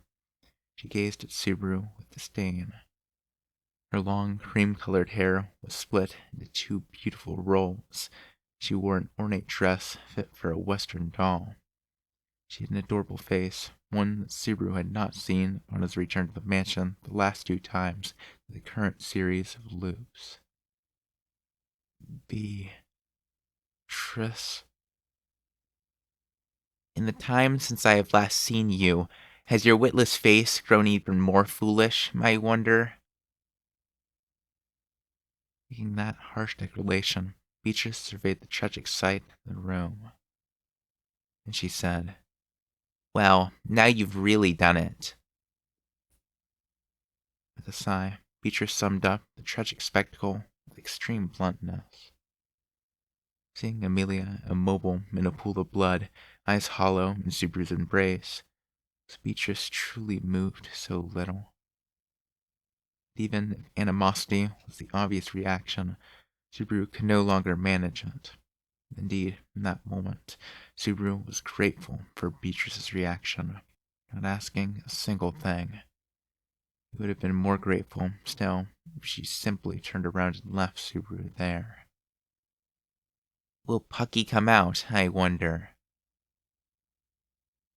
As Beatrice spoke, she walked closer and kneeled right beside Subaru. Even if I tell you to look, I doubt you would listen. I do so hate to get my hands dirty. Speaking indifferently, Beatrice reached out toward Amelia. Subaru did not know what she meant to do with the deceased girl, but he made no reaction as her fingers touched Amelia's neck. Subaru, feeling uncomfortable with the action in a way that he couldn't put into words, began rebuking her. It's disconnected, I suppose. Beatrice accomplished her objective before he'd even gotten a single word in. As Beatrice's hand moved away from Amelia, it held a beautiful, glimmering green crystal. This was the pendant that Amelia never took off. Puck's abode and the physical representation of the pact formed between Amelia and the spirit. But now it was broken. A bold thing to say for the one who broke it, though you seem to be unaware of the fact. Gazing desolately at the 2 pieces the crystal rested on her palm, Beatrice tucked the ruined thing away. What had happened to Puck, the spirit who should have been inside the broken pendant? What had happened to the spirit who had loved Amelia, now resting in Subaru's arms so much that he had called her his daughter? Where had he gone? Are you concerned, I wonder? Pucky is not dead. He has simply been returned to his true body for the moment. It is only a matter of time until he comes. But it shall not be too long, I think. Responding matter-of-factly to Subaru's unstated question, Beatrice stood up with a slight flutter of her skirt. Subaru watched the girl's bouncing hair rolls as he took solace in her answer. If that spirit was alive, if he would be returning here, then he'd probably... Do you have something you wish to say, I wonder? Seeing Subaru's extremely inappropriate relief, Beatrice gazed at him evenly as she posed the question. Subaru did not notice the feelings in Beatrice's voice, but if she was asking if he had anything to say, then... Kill me. He wanted someone to end his life, then and there. He was sick of everything. It had been one thing after another. He was worn out. So he wanted to die. He wanted to die and end everything. Even if he died and did it over, he'd probably lose it all again. If things started over when he died, Or even if they didn't, he no longer wanted to be in that world. In a world where Amelia had died and Rem's existence had been erased, there was nothing left for him. That was why. Kill me. Putting an end to it all was Subaru's only hope for salvation. If there was someone out there who would hear his plea, he wanted his good-for-nothing life plucked away. He trod the dignity of his life underfoot, rendered everyone's feelings meaningless, and abandoned everything in a pathetic effort to save his own life. And he wanted to be burned away and utterly destroyed. Surely the girl, with the supernatural powers standing before him, could grant him that much. Beatrice surely hated Subaru. She listened to Subaru's request. There was no doubt he could expect a cruel punishment that matched the gravity of his crime. He was a foolish human being. Dying 9 times over had done nothing to change that. Why not cut him down for the 10th time then? Now that the benevolence of God, Goddess, Buddha, and Witch were exhausted, it was no better time. Hence, kill me here, please. Subaru earnestly pleaded to Beatrice as he embraced Amelia's remains. This was going to be the end. He wanted it to be with Amelia in his arms. Having achieved the worst of all words through his self-interested efforts, Subaru would indulge himself to the bitter end. Subaru squeezed Amelia harder, closing his eyes as he waited for the end.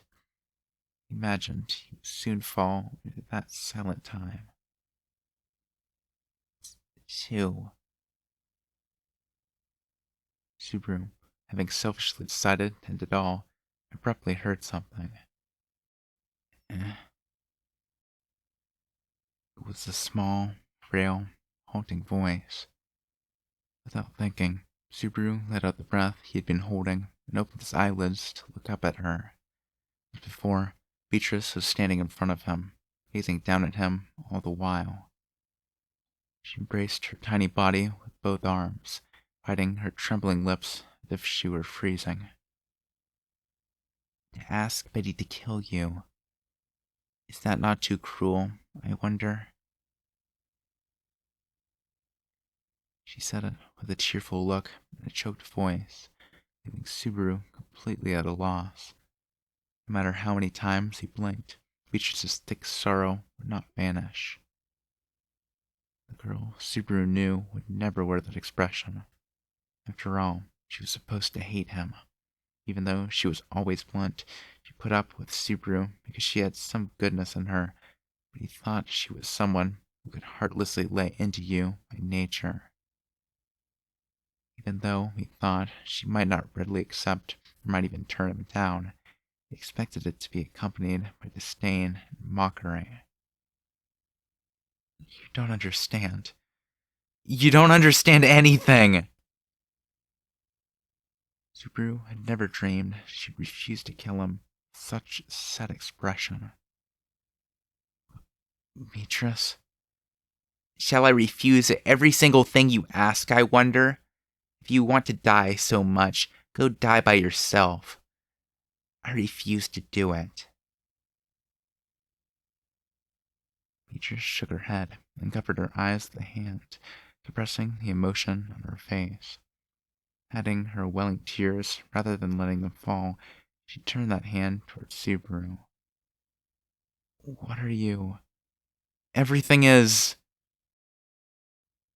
In that instant, the world began to distort. Everything around Subaru warped, and a crack appeared. These are the preludes to the destruction of the world, or so he thought, instantly clutching the body in his arms close to him. Looking down at him, Beatrice spoke again with cold eyes.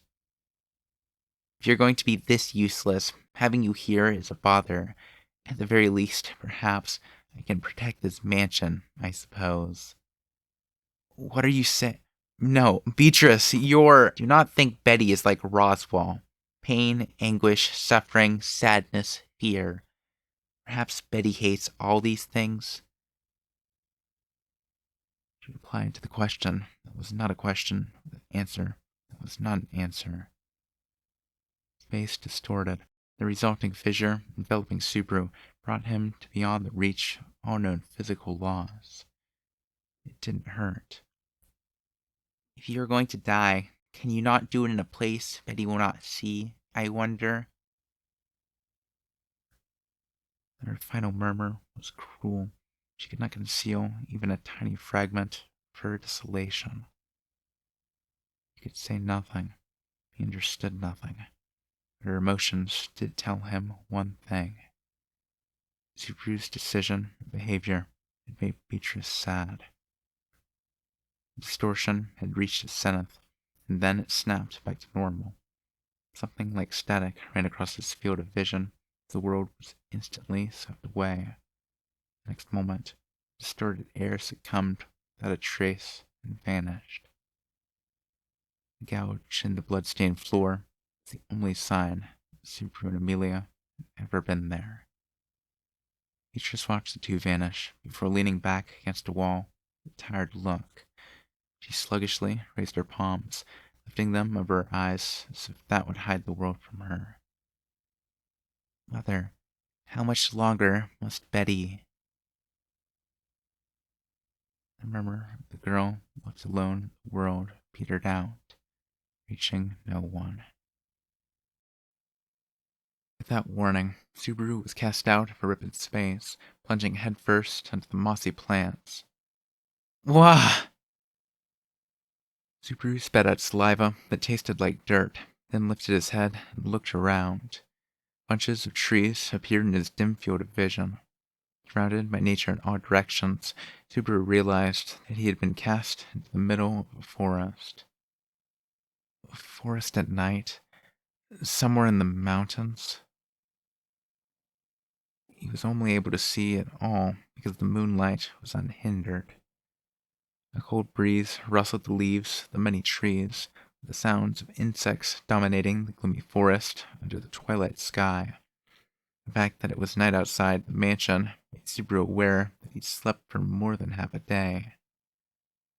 Teleportation, or something like it, I guess. The air had bent, and right after the resulting fissure had swallowed him up, he'd been dumped out into the forest. Using the passage magic spell, Beatrice was able to freely rearrange where each door in the mansion connected. Maybe there was no reason to suspect she couldn't relocate people one by one if she had a mind to. But even if he could understand that much, he still had no idea what Beatrice had really been thinking. Even then, the final image of her crying refused to fade from his mind. Though she had turned him down, he'd been sure she'd disdainfully leave him there. And yet, Beatrice had looked at Subaru with dejection, despair in her eyes. It's she, as if she'd expected more of him. Subaru himself had rejected such notions, thinking them exceedingly self-serving. He acknowledged he was a spirit of pestilence, unable to do anything. Hadn't he? He'd accepted it, hadn't he? If he couldn't expect anything from himself, no one else could either. Having even someone who hated him expect something of him was nothing but the height of pride. And though he had kept running and running from other people's expectations long before he'd reached that world. Man, I'm hopeless, aren't I? A crooked smile came over Subaru as he slowly knelt upon the grass. His legs seemed less mobile than expected. When Subaru looked down, he realized that there was something other than him weighing on his knees. Even then, after tumbling through space, Amelia's remains continued to rest atop his lap. Me, Leah. In that word of gloom, a trickle of moonlight shone upon her pale face. She seemed neither in pain nor at peace in death. Instead, she seemed full of conflict, unable to understand the cause of the misfortune afflicting her body, namely, how her heart had been crushed while she was still alive, in a world of frozen time. But even if she hadn't felt any pain, there was no saving grace. There was no such thing as a peaceful death, nor was death a saving grace for anyone, except for Subaru himself in that moment. I'm sorry. I'm so sorry. He looked down at Amelia's face. Droplets fell upon her pale cheek. He had thought his tears had run dry, but they flowed from a bottomless well as Subaru was racked with ceaseless torture. He heard voices blaming him. The people Subaru had met were shouting down at him in frigid anger. There was a girl with silver hair and a girl with blue hair among them. Someone, anyone, please kill me. Under a hail of shouts that would not vanish, Subaru picked up Amelia and rose to his feet. From there, he stepped on the grass and broke branches as he began slowly walking into the forest. He could hear beasts howling in the distance. If he met those black demon beasts now, he felt like he'd greet them with a smile on his face. He wanted them to consume his flesh, his mana, his life, anything they pleased. For if they did not, if that did not happen, there would be no salvation for Subaru Natsuki. Heading toward the house, Subaru advanced into the dark depths of the forest. He no longer felt the weight of carrying Amelia, nor fatigue from walking along the cold mountain road with poor visibility. He wondered if it was because he had a clear goal and was earnestly working toward it. That would be pretty pathetic. Nor did the word pathetic begin to describe his fate. Here, past this ravine, and then... Carefully heading downhill, he climbed up the twisting tree roots as if they were stairs. Like a candle on the verge of burning out, he was exhausting the last strength his life had to offer. That was not the only cause for the lack of hesitation in the steps, but simply he remembered the path. After all, this place was... Yeah, there you are. A thin, heartfelt smile came over his lips, as if he was relieved not to have missed his mark. Mad laughter came over him, the sort only a man smeared with blood and free of his sanity was capable of. Subaru knew a man who laughed like that. If he looked in the mirror at that moment, he'd probably see the same smile on his own face. Seeing such an expression ate away at your mind, its sheer malevolence giving rise to a physiological sense of revulsion. But those to whom he turned that crazed smile were accustomed to the sight. Inside the nighttime forest, a group in black outfits that blended in with the darkness surrounded Subaru. As if rising from the shadows themselves, they had silently encircled Subaru, not even allowing him to sense their auras as they continued to stare right at him. Their gazes held no hostility, nor amiability, nor malice, nor benevolence. He couldn't sense anything resembling will at all. Subaru, under their scrutiny, recalled his encounter with them from the first time around. Same thing, huh? Just as in Subaru's memories, the black-robed figures all lowered their heads then and there. Like marionettes lacking wills of their own, they showed Subaru respect for the first time. Subaru had no idea why they demonstrated admiration for him. All he knew for sure was that they were all devotees of the witch cult, that the darkness enveloping Subaru had some relationship to the witch they worshipped. Out of my way. Really, there were many things that he wanted to ask them. If this had happened before he'd resigned himself to death, he'd have had a mountain of inquiries. By then, even that sentiment was a mere worthless relic. At Subaru's brief command, the black-robed figures did not voice a single sound of dissent as they melted into the darkness and vanished. As they disappeared from sight, Subaru noticed that the world was filled with silence. He no longer heard the howls of the beasts he wanted to come after him, nor the ceaseless cries of insects, not even the wind. It was as if all living creatures scorned the witch cult. Perhaps the reason wasn't just the witch cult, but Subaru's presence too. Perhaps the cult and Subaru being together in one place painted so revulsive a picture, the world itself recoiled. He thought that this latter assessment suited the current him far better. A faint laugh came over Subaru as he advanced past where the witch cultists had surrounded him. He passed beyond the roots, stepped across the soil, crushed the tree leaves with the bottoms of his shoes, and finally, the forest opened. A rocky, sheer precipice spread out before his eyes. "Beloved acolyte, I am waiting for you." Standing before a rock wall was a gaunt man wearing the same mad smile as Subaru did. My.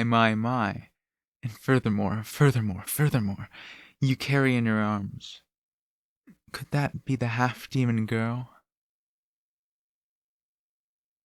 When Subaru approached the rocky area, Petalgeese cocked his head and looked at Amelia, whom Subaru held in his arms. The madman's head remained parallel to the ground as his tongue slid out in amusement, dribbling spittle.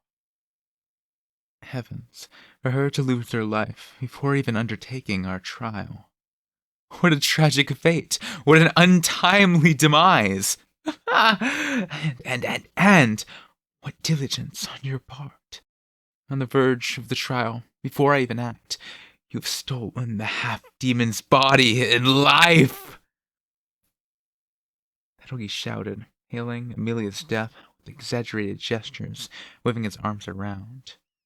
Subaru then noticed that the witch cult adherents had gathered around Petalgeese at some point, all of them on their knees to devotively listen to the madman's ravings. Me. Diligence? Hearing Subaru's halting murmur, Petalgeese rushed over with jubilant laughter. Yes, that's right! Diligence! It is splendid! Unlike us, slow to decide, meager of wit, and lacking in divisiveness, you made the witch's will manifest before any other!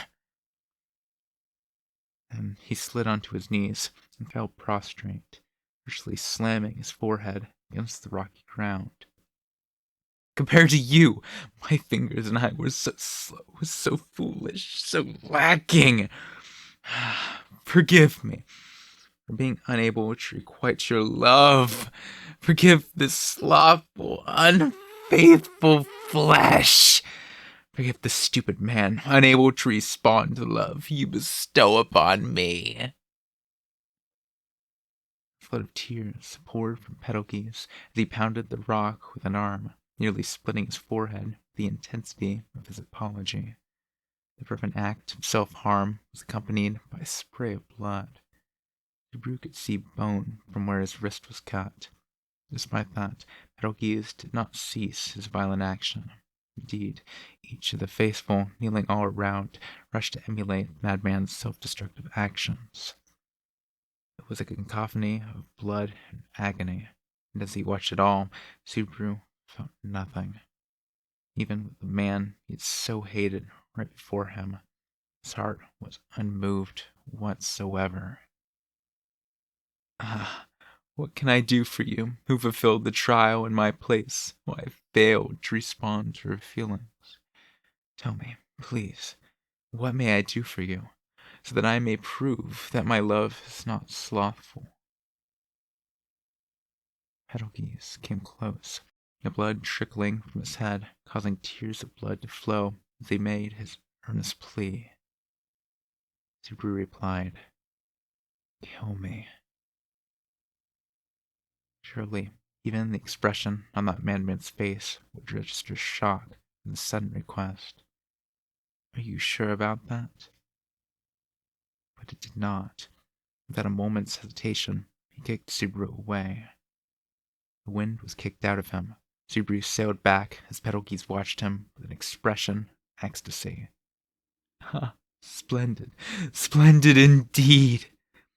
But the trial fulfilled in the search of salvation, my actions and those of my believers seeking salvation may have thus become diligent.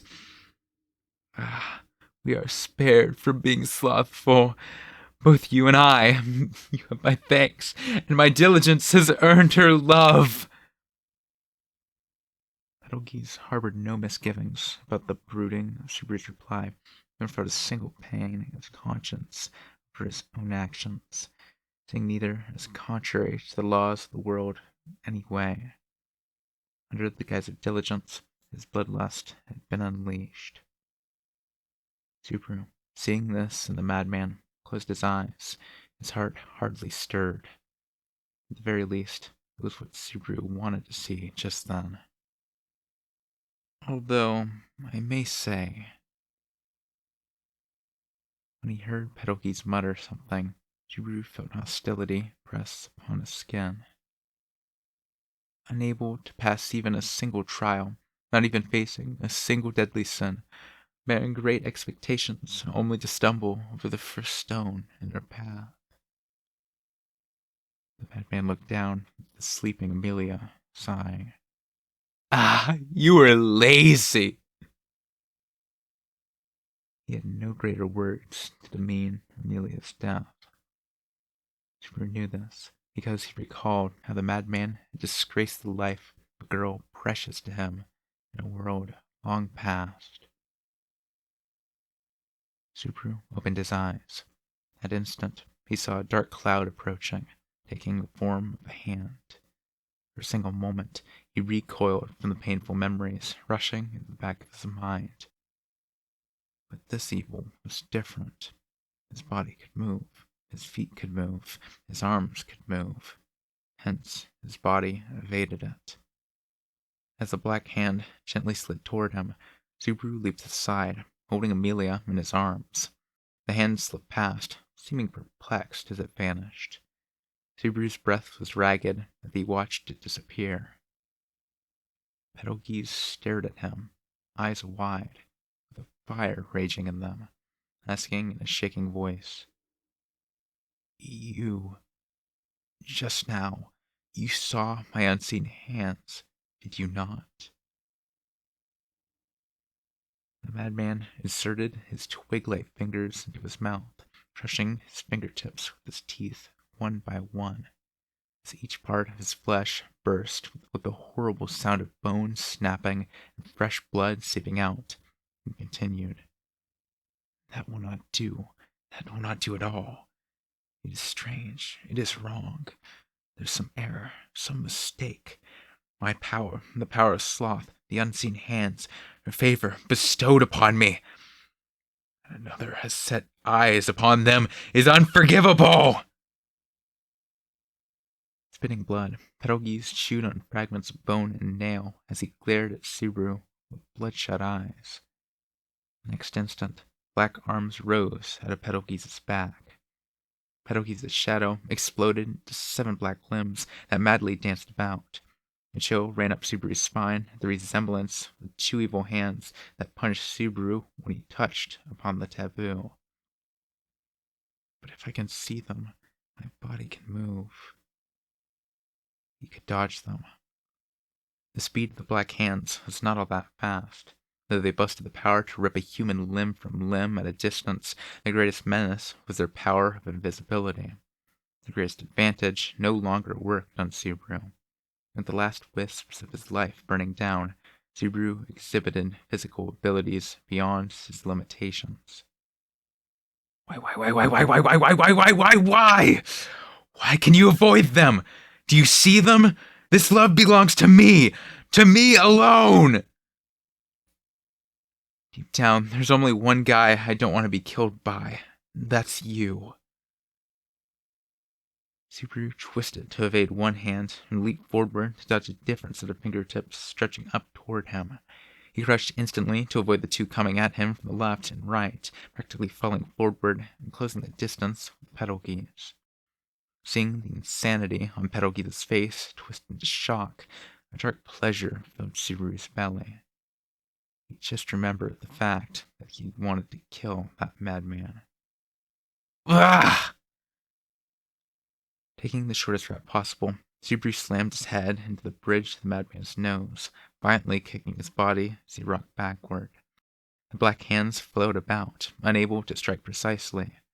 Now blood was pouring from Subaru's forehead too, cut by Betelgeuse's front teeth. The heavy bleeding got into his eyes, blotting out his vision on the right side. A moment after, he noticed something sliding under his feet. It grabbed Subaru's legs, sent him flying.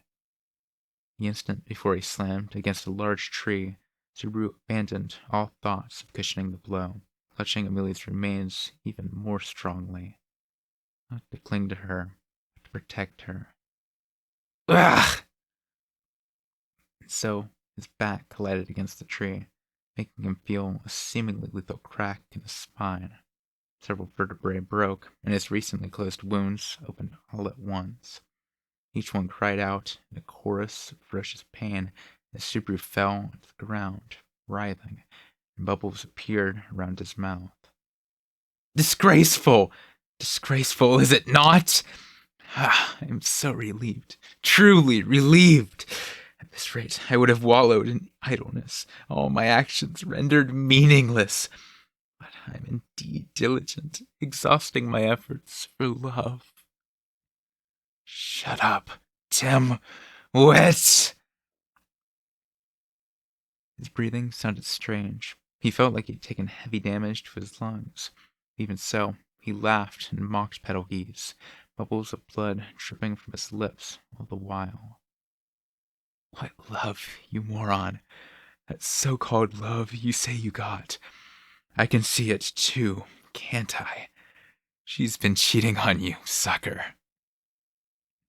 What are you saying? Saying! My brain trembles! Betelgeuse tore hair from his head as he raged, eyes wide open. He walked toward the falling Subaru, violently kicking Amelia from his arms as if to deliberately distance her from Subaru. Amelia's body rolled, slamming into the roots of various trees. Betelgeuse glanced sideways at it and laughed.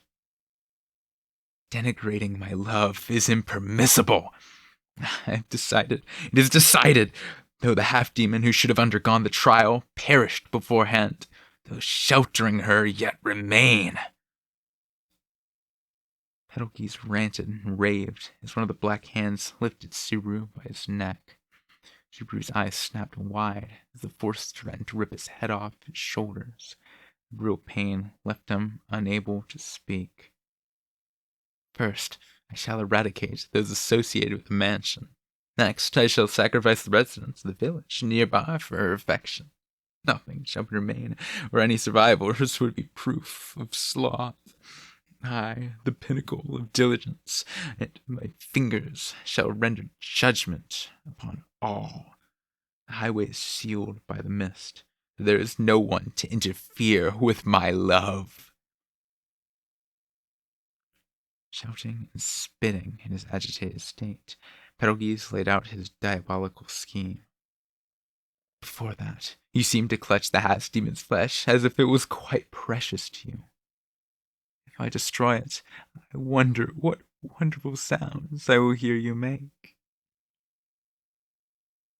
Betelgeuse's head tilted, his lips twisted, and his eyes filled with inhuman curiosity. 5 arms, other than the one holding Subaru up, crawled out from the madman's back, each moving independently as they wriggled their way toward Amelia's remains. One grasped each of her limbs, the last hand wrapping around her slender neck. Do you see them? Do you understand what is about to happen? Stop! At that moment, Subaru was racked with fear, precisely because he could see it. It made him remember every detail of what that man's black hands did to Rem's body when he couldn't see them. And now, the same destructive impulses were directed toward Amelia's flesh. He had no power to prevent the vile act. Subaru's grief only deepened Betelgeuse's crazed, amused smile. All that remained was for him to cruelly rip Amelia's flesh asunder. What are you doing? Without warning, a voice poured down from the heavens, coldly thrumming in the ears of all present. Betelgeuse's expression shifted, his gaze drifting around in search of the speaker. The voice had enough power in it and well-honed anger to make even his expression change. Finally, Betelgeuse's gaze turned toward a single point in the sky and stopped. A second after, Subaru, still held aloft by his neck, looked at the same point in the sky too. I repeat. An incredible number of icicles poured down, filling their vision, seemingly blotting out the nighttime sky. The breath surge dyed white. In the blink of an eye, a cold that threatened to chill the whole world spread throughout the forest. Black-robed figures, still on their knees, and Betelgeuse, with a crazed smile over him, were at a loss for words. What are you lowlifes doing to my daughter? The apocalypse beast of eternal frost dyed the world white. To Subaru, it was the being who would bring him death at the end of his 10th time, the 10th world. Since being invited to this world, Subaru had experienced death time and again. Under normal circumstances, it was an ordeal no one faced more than once a lifetime. That common sense rule had been violated, and Subaru, who had already been granted 10 opportunities to grapple with death, knew as much about it as anyone. And having come to know it so well, Subaru had become able to sense its approach. His refined senses told him loud and clear that death was on its way. You lot sure like to do whatever you please. The voice, bearing penetrating, cold, and oppressive might, had come from the icy veil in the sky above. The voice hailed from a small, mouse-colored cat, its emotions as frigid as the horde of sharp-tipped icicles accompanying it on its way to the ground. It was small enough to fit in the palm of your hand, with a tail about as long as it was tall. It had a pink nose and round eyes. Its short arms were folded, almost human-like, as its expression was fraught with deep hatred. Betelgeuse and the other members of the witch cult were silent before the supernatural being that spoke in the language of men. And Subaru, who was with them, felt his throat closing up in shock for a different reason. He'd never before seen that being, that spirit, shaking in anger like that. As the one present in that place, feeling the overflow of his anger, he knew that death had come to this world. Fuck. Under the white mist surrounding the floating spirit, Puck, the forest in their vicinity, let out a crack-like sound as it was transformed. The trees turned white, as if green had been sucked out of them. Their mana absorbed. Leaves, branches, and trunks froze over, dead as they fell. The ground itself displayed identical facts. First, the flowers died. Then the cold crept over the soil. And finally, it reached Subaru, also on the earth, stabbing him all over with burning pain. He felt lethargy gradually rising from the depths of his body, causing his breathing to falter as his mind began to fade. Long before, Subaru had experienced being forcibly robbed of his mana at Beatrice's hands. The angered Puck was employing that power at a global scale, turning the world's power into his own.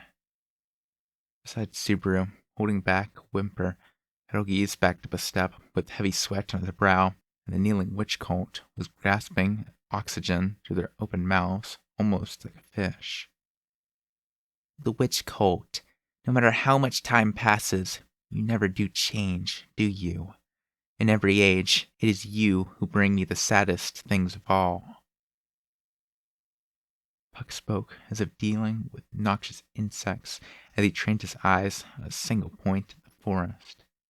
Subaru, following his gaze, saw that there was a single space left that Puck's power was not affecting. Only the prone girl's corpse was protected from the end of the world. Ah, my poor Leah. You died without understanding anything. After After gazing longingly at Amelia, Puck turned his eyes toward those who still lived. Depriving my daughter of her life is a grave crime. Do not think any of you will escape alive. How dare a mere spirit! How dare you speak? Half-demon, failing an ordeal, is nothing but a filthy pretender. The blame is yours for your sloth and inability to protect this fool. Ha! My brain is trembling. Petalgeese responded to Puck's threats by raising both hands to the sky, flying into a rage. The madman's bloodshot eyeballs were focused as Petalgeese's wielding bloodlust erupted in a geyser of froth. All that shall transpire, all that must transpire, the proper course of history is recorded in my gospel. The witch loves me, and I shall repay her with diligence. Whereas you, lowly spirit, wallow in idleness. Love, wasn't. To Petalgeese, acts of worship to the witch were nothing but repaying her for her love. For the madman, actions that displayed his adoration of the witch had absolute priority over anything else. The witch was supreme, and the witch was the greatest. Furthermore, nothing and no one was permitted to defy his love for the witch. Death to half-demons, and you too must pay for your idleness. The witch's favor is the truth that lets my heart beat. All must be sacrificed for it. Petalgeese waved his arms, ranting, raving, and loudly stamping his foot. Puck looked down upon Petalgeese's madness with eyes that were cold to their very core. They contained neither pity nor anger, only a lucid view of the low worth of the object before them. Puck's and Petalgeese's absolutely incompatible wills clashed, fueling each other's bloodlust. My fingers! You fool must pay for his... Die! The descending icicles poured down on the witch-cult adherents, skewering them and pinning them in place. The cultists' bodies and limbs were impaled against the ground, pierced like bugs for study. The air creaked, and the flesh of the dead witch-cult worshippers froze over, turning the rocky area to an ice sculpture exhibit. Instantly, without warning, Puck had taken nearly 20 lives. During that time, his gaze did not waver any way, neither did Petalgeese's. Unmoved by the loss of the followers who obeyed his commands, who were now literal sacrificial pawns, he exploited Puck's temporary shift of attention away from him.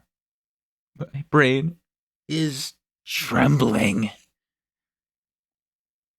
His lips twisted darkly, and a moment later, Petalgeese's shadow exploded. Simultaneously, Subaru's body was cast aside as a total of 7 arms bore upon Puck, floating in the sky. With Puck's power, dealing the gently advancing evil hands was child's play, but Puck made no reaction to the advance of the hands, because he didn't see them. Puck! When Subaru tried to raise his voice to warn of the danger, the voice and eyes Puck turned toward him made his blood run cold.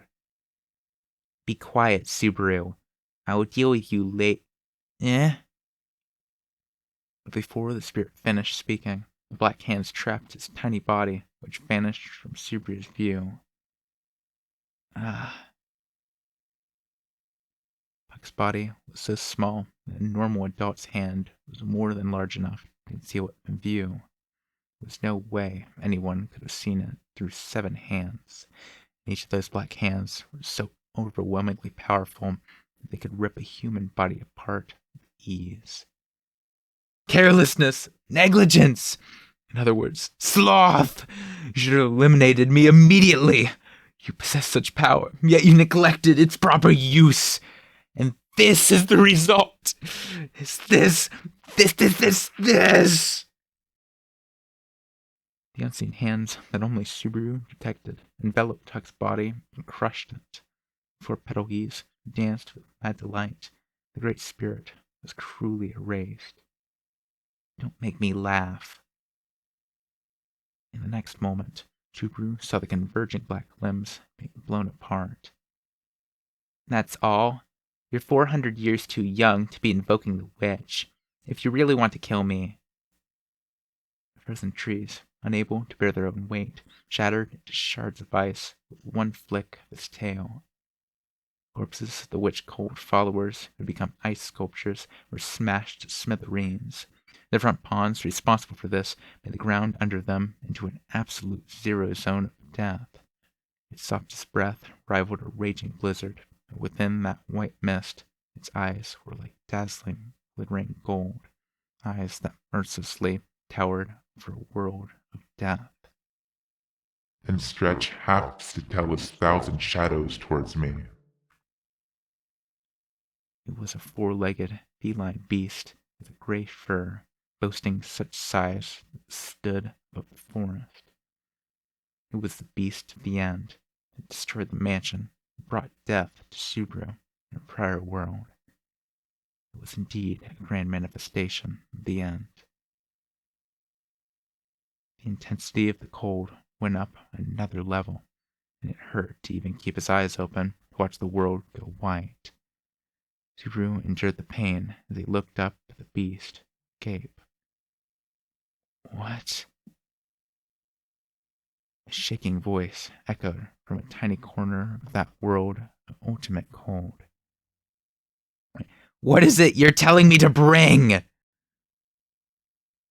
This time, Petalgeese's scream brought a vertical cut to his parched lips from which a trace of blood trickled.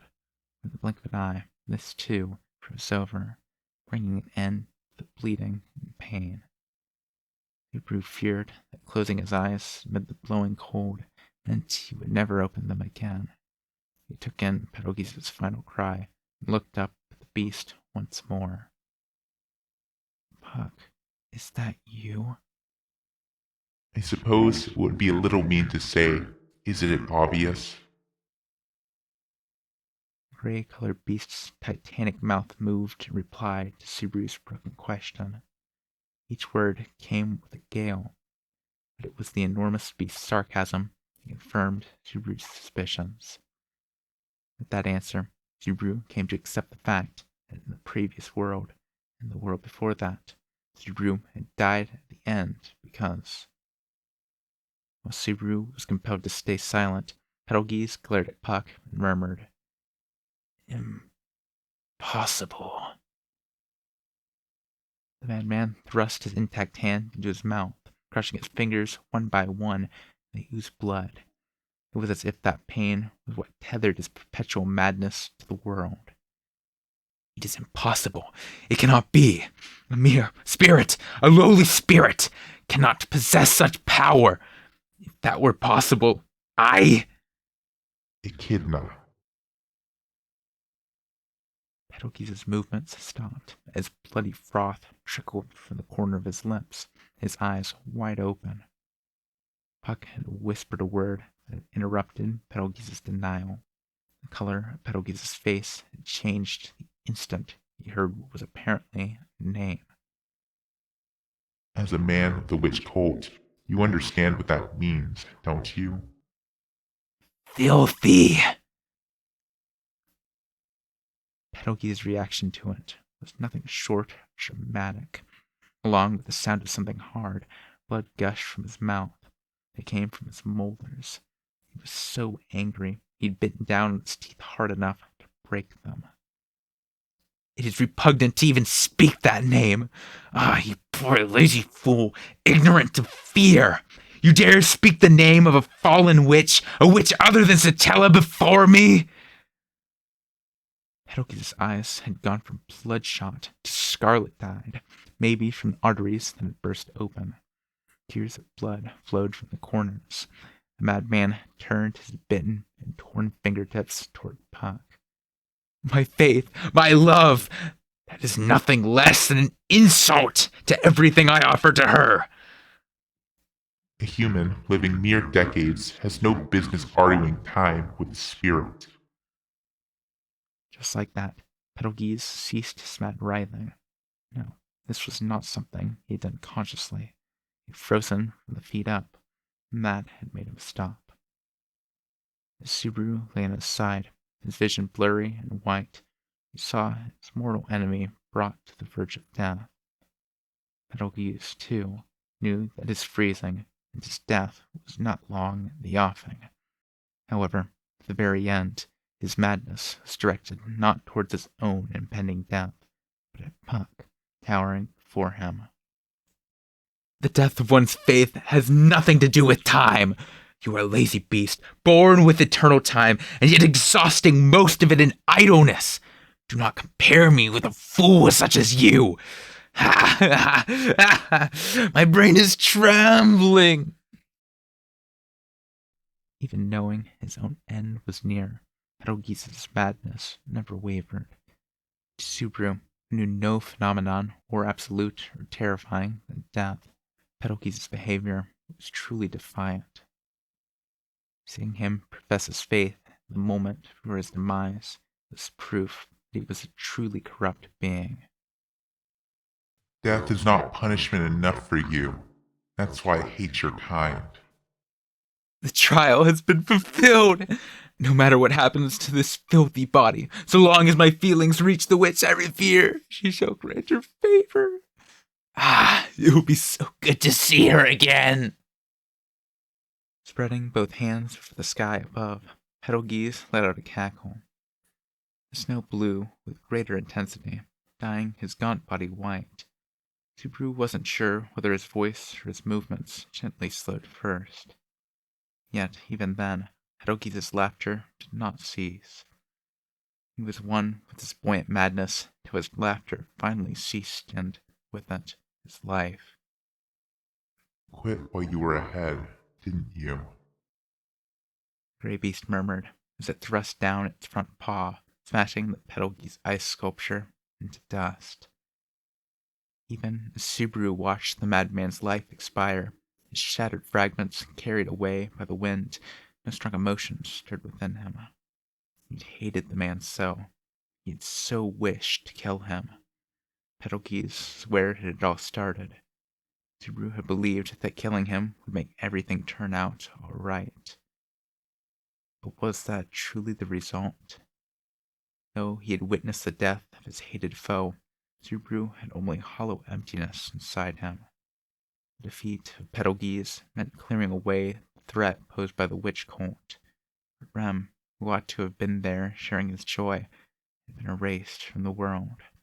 Amelia, who should have been quietly waiting for him to bring good news upon his return, had died at Subaru's own hands. The accumulated weight of both their deaths had made Subaru desire his own demise. But in the end, he could not even manage that.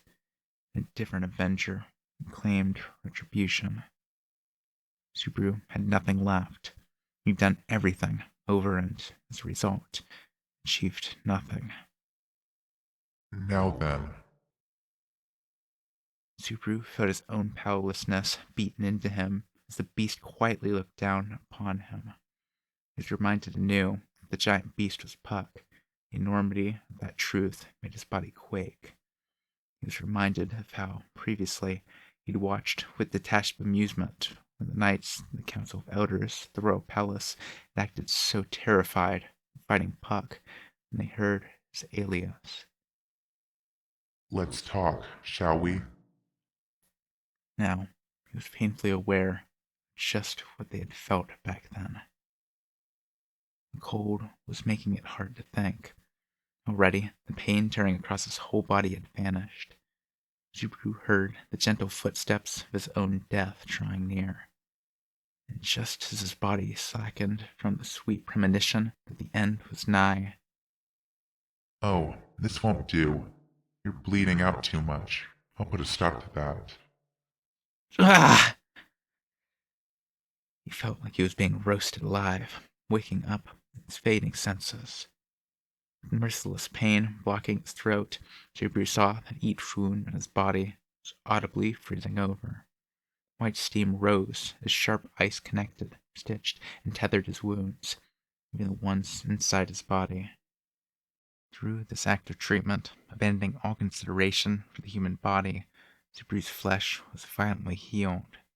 Blood vessels exploded within his eyes, dyeing his vision scarlet.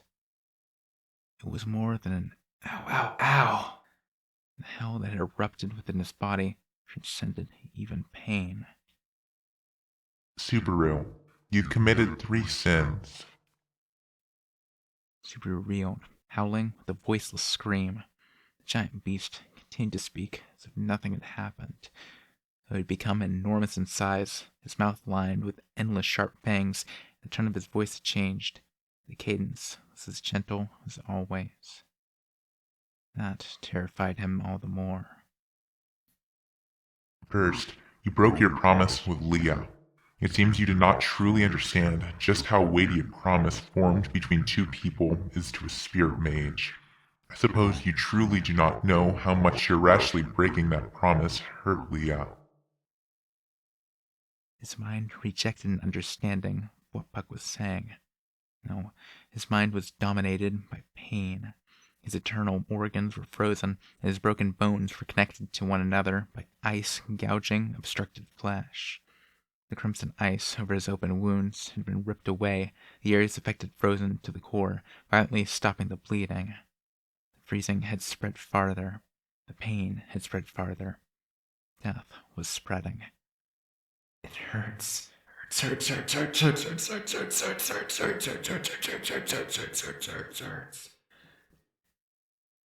Second, you ignored Leah's wishes and came back. Do you even know how much that drove her into a corner and made her suffer when she didn't want to see you again? Not only did you break your promise, you had to trample on Leah's heart as you pleased. The Subaru on the white ground, limbs spread wide, Puck drew his face close and blew with his icy breath. Subaru's flowing tears became needles, stabbing his eyeballs. His brain convulsed with the intense agony. And third, you let Leah die. It was like having his very soul filed down. The extreme pain made Subaru forget how to breathe. And in that agony, like having every nerve in his body immersed in magma, Subaru cursed his own shallowness. He thought that pain was a lesser thing than death. He was wrong. He was wrong about everything. Pain, death, fear. He smashed the heart of the weakling named Subaru in equal measure. The soul of Subaru had been backed into a corner with nowhere to run. As Subaru's sluggish mind began to appreciate that terrifying truth, Puck stated to him, In accordance with the pact, I'll be destroying the world now. Puck's eyes contained anger. Only at that juncture did a new emotion begin to come to the fore. I will bury everything under ice and snow as my parting gift to Leah.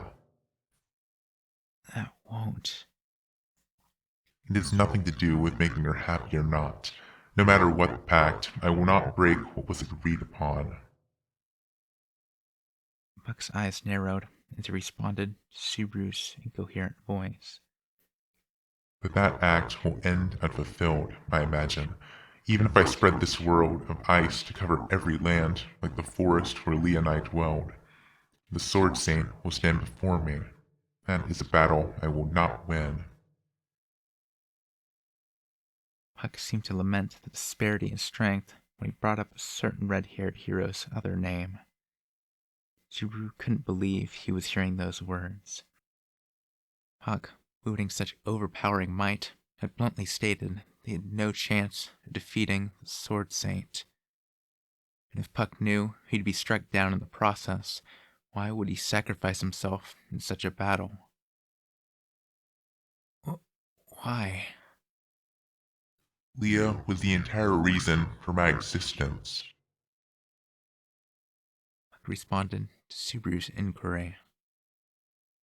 The wind grew even colder, stabbing Subaru's flesh, filling up his eyes, freezing his blood. The end was nigh. It is meaningless for me to remain in a world without her. Now that I've lost her, I will not allow the world to move on. For me, Everything ended when that girl died. When Puck finished speaking, the wind's intensity suddenly spiked. How long would it take for a person to die if he's slowly, gradually frozen from the tips of his extremities on up? Have you ever wondered that, Subaru? I'll take that as a yes.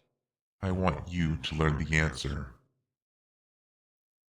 Slowly, the chill consumed more and more of his flesh. His wounds and internal organs were already frozen, but they were exempt as the rest of Subaru's flesh expired from the fingertips up. If pain could truly drive a person mad, his sanity would have been shattered long before.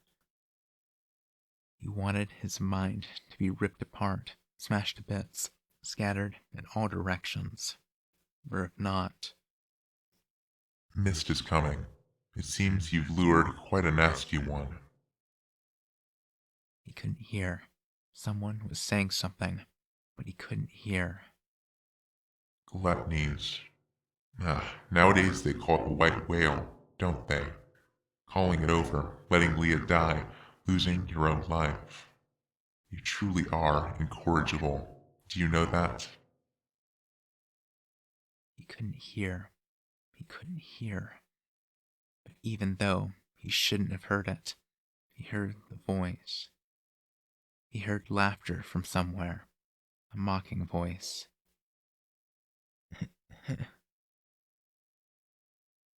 He knew that laughter, the voice of the man he hated, to the point of death. Where is it coming from? With the end near, his consciousness sought an answer to that question. Then he realized it. The incessant cackling was coming from his own throat. Ecstasy began to rule his brain, drowning out his pain. He took his first steps into a spreading world of madness. The way it warped everything around him felt good. Laughter wouldn't stop. His own laughter was mocking him. The one who had let Rem die, who had killed Amelia, and who was dying like a dog himself. Yes, he was truly... How would he put it? Subaru, you're lazy. With the sharp sound, he blacked out. It was probably not only his consciousness and his life that had been severed. It was something more, something that had been barely holding him together, that audibly came apart in that moment. Snap. Chapter 5. From Zero.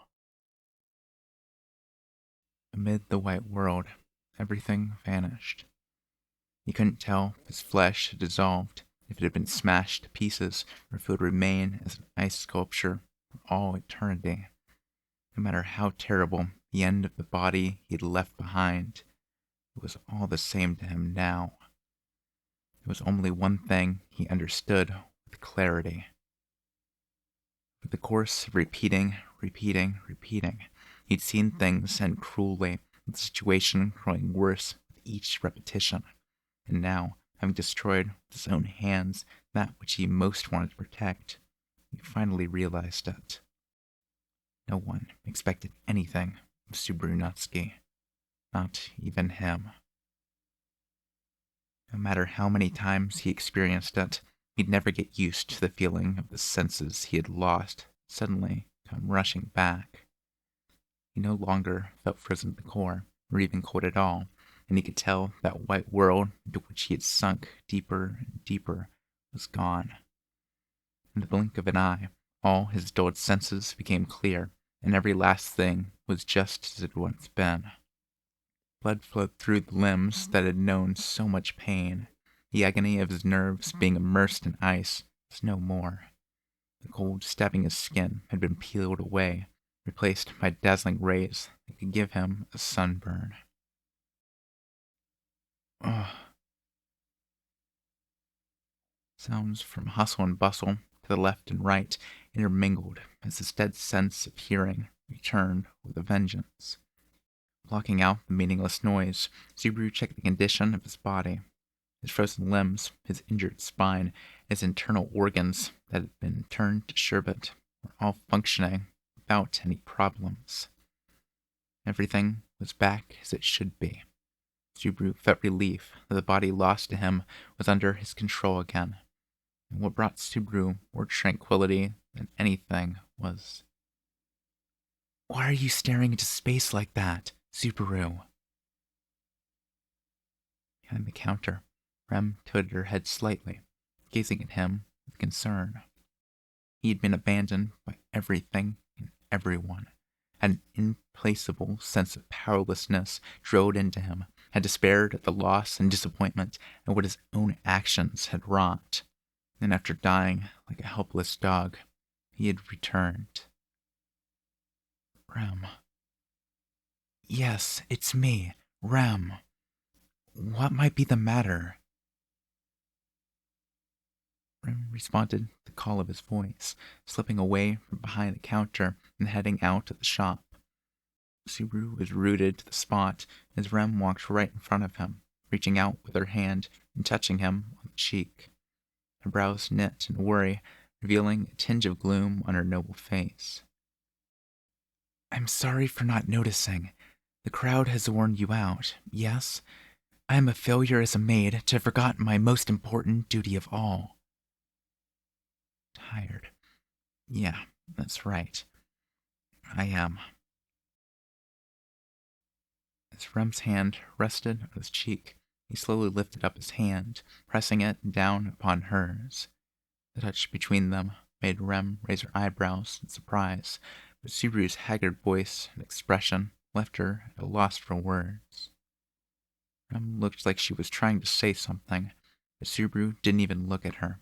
Instead, he felt Rem's firm, solid presence against his hand, as if clinging to that warmth to keep it from running away.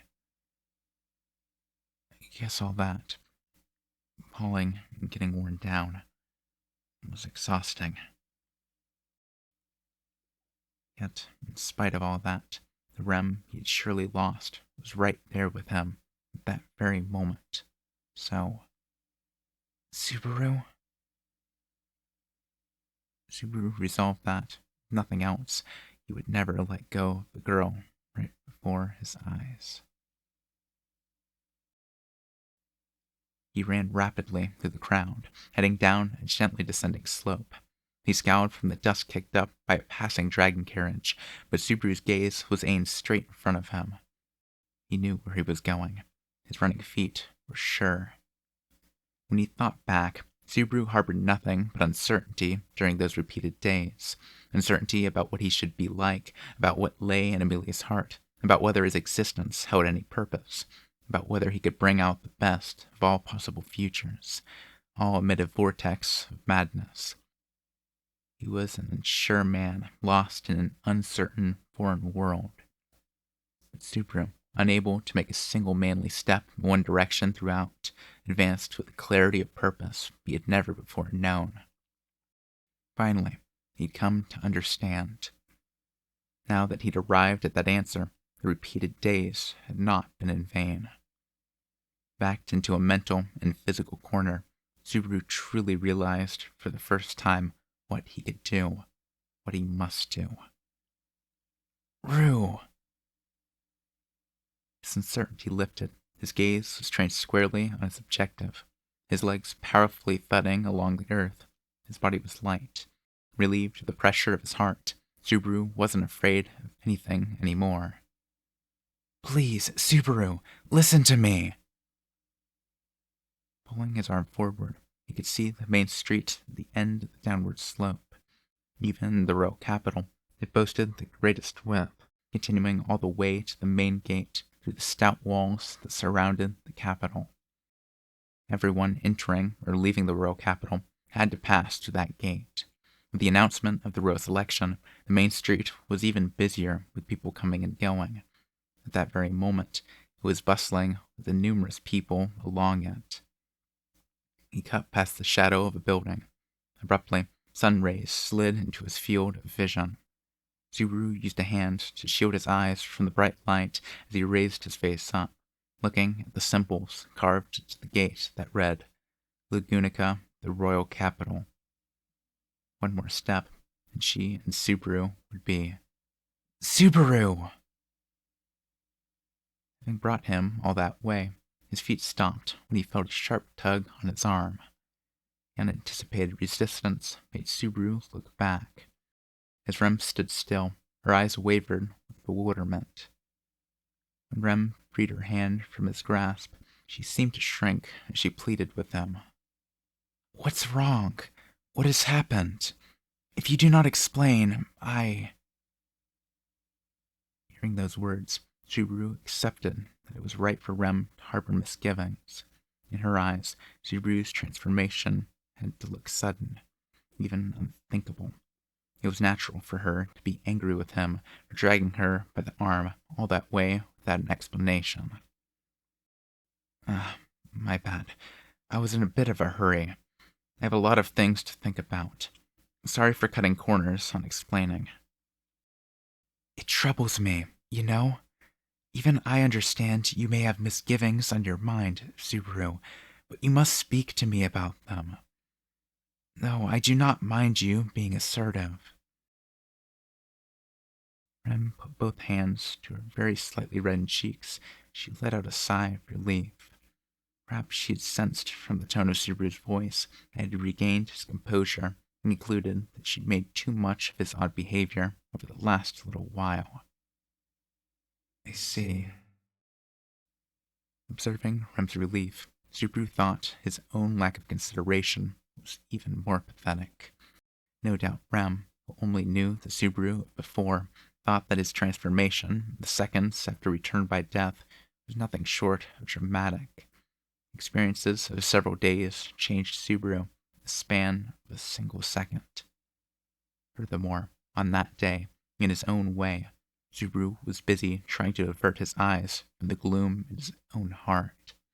He put on a disgraceful show at the Royal Selection Conference, had been beaten half to death by Julius at the parade grounds, had created a fatal chasm between himself and Amelia, and, having been left behind in the royal capital, had lost the purpose for his existence.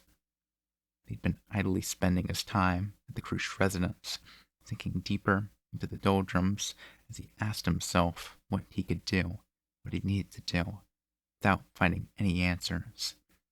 It couldn't be called anything short of ridiculous. Subaru very much thought that now. From Rem's point of view, that uncertainty in Subaru had vanished in a literal blink of an eye.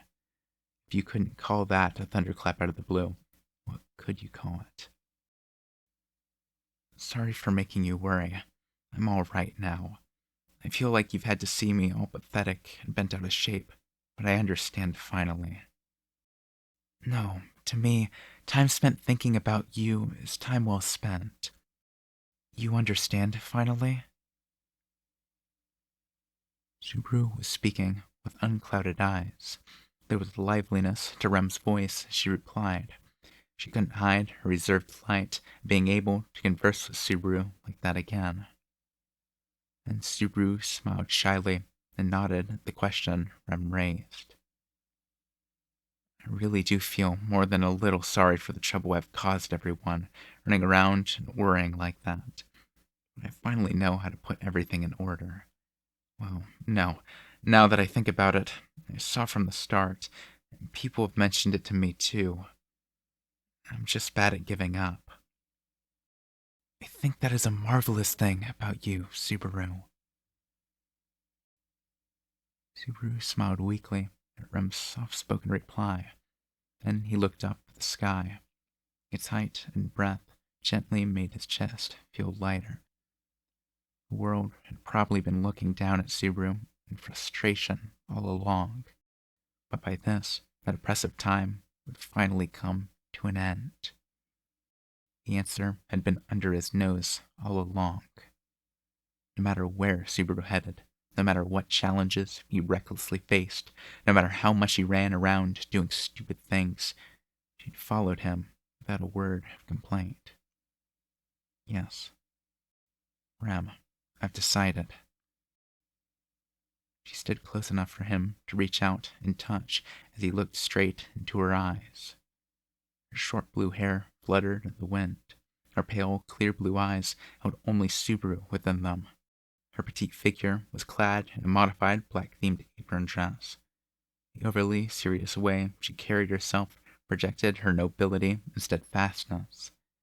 The vivid floral hair ornament delicately added to the loveliness of her small, refined visage. Yes, Subaru.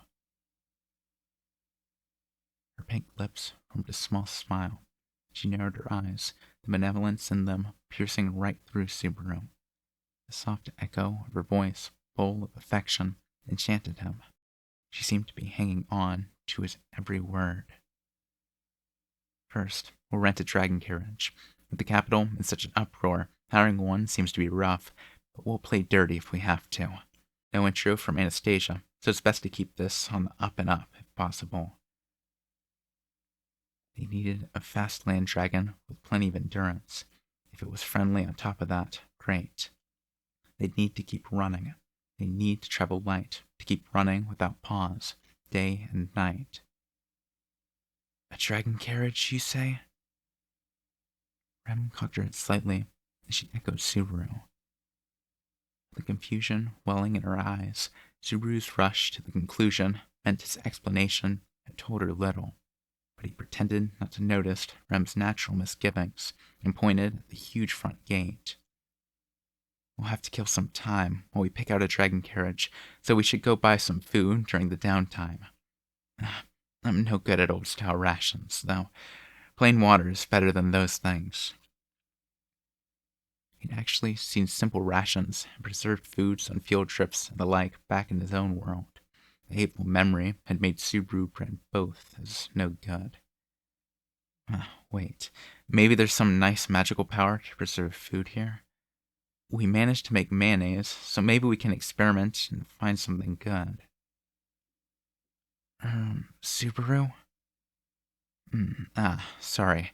My thoughts started running in a weird direction. What's wrong? Realizing he'd gone off on a tangent, Subaru righted himself and smiled kindly as he looked at Rem. That smile made Rem go briefly silent. Then she lifted her head, seemingly trying to set aside her doubts. I'm sorry. I'm a poor guesser, so I do not understand what you're trying to do, Subaru. What are... Right. My bad. Sorry. I didn't realize at all. Right now, I was completely caught up trying to make plans for stuff we gotta do. So embarrassing. Subaru slapped his knee, grinning in recognition of his mistake. It took a whole lot of experiences for me to realize a few things. The answer was obvious a good while ago. A wry smile, a truly wry smile, appeared. He tasted bitterness. He chewed on his regrets. He'd shed tears over the absurdity and irrationality of it all. He'd been toyed with by a cruel fate. He'd been smeared with the blood of others, dying an absurd number of times. All of it had led to a single answer, one he now keenly understood. Ram. Calling her name, Subaru slowly stretched a hand toward her. Rem watched his hand, waiting for his next words. Responding to Rem's unspoken request, he put the feelings welling within him to words. Let's run away together, as far as we can. His defeat at fate's hands was loud and clear. Huh? Rem, unable to grasp the meaning of the words spoken to her, let out only a faint gasp from her throat. Subaru, unsurprised at Rem's reaction, shook his head and said, We'll leave the royal capital and head west. That, or north. I've heard that we can't get into the Empire down south, so it's one of those two. I'm not good with cold, so personally, I vote for west. Excuse... It'll be a long journey with no clear end, and I don't think we'll have an easy time just 'cause it's a good chance to start over. Besides, in the first place, if we rent a dragon carriage, I can't see us ever getting a chance to hand it back. What should we do about that, huh? Maybe buy a dragon carriage instead of renting one? He'd left procuring dragon carriages to Rem. Subaru didn't know if they had some rental car-like system in place. He didn't even know where you'd buy one. He figured there had to be some means so that you couldn't just grab one and run, but please, wait! Subaru was in the middle of that thought when Rem urged him to pause. She kept her palms pointed towards Subaru as a rare expression of nervousness came over her. What do you mean by run? Subaru, from the way you are speaking right now, you sound as if you are trying to go to a different nation, one that's not Lagunica. Rem's gaze wandered as if she half doubted her own words, and her expression changed to an look. She clapped her hands together. Since it is you we're talking about, you have another incredible idea, don't you? Something that will aid Lady Amelia and Master Roswell. Nothing of the sort, Rem. Rem seemed to be clinging to the best possible interpretation of the true intent behind Subaru's words, but right in front of the girl who believed this of him, Subaru decisively repudiated that thought. I told you, we'll run away. Even if I stay in the royal capital, I can't do anything. But if I return to the mansion, that won't change the fact that I can't do anything. I understand that now. His powerlessness, his emptiness, the irrationality of the world, these weighed heavily on Subaru. No matter how hard he tried to deny it, the absurd would never leave him. But how light his heart had become now that he accepted it. Now, Subaru was free of the troubles he'd endured, almost as if they had never existed. So run away with me, Rem. Every last person has told me that I can't stay here. I didn't want to accept it, so I kept on desperately denying it. But, that's right. I'm weak. No one's ever told me I need you. He thought he'd been too full of himself. He'd thought wrong. He'd been mistaken. He'd gotten carried away. Having arrived in another world and through the power to rewind fate and just the tiniest bit of good fortune, he felt like he'd saved people on 2 separate occasions. But he'd been wrong. He didn't even possess the power or feelings deserving of being saved by others. That's not... No one said it, and I have been told loud and clear, over and over. No one needs the likes of you. The first time around, Subaru had ignored Amelia's wishes and rushed out of the Crush residence. He didn't listen to Rem's attempt to stop him, recording a massive tragedy as a result. The second time around, he'd been unable to change one iota of the result. Everyone had died again, and though fleeing from reality, he caused Rem to lose her life. Again, no one was saved. The third time around brought about the most despicable of all outcomes. He'd gotten even innocent merchants on the roadside involved, offered Rem up to the white whale, and had robbed Amelia of her life with his own hands. Puck had slaughtered the witch cult, but if, after Subaru's death, Puck had indeed destroyed the world as he had proclaimed, the damage was surely greater than any time that had come before. What about the time unrelated to the power returned by death that could not be rewound? When the candidates had assembled at the royal palace, Subaru had dragged down Amelia in epic fashion.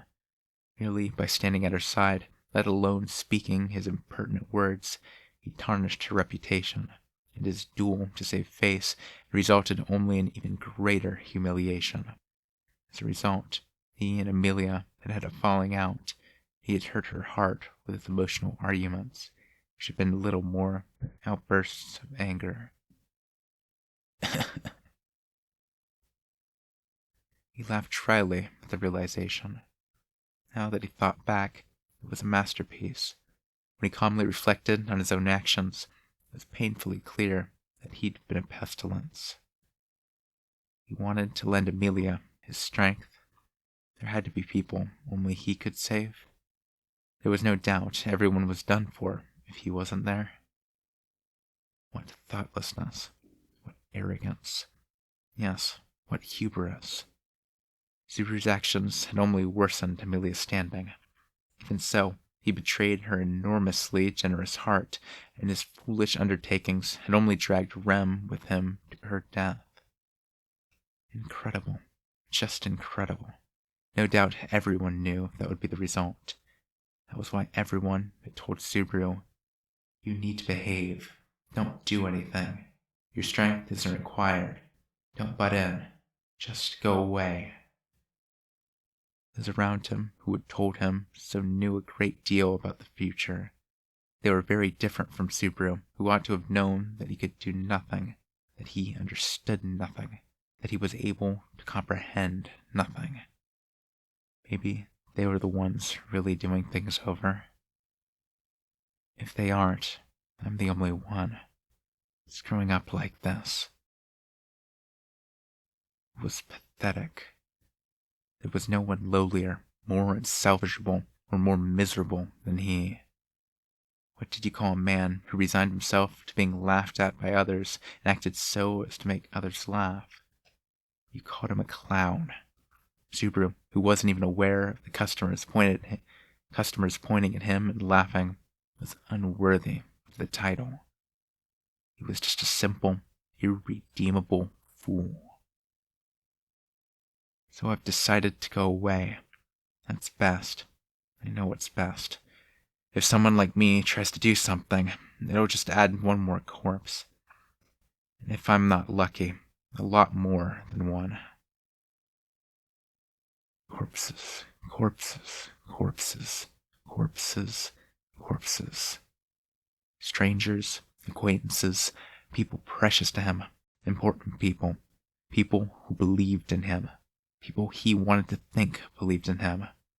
Endless corpses. He'd had it. Why did all those things have to happen to him? He'd suffered so much. Didn't he deserve some reward? Even Subaru knew that the idea that hard work was always rewarded, that any wish with a clear objective could come true so long as you gave it your all, was nothing but a pipe dream.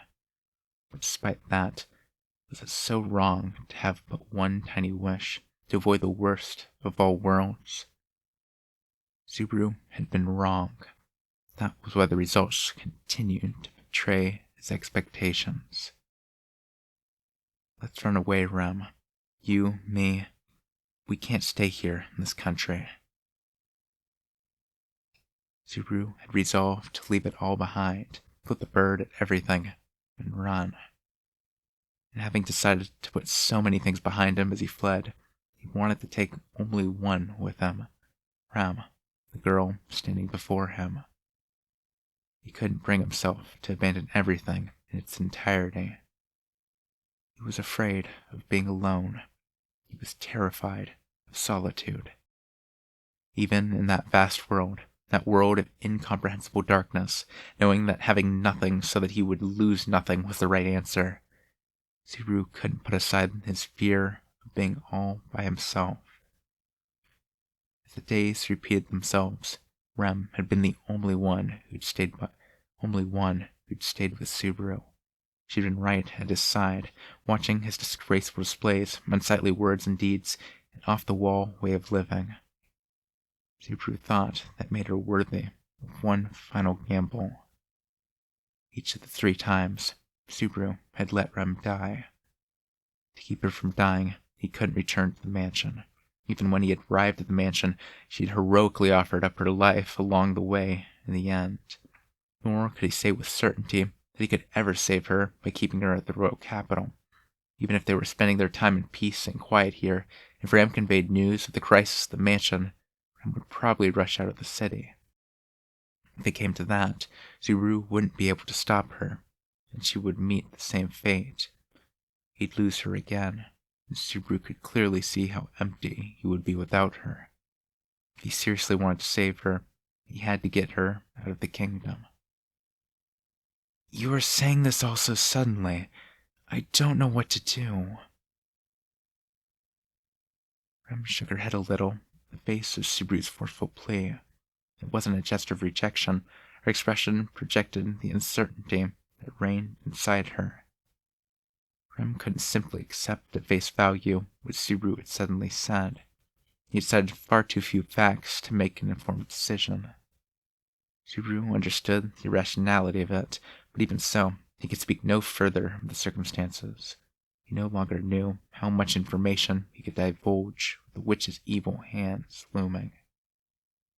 He felt like he'd brush against the witch's curse, no matter what he talked about.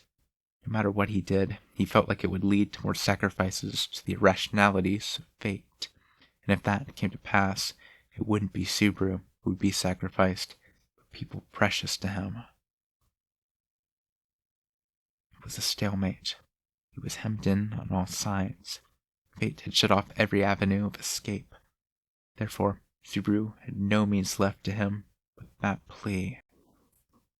He was earnestly appealing to Rem's conscience, knowing that it was underhanded in every possible way, knowing that he was using the feelings for Subaru that Rem had harbored in her heart. There's no time. I'm sorry this is so sudden. Really I am. I'm sorry from the bottom of my heart. Please choose. Choose. Me or everything except for me. Please choose. Subaru hated the situation he'd put her in, saying all that and making her suddenly choose based on the little information he provided her, but it was also a fact that giving her time to calmly think it over worked against him. He couldn't dismiss the notion that he was using the pressure of the predicament for his own benefit. Only in this situation, giving Rem little time to decide whether to leave Subaru there or not, as he pled right before her eyes, did he have a shot at winning this. Or if not winning, then fulfilling a cherished desire more like hope, the selfish hope that Rem, at least, would forgive him for running away. Let's get a dragon carriage and head west. Let's leave Lagunicum and go all the way west of Kataragi, was it? Let's buy a little house and live there, just the two of us. Rapid fire, Subaru began sketching his vision of the future. It was an ordinary, tranquil future, when surely divorced from irrationality and cruelty. It means using the traveling funds, so I feel bad for Roswell, but we can just borrow what we need and send the rest back. I gotta work hard to help set us up from the start, too. I've never worked a proper job before, but it will probably be alright. He was a delinquent who had dropped out of high school, only a middle school graduation under his belt. His work experience in this world consisted of nothing but a stint as an apprentice servant. Furthermore, though he didn't like saying it, his current work as a subordinate was little better than that of a child helping out with the chores. It'd probably be hard doing a real job, but he'd find work, come hell or high water. Compared to pain, suffering, and death, it'd be a walk in the park. The more Subaru thought about it, the more his future opened up. Thinking back to how he'd aimed for a single future, spending day after day courting the worst calamities no matter how hard he tried, it was a happy thing indeed. Even if it's tough, if you're there, I know I'll try hard. Even if I'm tired, just the thought of you waiting for me with a smile when I come home. Even if the last person he left behind blamed him for running away, he figured he could take it if Rem was at his side. So please, I'm begging you, like I've never begged for anything before. Please choose me! Subaru offered his hand to petition her, almost like he was trying to drag a yes out of her. If you pick me, I'll give you everything I have. Every part of my life will be yours. I'll spend my life for you. I'll live only for you. So please. Even with Rem standing right in front of him, he couldn't look her in the face. He didn't have the courage to see what kind of expression she was making. Courage didn't suit him. not in the tiniest bit. If he did, surely everything would have worked out differently. Cowardly, underhanded, and pathetic as he was, he had nothing left. Run away with me. Live with me, please. At least let me keep you from dying.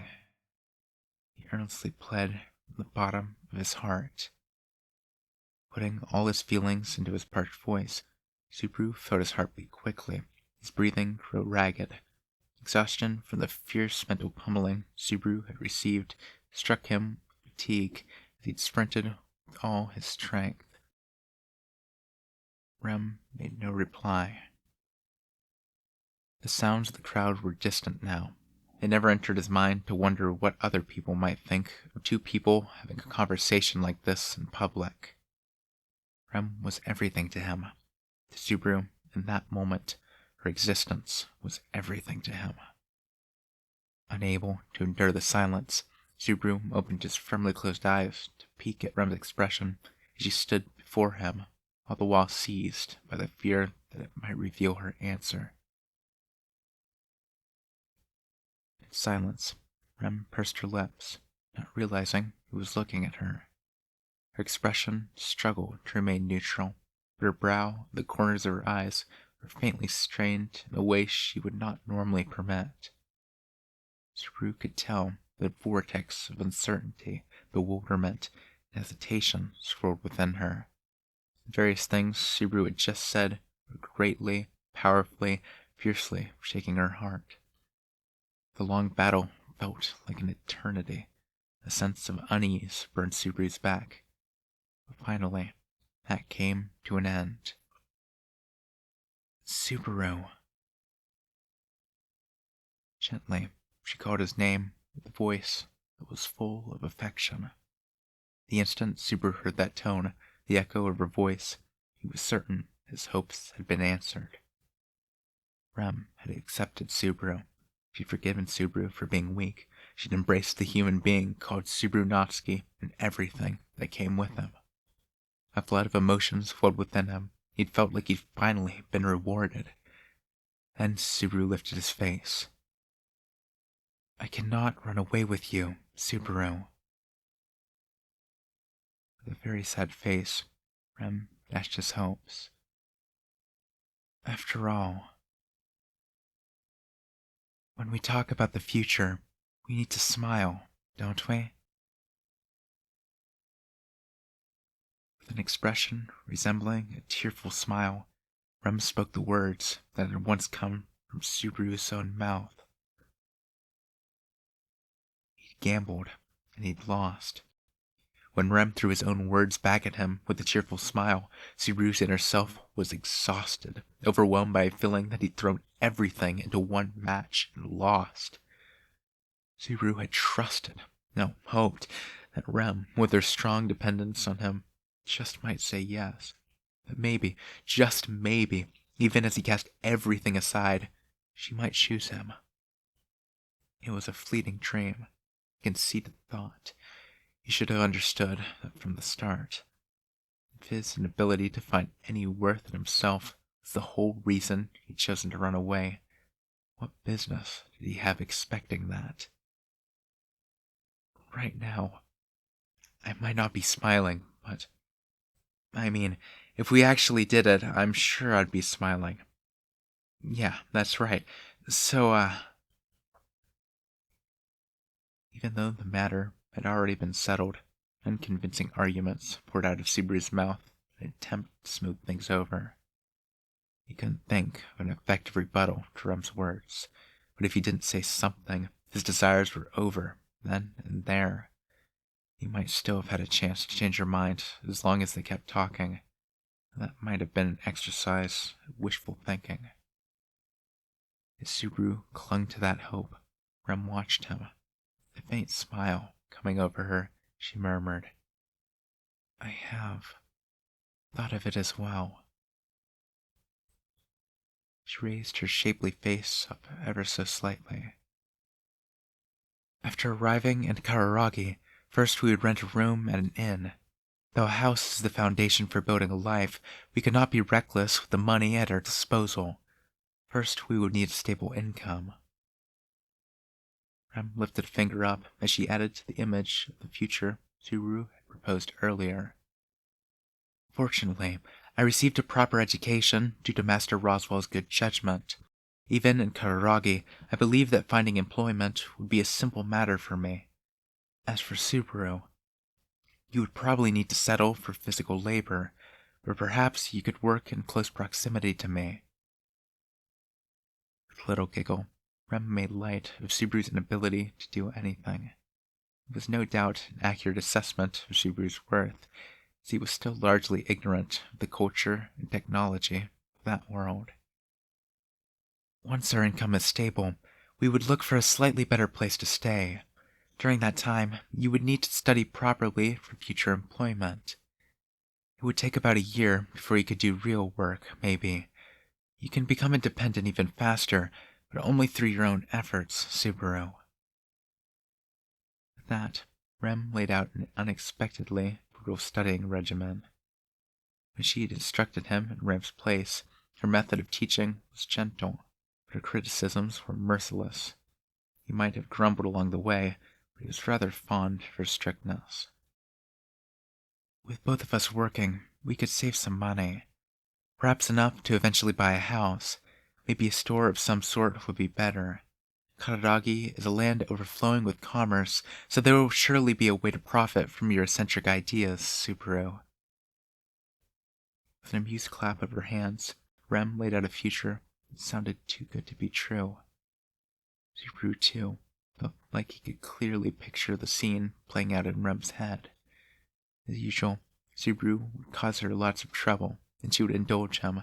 Of course, he would feel responsible for that.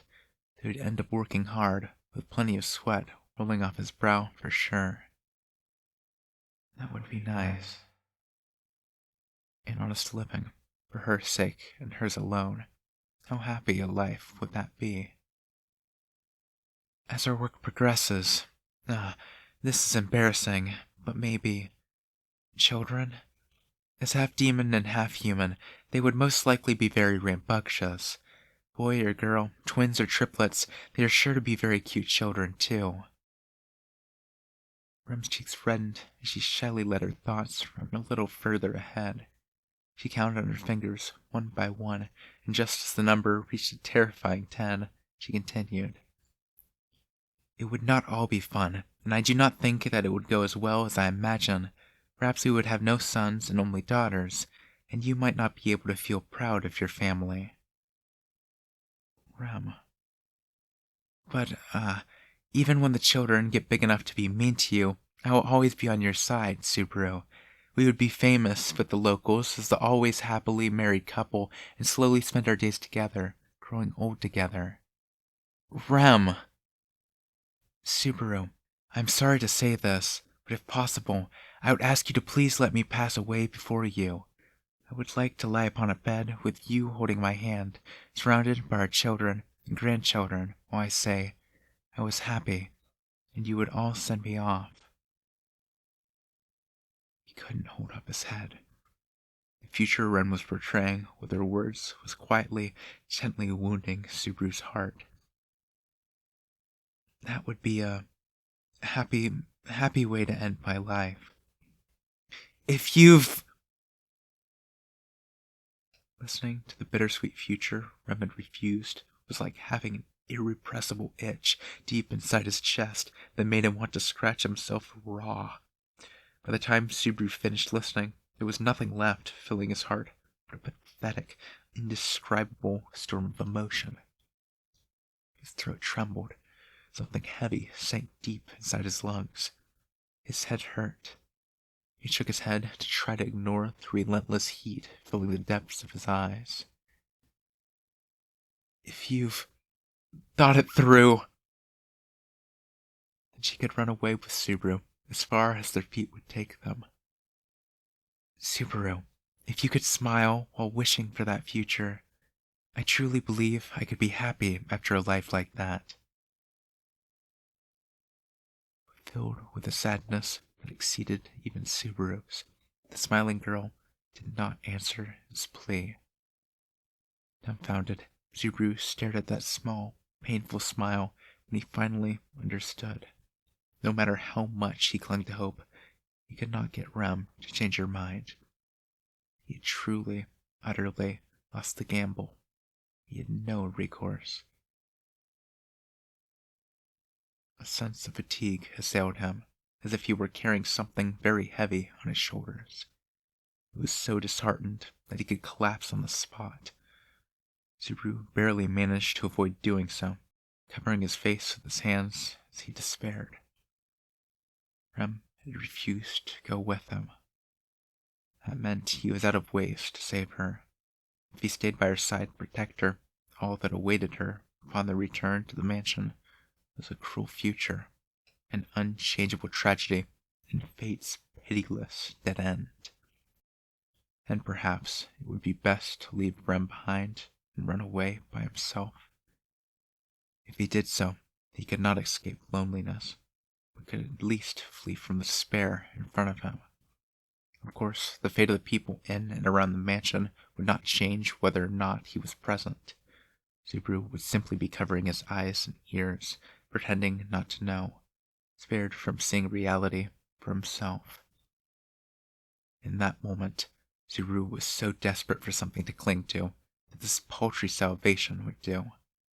But even if he accepted that himself, would there be any salvation at all? Whether Subaru was challenging his foes, fleeing into madness, and putting everything on the line, fate had not cut him the slightest slack. What, then, could he do? Subaru, that you thought of running away with me, that you thought of living your life with me, throws me to the bottom of my heart, but it will not do. Even having spurned the hand Subaru had offered, Rem's cheeks were still flushed from the feelings swirling within her. She herself knew that they could flee, and eventually make that fantasy a reality. She craved it. She stated firmly that the tale was a happy one, and yet Rem had rejected it because... if we did run away right now, I'm certain that I would be leaving behind the Subaru I love most. What was Rem saying? He didn't get it.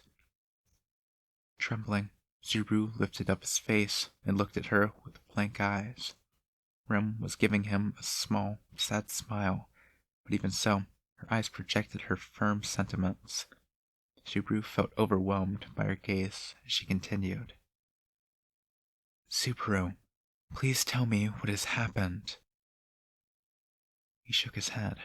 He could not. If he did that, Rem would die. If you cannot talk about it, then please trust me.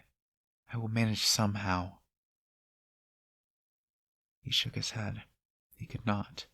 If he left it at that, Rem would die. But at the very least, can we go back now? If you settle down and think about it more calmly, you might be able to find a different answer. He shook his head. He could not. If he waited, everyone would die. I've worried already. I've thought already. I've suffered already. That's why I gave up. No one believed Subaru. No one expected anything from him. If he told anyone he'd do something, they'd spoon-feed him his own foolishness. He'd ignored that, brushed it off, seen his own many stupidities, and thus arrived at his current state. To Subaru, that time, that wear and tear on his heart was... It's easy to give up, however. Suddenly, Rem voiced a rebuttal to Subaru's words of weakness. It is easy to give up. The instant the words entered his ears, the jolt of comprehension rushed through Subaru's whole body. It was as if a bolt of lightning had struck the crown of his head. Something he couldn't put into words exploded inside his chest, and every pore of his body felt like he'd been set on fire. It's easy. To give up? Subaru? Don't. Tell me that! Subaru clenched his teeth, rasping with resentment at the perplexed Rem. It's easy to give up. That's a bad joke. You think it's a simple thing to abandon your goal and run away empty-handed? Like hell it is! There's no way it's easy to give up! Subaru's throat trembled from the unbearably dark emotions exploding within him. Surprised by Subaru's angry outburst, Rem seemed to shrink. Even pedestrians traveling along the row capital's main street were wondering what was up as they shifted their eyes to the enraged Subaru. Heedless of the offended gazes, Subaru glared only at Rem, standing before him. I didn't do anything. I didn't think of anything. I abandoned everything without care, threw it all away just like that, and gave up. Is that what you think? The decision was killing him. He'd cried tears of blood and yelled enough to rip his throat apart, and still he had gained nothing. Knowing that, he'd made his decision. Giving up on everything. That was the only conclusion he could put into words, but just how many sacrifices had to be made for him to reach that conclusion? He wouldn't let anyone diminish that. Giving up wasn't easy at all. Thinking you can fight, that you can manage somehow, that's way easier. But I couldn't manage somehow. I had no choice. All the paths were blocked except for giving up. Fate was mocking Subaru, for every path available to him ended in a dead end. No matter how much he fought, how much he stood tall, plotted, schemed, begged, or even ran away. It was no longer possible for him to have it all. Even the people he wanted to save had slapped his hand away. He was supposed to keep trying then? Who could tell Subaru that it was too soon to give up? If someone had been through the same experience, the same suffering, the same hell, would that person be able to say such a thing? If I could do anything, I'd... He truly wanted to do something. To help people. To save people. To keep them from being stolen away. But he couldn't. The world wouldn't let him. Everything during those repeated days had come back around to bite him again. That's why Subaru had... Subaru hung his head, drained of emotion, his voice petering out. Rem called to him. Subaru's ears were ringing heavily. The pathetic revelation of his unsightly true feelings left him unable to even look her in the face. And to that miserable, unsalvageable, hopeless man who had challenged fate and lost, she said, "It is easy to give up. However," she repeated once more the phrase that had sent Subaru into a rage just before. Sensing something almost incomprehensible in her words, Subaru lifted his face, dumbfounded. Why won't she understand? Why, after all this, couldn't she comprehend Subaru's anguish?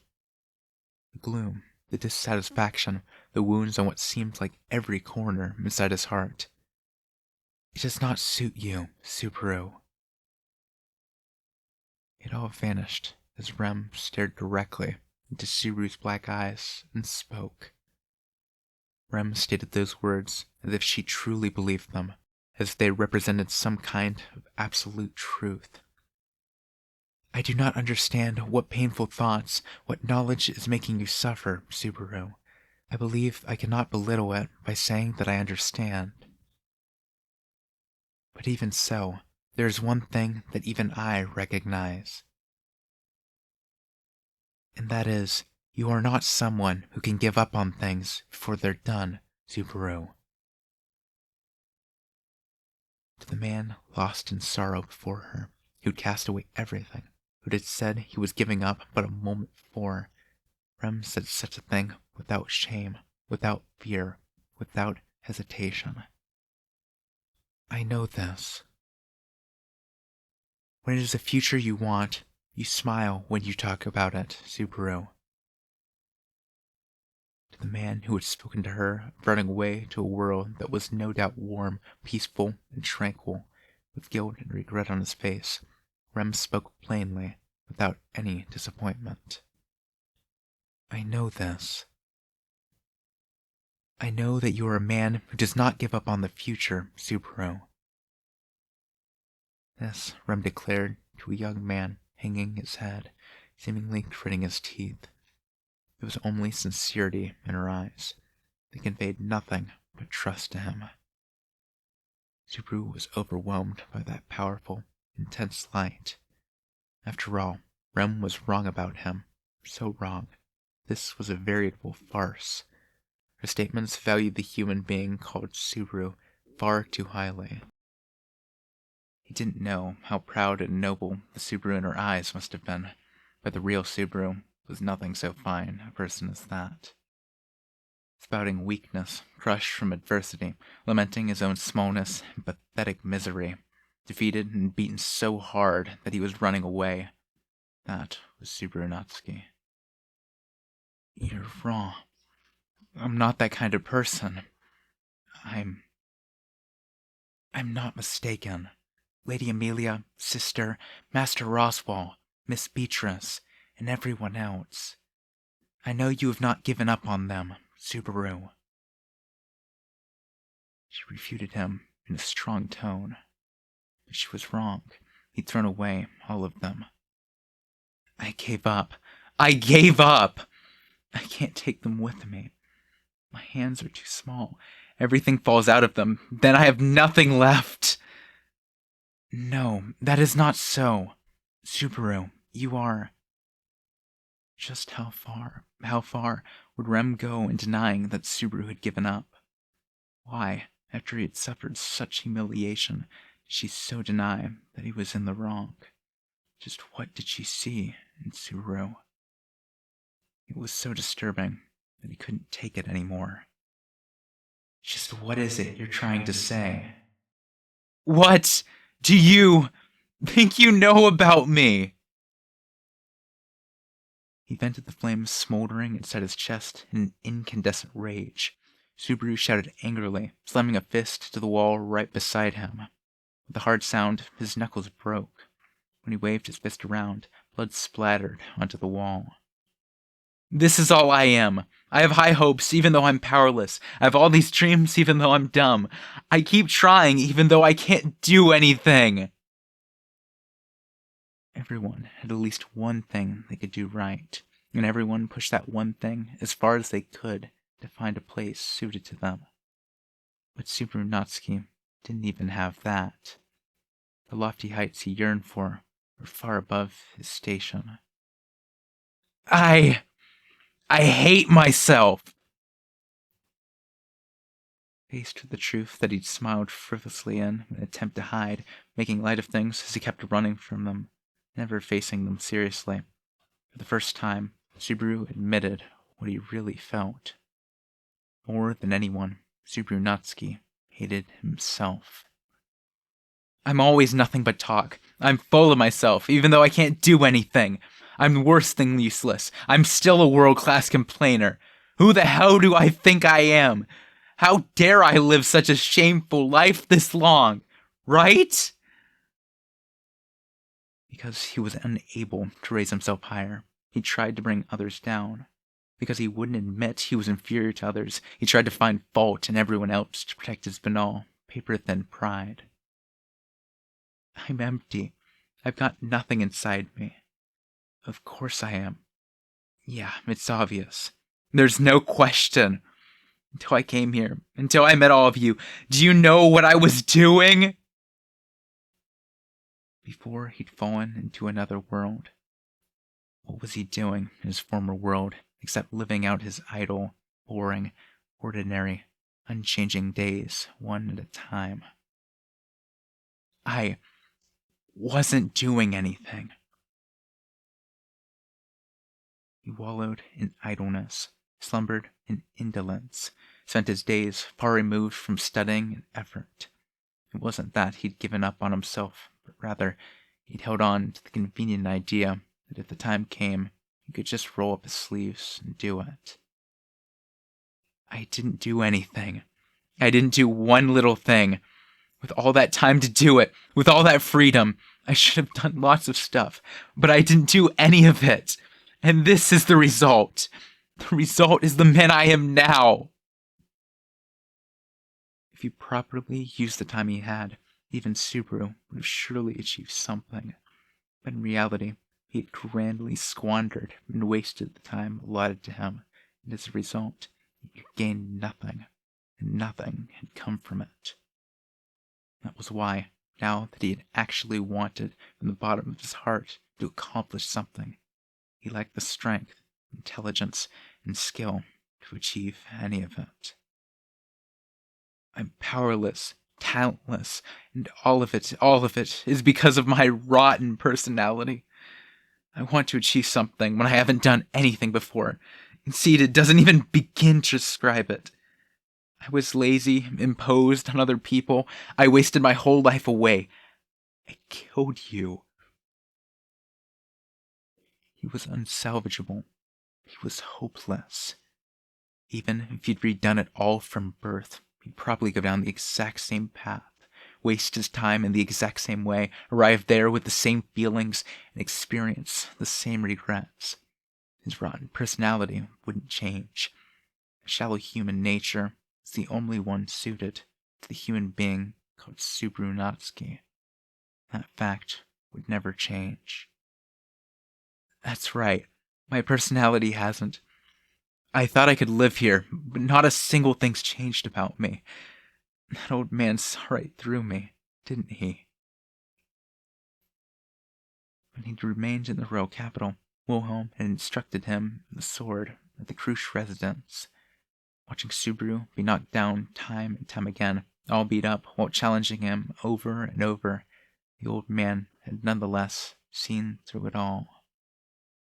During those days of training, the old man had spoken of those who wield the sword, but he had shaken his head and said, There is little point in lecturing somebody about what it takes to become stronger when he has already abandoned the choice to do so.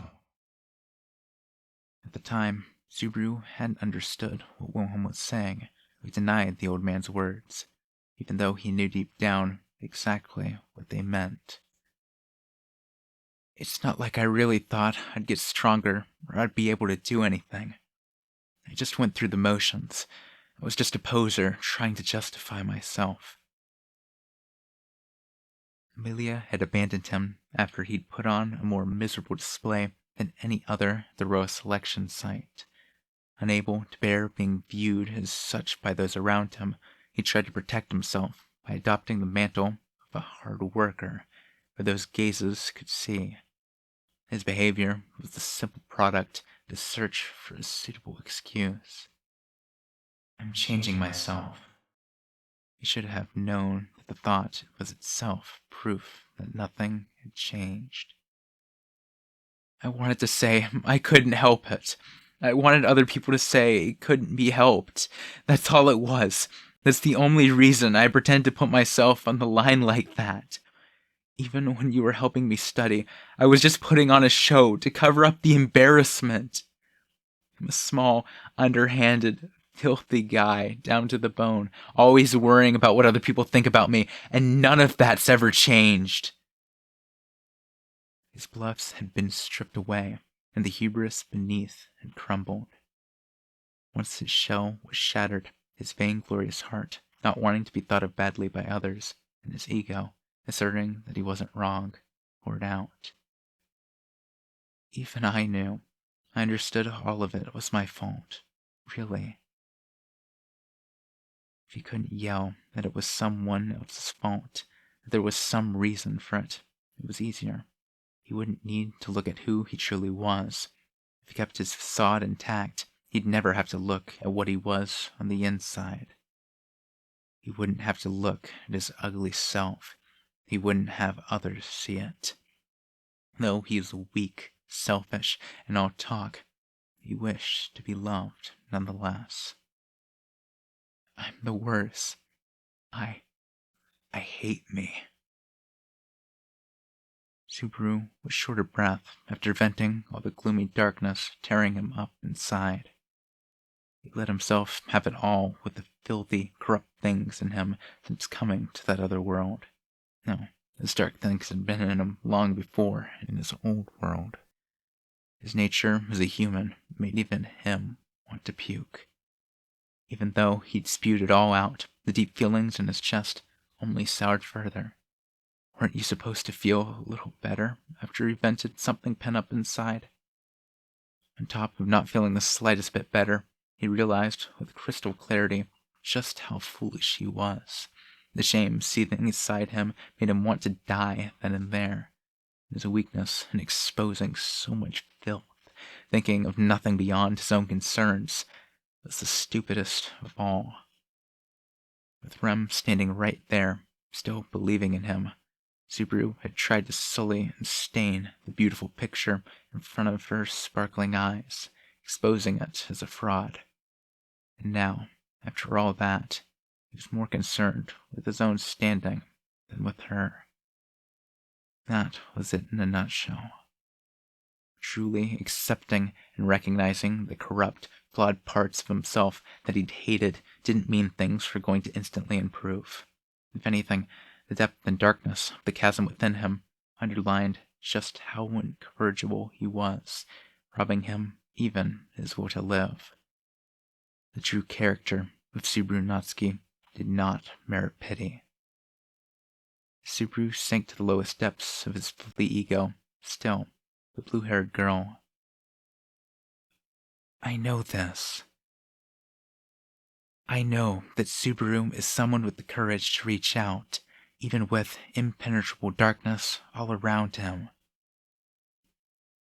Even then, Rem would not forsake him. Her absolute love, her inviolate trust, chafed upon Subaru like nothing before. Having berated himself so much, having divulged so much of the ugliness in his heart, having confessed that he was a complete fraud, an unsalvageable piece of garbage. Why did she look at Subaru with such affectionate eyes? I love it when you stroke my head, Subaru. I feel connected to you when your hand passes through my hair. With Subaru fallen into silence, Rem began to express something unexpected in a soft, quiet voice.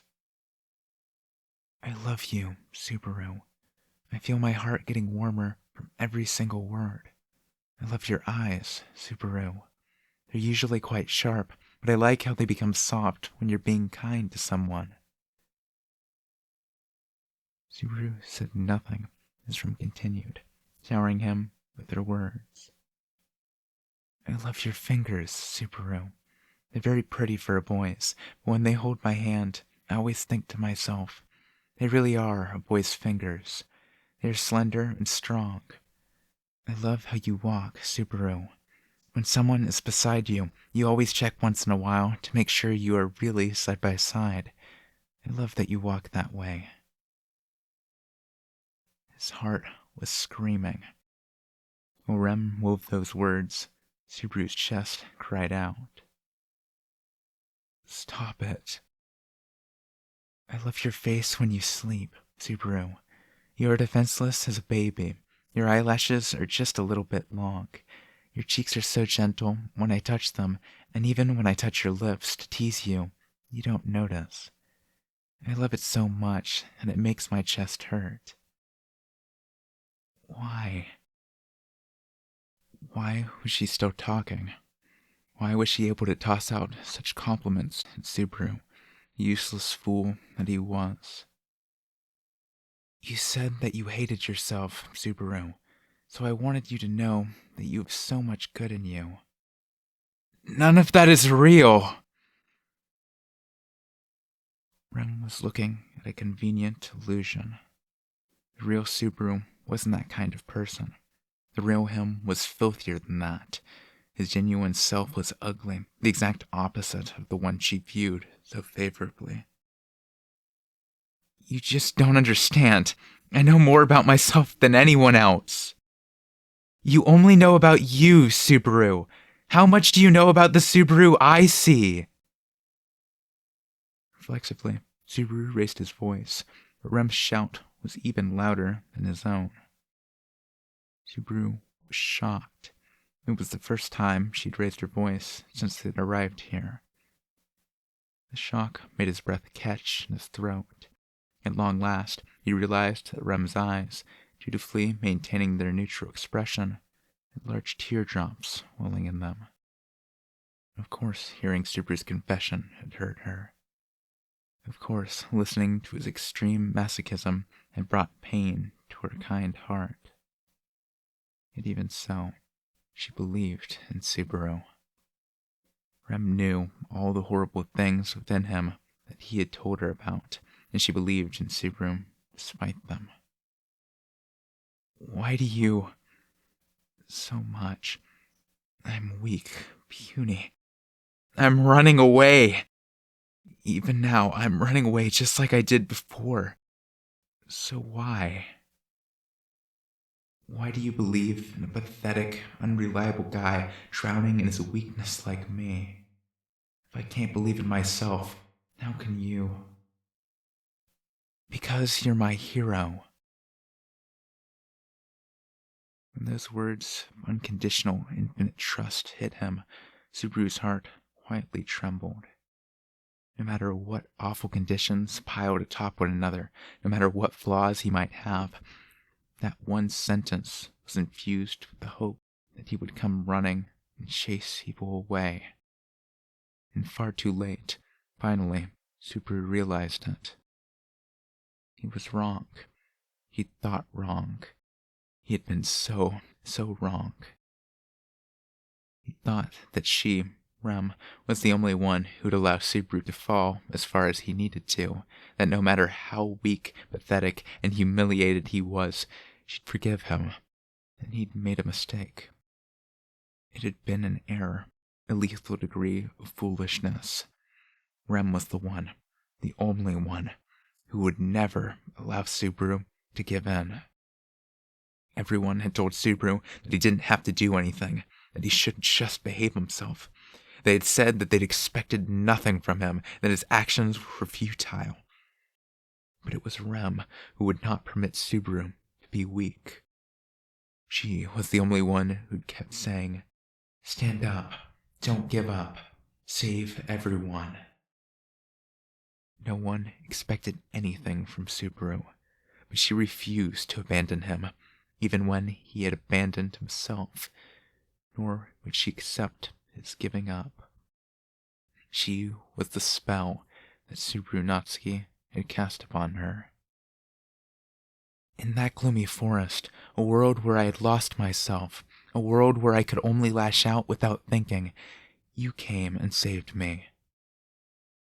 When I awoke and was unable to move, when Sister was exhausted from having used too much magic, you stood up and faced the demon beasts as a decoy so that we could escape. You had no chance of winning, and your life was truly in danger. But even so, you survived. And when you returned to my arms, you were warm. When you woke up, you smiled and said the words I most wanted to hear at the time I most wanted to hear them, and you were the person I most wanted to hear them from. One by one, she enumerated the spell that Subaru had cast upon her. Those spells had bound her deeply kind heart with the chains called trust, and these firmly bound her until that very moment. On that fiery night, when I lost everything except Sister, time stopped for me, never to move again. Rem gazed squarely at Subaru as she spoke of a fragment of her terrible past. Her gaze was infused with intimacy that had not wavered to even the slightest degree. My heart stopped, frozen in time, but you softly melted it and gently made it move again. Do you know how much you saved me in that instant, on that morning? You can't possibly know how happy I was, Subaru. That's why, said Rem, placing a hand on her chest as she continued. I believe in you. No matter how much you might suffer, no matter how much things no matter how much things seem to be going against you, even if no one else in the whole world believes in you, even if you cannot believe in yourself, I believe in you, Subaru. As Rem spoke, she took a step forward, closing the distance. They were close enough to touch. Subaru, hanging his head, did not move as Rem reached out both her arms, wrapping them around his neck. Even though there was very little strength in the pull, the unresisting Subaru could not avoid her embrace. The Subaru was taller. Rem held his head to her chest, and he heard her voice from directly above as she said, The Subaru who saved me is a real hero. From the slippery sensation on his forehead, he knew she had brushed it with her lips. Heat spread from where she touched him. Incomprehensible emotions welled up deep inside Subaru's chest. Blood flowed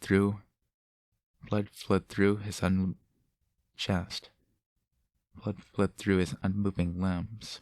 The static filling his skull began to clear.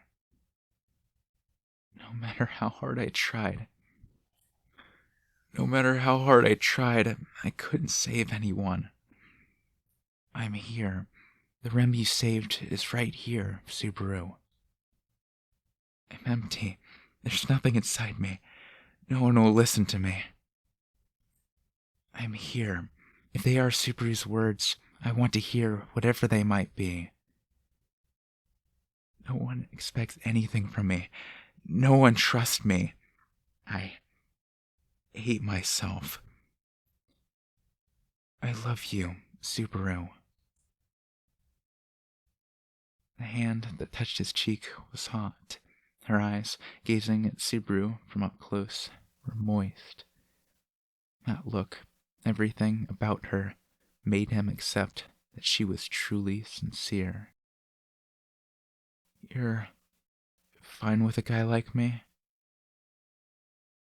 He tried over and over, redone over and over, and he had nothing to show for it.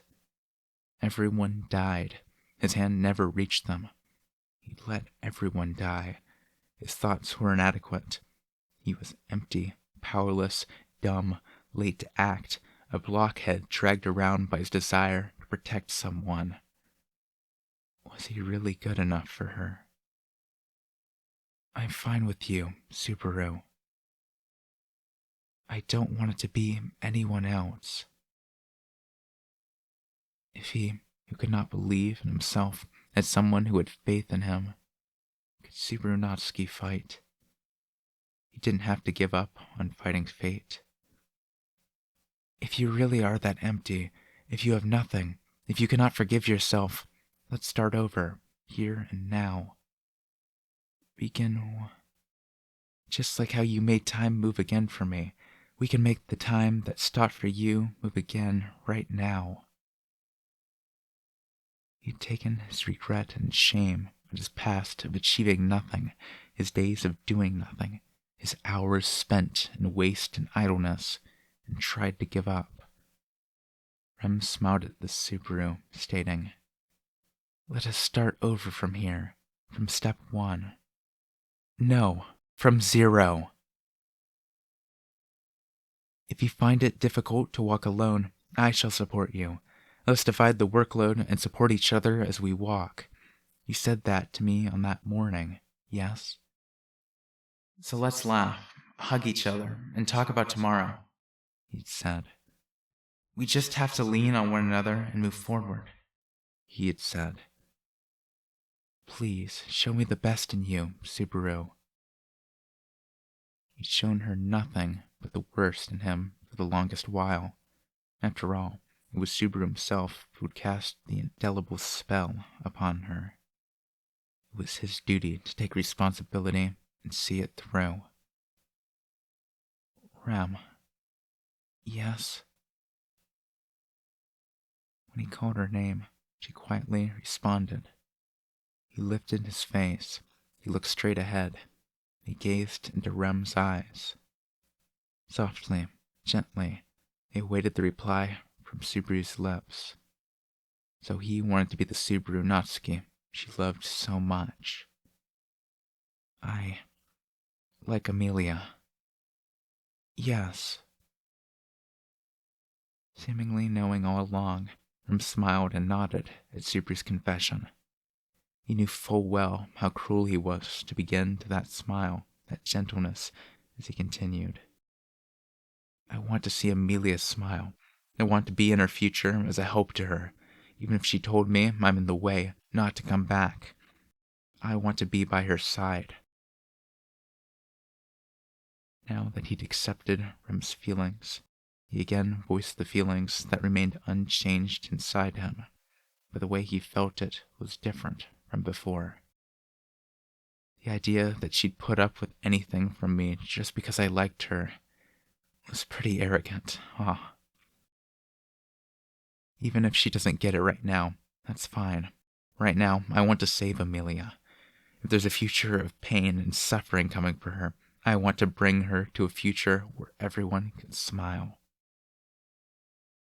So he offered his hand to Rem, right at his side, and asked, Will you help me? He knew it was an underhanded way to respond to the feelings she had offered to him. He knew it was using her emotions. But it was that Subaru, the Subaru who would not give up on the future of those precious to him, whom she loved. I can't do anything by myself. I come up short in everything. I don't have the confidence just to walk straight ahead. I'm so weak, fragile, and puny. So, will you lend me a hand? Help me keep on the straight and narrow when I take a wrong turn? You are a terrible person, Subaru. Right after you dump a girl, you ask such a thing? Hey, it's pretty tough for me to ask someone who turned down a once-in-a-lifetime proposal of mine, you know. Rem was unable to hold back a little sigh at Subaru's weak chuckle. They smiled at each other for a while. Then Rem straightened up, elegantly grasped the hem of her skirt, and in display of a perfect curtsy, she said, If this will bring a future where Subaru, my hero, can smile, then I humbly accept. Yeah, you just watch. You'll have a front row seat. Rem took the hand Subaru had offered as they exchanged their vows. She let out a small as Subaru drew her close, burying her petite body in his chest. He was grateful that there existed a girl so soft, so warm, and who liked him so much. The man you fell in love with is going to be the coolest hero there ever was. It was hot within her breast.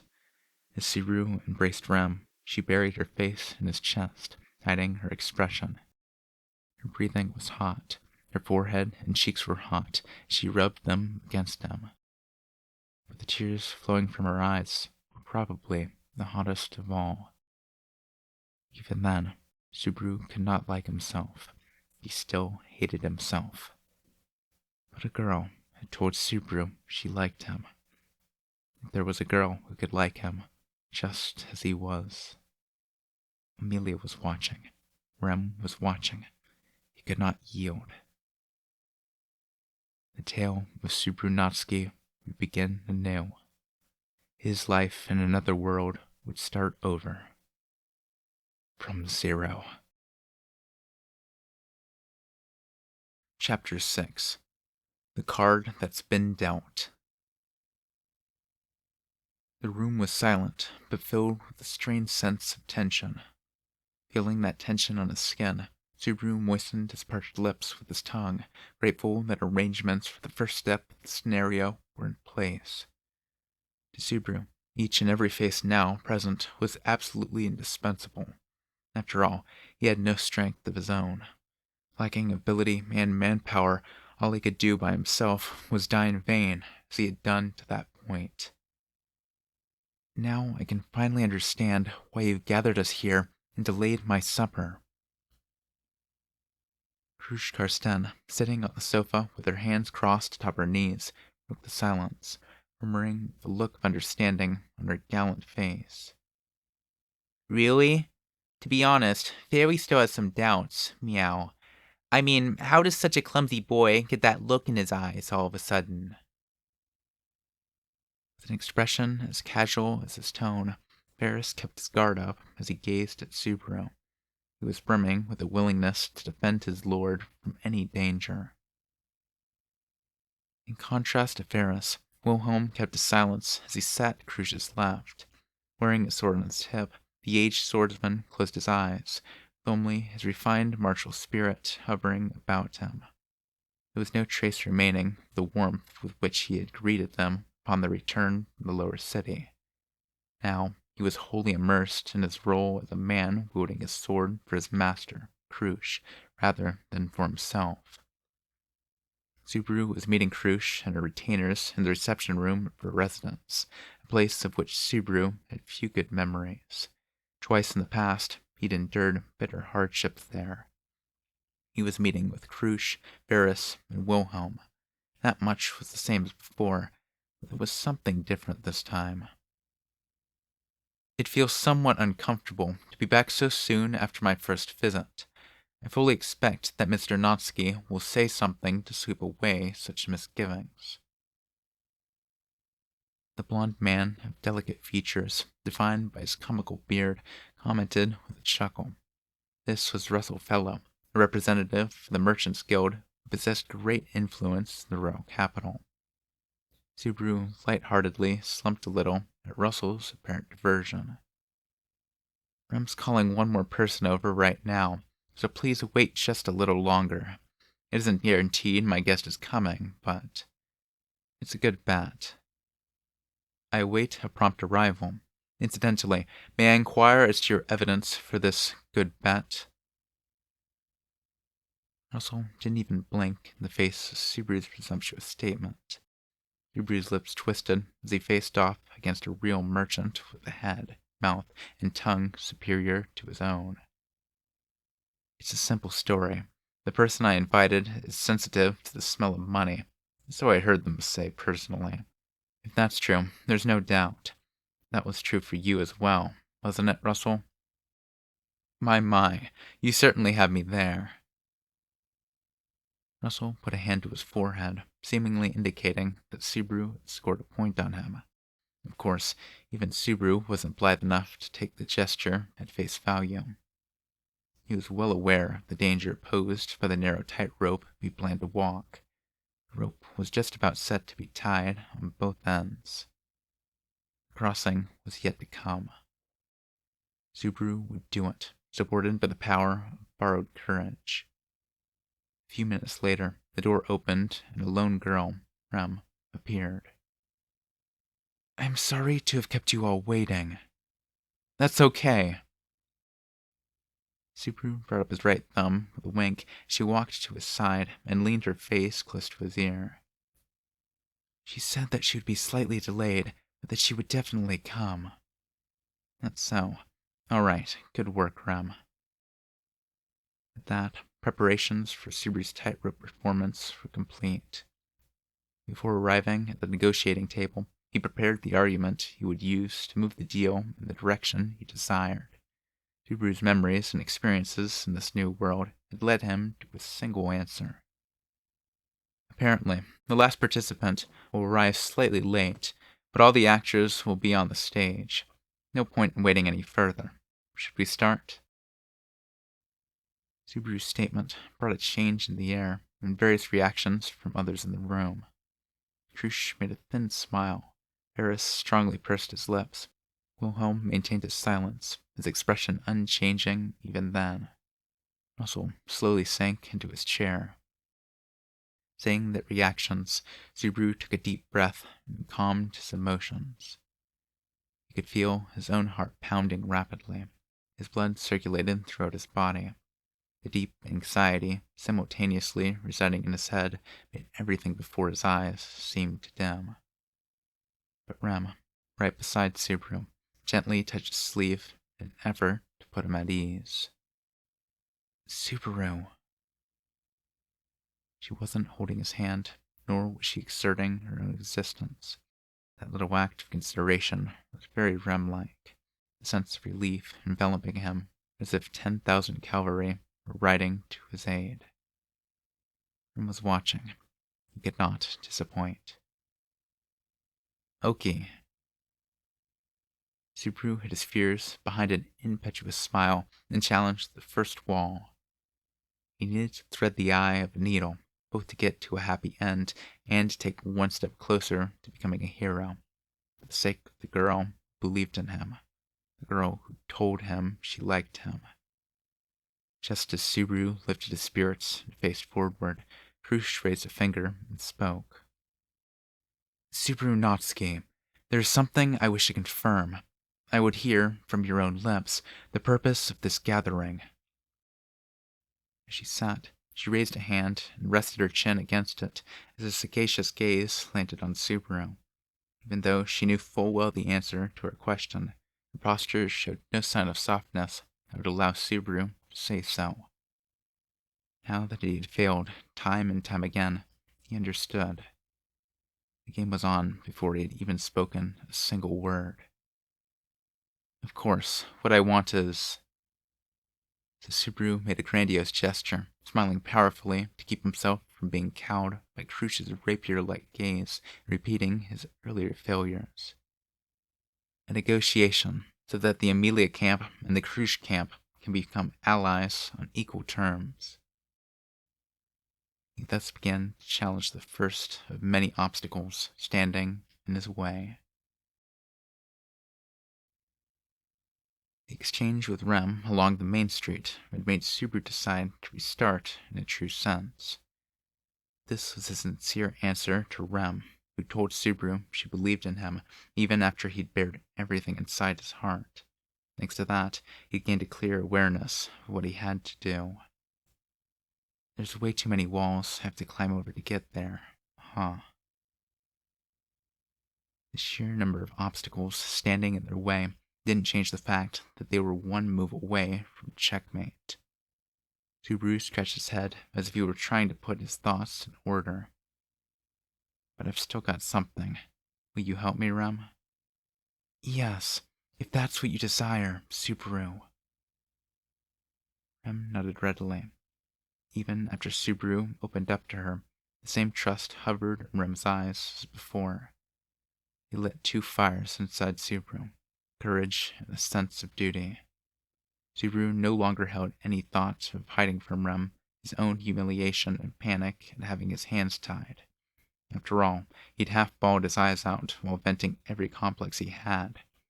Rem, too, had revealed truths that had raged within her. In the true sense, Subaru and Rem were now friends for life. And because Subaru had set his heart on something, his head remained remarkably clear. First, let's double-check the time we have left. If we head back now, that'll be just under an hour. And then... As previously established, the time limit until the witch cult caused upheaval in the Mather's domain was 5 days. Or rather, to be precise, they had a grace period of only 4.5 days. He also needed to consider the sealing of the highway during that time. In reality, he had only 2 days to prepare.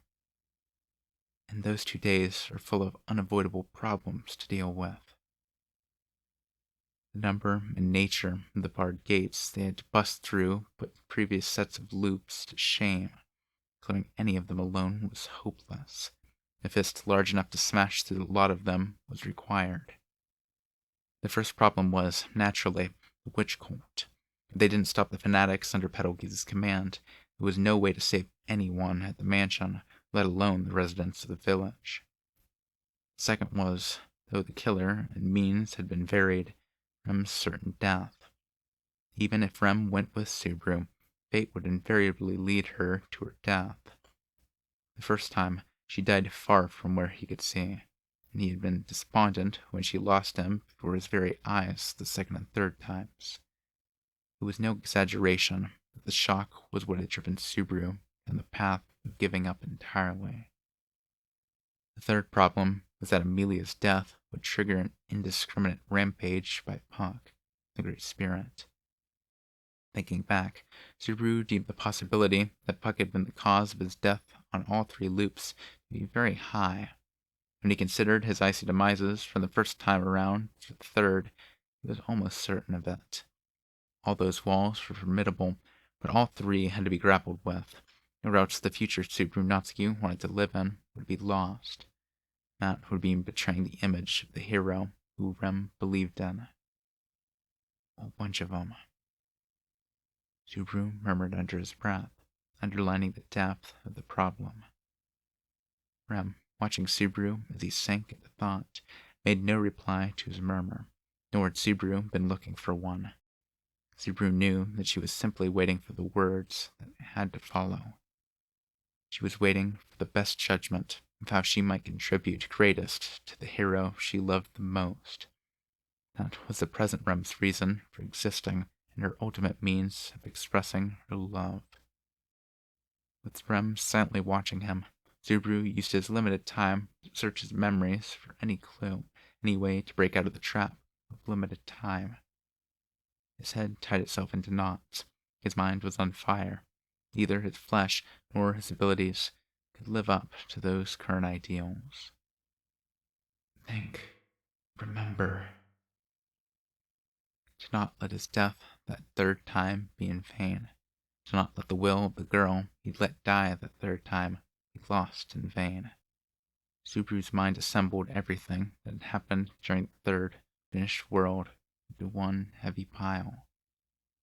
The people he'd met, the conversations he'd had, partings, encounters, anger, madness, sadness, despair, recovery.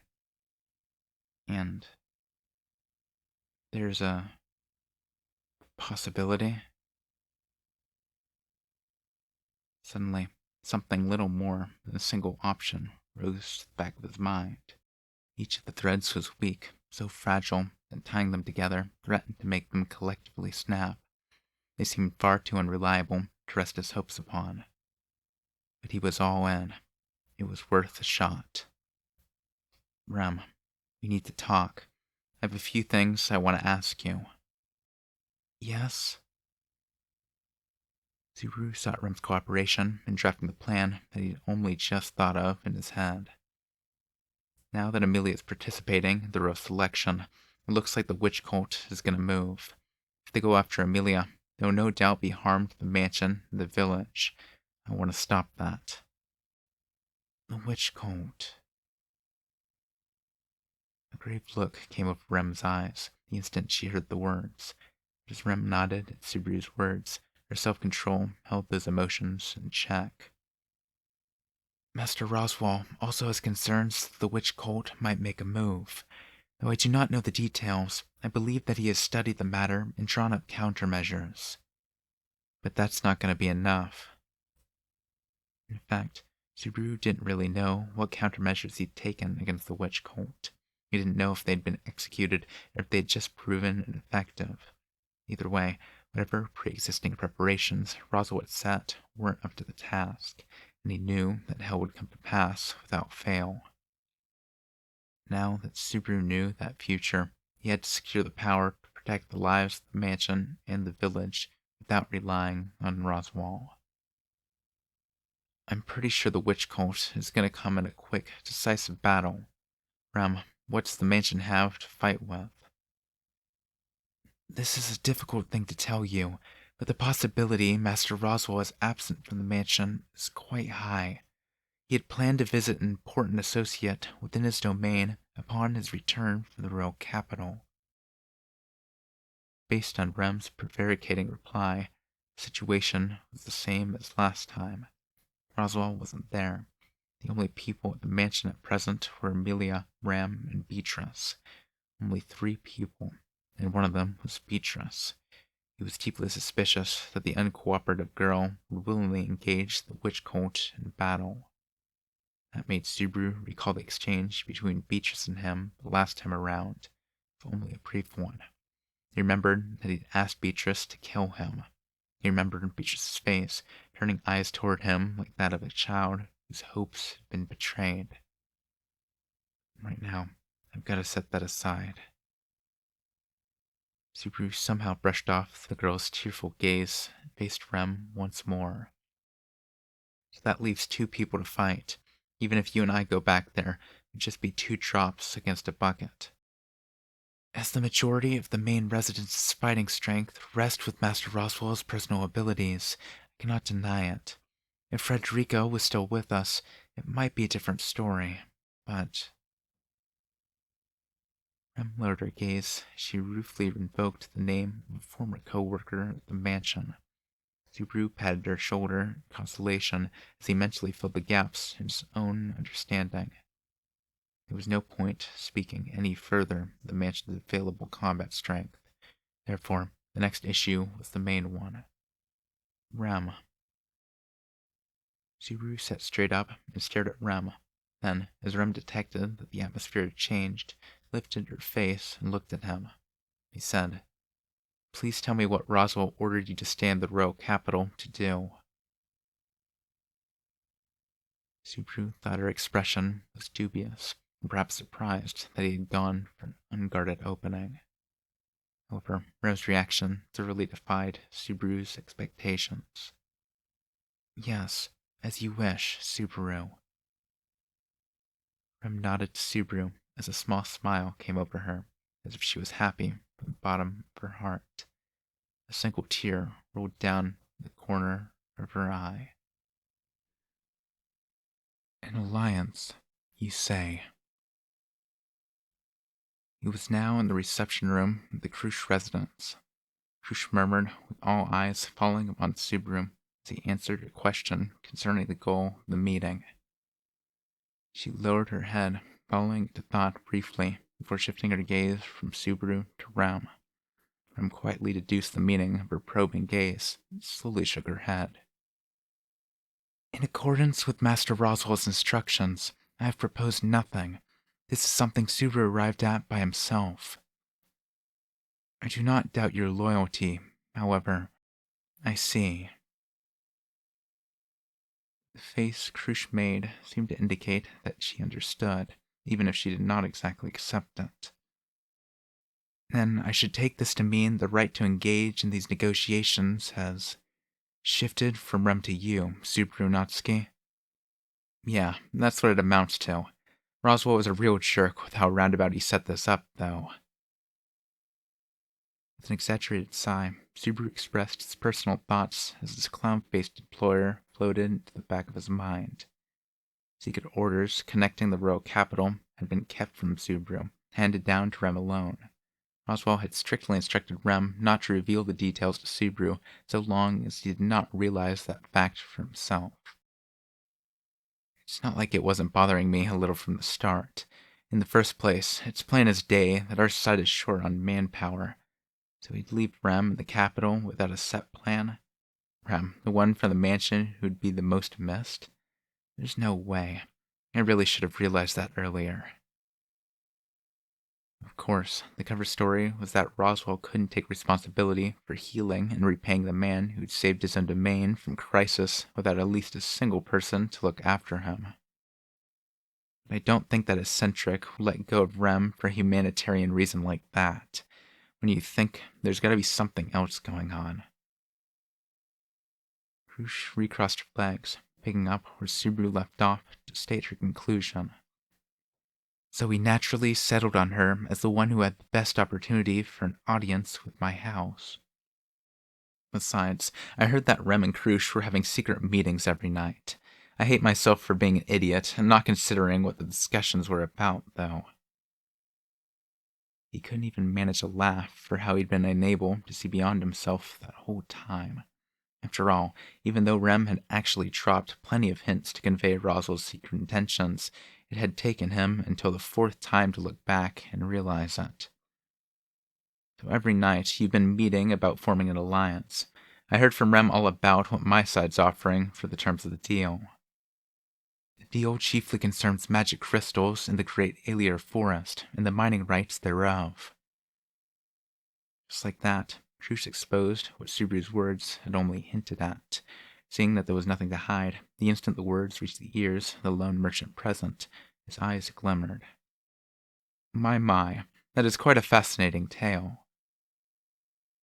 Russell, who had maintained his silence to that point, positively glowed. He sounded pleased now that the details finally concerned him in some way. When one considers how magical stone craftsmanship has advanced by leaps and bounds in recent years, magic crystal mining rights hold ever-increasing value. That goes all the more for virgin territory. Subaru could not conceal his surprise. The merchant had bit on the hook harder than expected. When he'd first heard about the mining rights from Rem, the fact that Krush had held out so far convinced Subaru that it wasn't all that attractive an offer. Does it really have enough value to put you in such a good mood, Russell? But of course, magical stone craftsmanship thrives in the markets of Kairagi. The magic crystal craftsmen of my own nation have polished their talents over many years. Recently, their products can be seen here and there, ever gracing the hands of the general public. These days, the more magic crystals, the better. Until now, we have relied upon trade with Gusteko to the north for most of our supply, so I'm overjoyed to learn of the existence of a rich local vein. Russell held up a finger and spoke with a buoyant tone as he answered. A magic crystal is composed of mana. It is pure crystallized magic. Their attributes are greatly influenced by the land of their origin and the skill of the craftsmen who wrought them. In turn, the hand of a skilled craftsman can be applied to a variety of magic crystal crafts. If not mishandled, their intensity is excellent, lasting reliably for a period of several years. Surely it goes without saying that they make for very attractive merchandise. In contrast to Russell, listing all the good points, adding to the value of magic crystals, Krush went on to coolly enumerate the parts that diminished their value. However, the craftsmen able to work magic stones are few in number. Once a magic stone has been wrought, it is unprofitable to redo the work. At present, many mines have been placed under the kingdom's management, with the majority of magic crystals being distributed for public works. Though you say some reach the general public, it represents only a fraction. Undaunted, Russell carried on. There are no untouched mining sites that are not immediately snapped up the moment they are found. There is a rich history of superseding generations of the Marquise of Mathers tapping undiscovered veins to build a fortune, and we have the Knight of Lady Amelia, a candidate in the royal selection, to vouch for it. It's a trustworthy bet. Russell spoke in a fervent tone, slightly glancing at Subaru all the while. He had quite a rotten personality to know of Subaru's humiliation at the royal palace and still declare his word to be proof of anything. Nor did Subaru forget that dressing up the issue of mining rights in such a frivolous manner was meant to hold him in check. Russell was driving home for Subaru that this could not be unheard. Not that Subaru had the slightest intention of backing out to begin with. Yeah, I don't mind if you trust that. I don't think we're villains enough to bluff with the first people we team up with over the course of a long row of selection. Subaru could rest easy, because Roswell had been the one to propose selling the mining rights. Russell seemed to recoil deliberately in response to Subaru's answer. I see. You would appear to have truly embraced the role of negotiator. I apologize for my rudeness in speaking as if I was testing you. Nah, it's fine. After all, I plan on using the stuff you just said for all it's worth over the rest of the conversation. Subaru hadn't expected Russell to rate him highly to begin with. He correctly surmised that his ability would come into question, and his measure would be taken then and there. He'd prepared a topic offering an easy avenue of attack, avoiding an assault on a far more pernicious front before broaching the main issue. He could not conceal his relief that the bait had been taken as intended. He put on a meaninglessly grandiose airs of amiability to conceal the tension in his cheeks. Having said that, since he's apologized, I expect you to overlook one of two rude things I might say. So you seated Russell Fellow at the same table in hopes of this? You are an unexpectedly crafty man yourself. Subaru flippantly commented. She smiled slightly and voiced her appraisal to end the exchange. The fact that she hadn't ended the discussion seemed to indicate she hadn't given him a failing grade. Even as he felt a cold sweat at having climbed over the first gate, Subaru maintained his friendly smile as he looked at Krush. Well, I also wanted an advisor, since this is talking about profits, but calling Russell here has nothing to do with the main topic coming next. Really now, the main topic? Subaru continued, and the atmosphere inside the room grew tense once more. Krush, who had merely been humoring the conversation at that point, rectified her seating and quietly closed her eyes for a minute. After that, she slowly opened her amber eyes. Her gaze pierced Subaru like an arrow. Before its power, sufficient to bring to mind a cold, blowing wind, Subaru did not falter. The tightening of his mind served only to make him straighten his back and put his feelings in order as he faced her. Subaru Natsuki, I formally acknowledge you as a proxy of Marquis Roswell, and also as an envoy from Amelia, and whatever details you and I negotiate will also hold true between Amelia and me. All it took for her to overwhelm people, for her to face them head on. Krush was not intentionally attempting to bowl Subaru over at that moment. All she'd done was switch mental gears from Krush, the private individual, to Krush Karsten, the public persona. Such was the power and presence of the current Duke of Karsten. This was what the valiant woman, closest to the kingdom of Lagunika's throne, really looked like. Subaru felt goosebumps rise as exclamation points danced inside his head.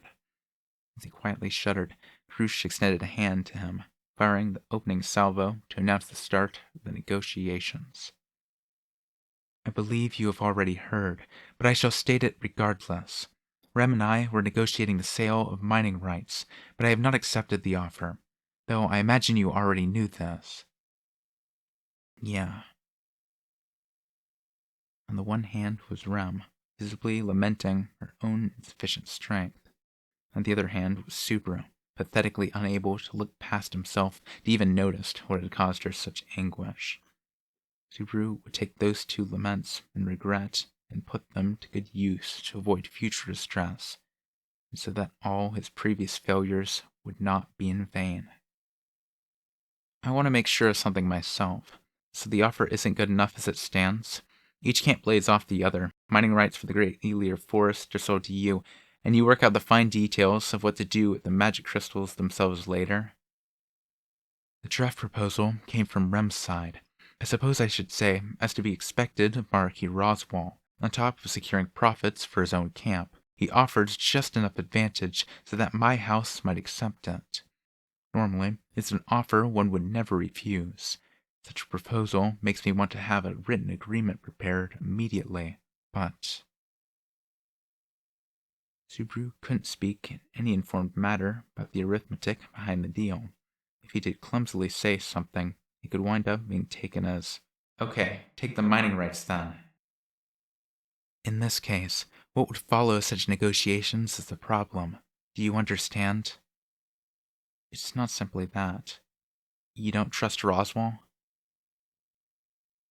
Subaru was of the opinion that if Roswell's conduct was being questioned, he could rectify that by behaving with absolute propriety henceforth. But that wasn't Krush's problem with it. Making a deal with Amelia would mean an agreement with a rival royal selection candidate. Furthermore, one slandered as a half-demon. If one considers the consequences, caution is inevitable. Subaru was unexpectedly discouraged to hear Krush quietly speak such words. The image he had of Krush was of someone so steadfast, the words majestic and sincere suited her. She had been the living incarnation of those things when stating her convictions at the Royal Selection Conference. It was precisely because he had heard her address that made her acting as if she cared about rumors seem so odd. Don't tell me this is merely a justification for saying no. Subaru? Fairy thinks that this is really not the sort of thing you should say during an important negotiation. Iris had held his silence since the start of negotiations, but Subaru's careless remark brought anger to his smile. A vein on his forehead was bulging as Subaru quickly covered his mouth and lowered his head. Goodness, this puts me in a bit of a bind. As he did so, Crush, watching the exchange, loosened the corner of her lips very slightly. It is I who is embarrassed to have my justification exposed so bluntly. I shall learn from this. The opportunity does not often arise. With convoluted logic, she overlooked Subaru's present rudeness. That said, being saved by the awkwardness of his opponent's position put him in a precarious place. So that is an excuse for him. Then you don't really think that forming an alliance with Amelia is a terrible thing in and of itself? Subaru Natsuki, I shall correct one misconception. Crush raised a finger, pointing it towards Subaru. A person's worth is decided by how her soul lives and how it shines. A person's true nature is absolutely not determined by the circumstances of one's birth and where someone was raised. Of course, even Crush understood that they had an indirect influence. She did not lack the power of imagination to deduce how the senseless cruelties inflicted by Amelia's environment, simply because she was a half-elf, had strengthened her in the process. Her words at the royal selection site were not false. It is because I am certain of her pride and resolve that I acknowledge Amelia as a rival. That's convoluted. In other words, forgive me. I have a fondness for theatrics. Crush pursed her lips slightly, seemingly fully aware of just how grandiose her own statement was. A moment later, her expression tightened. I am not refusing an alliance with Amelia because she is a half-elf. From my perspective, Amelia, who is in no way politically opposed to me, is not someone I need to go out of my way to antagonize. I would even be willing to ally with her. Meaning that... Do not be so hasty to reply, Subaru Natsuki. It is no exaggeration to say that what you utter and how your words are interpreted will determine the course of these events. Crush chided Subaru for assuming her reply was favorable as she threw the ball into his court once more. In other words, now that Subaru had the right to negotiate, she wanted to see what cards were in his hand. Mining rights for the great Elir forest would be highly advantageous on my side. On the other hand, it is a fact that there is no need for me to rush to get ahead in the royal selection. The period of time is 3 years. Too much haste to stir things up would sow the seeds for troubles down the road. So you're saying the advantages and disadvantages of forming an alliance with Amelia don't match up? Not precisely. At present, the advantages and disadvantages cancel each other out. By my house's thinking, we require convincing, a push for us to take that one final step. Crush seemed personally in favor of the idea of forming an alliance. On the other hand, a noble house was apparently too large to be swayed purely by Crush's private opinion on the matter. Hence, she sought something from Subaru, something that would silence the voices around her, urging her not to stir things up. When Subaru tried to speak, he was a little surprised at how his own throat seemed to be blocked. The tension and anxiety welling up inside his chest blocked his throat just as he was on the verge of stepping forward. From here on would be completely ad-libbed in a way he had never before experienced. He hadn't checked it with anyone. It was possible he was reading this wrong. But Crush would probably bite. Yes, Subaru believed in his own idea. To form an alliance, we're offering mining rights and information. Information? When she heard the word, Crush stroked her own long hair as she prompted him to continue. She hadn't decided yet. Now came the hard part. Yeah, that's right. I'm offering a certain piece of information with it. Then I should hear it. Will these words from your lips stir us to action? Naturally, Subaru's entire body trembled from anxiety and tension. But a slight warm sensation to his elbow drove all that away. for Rem's fingers touching Subaru's arm with a spark that lit the borrowed courage within him. Subaru inhaled.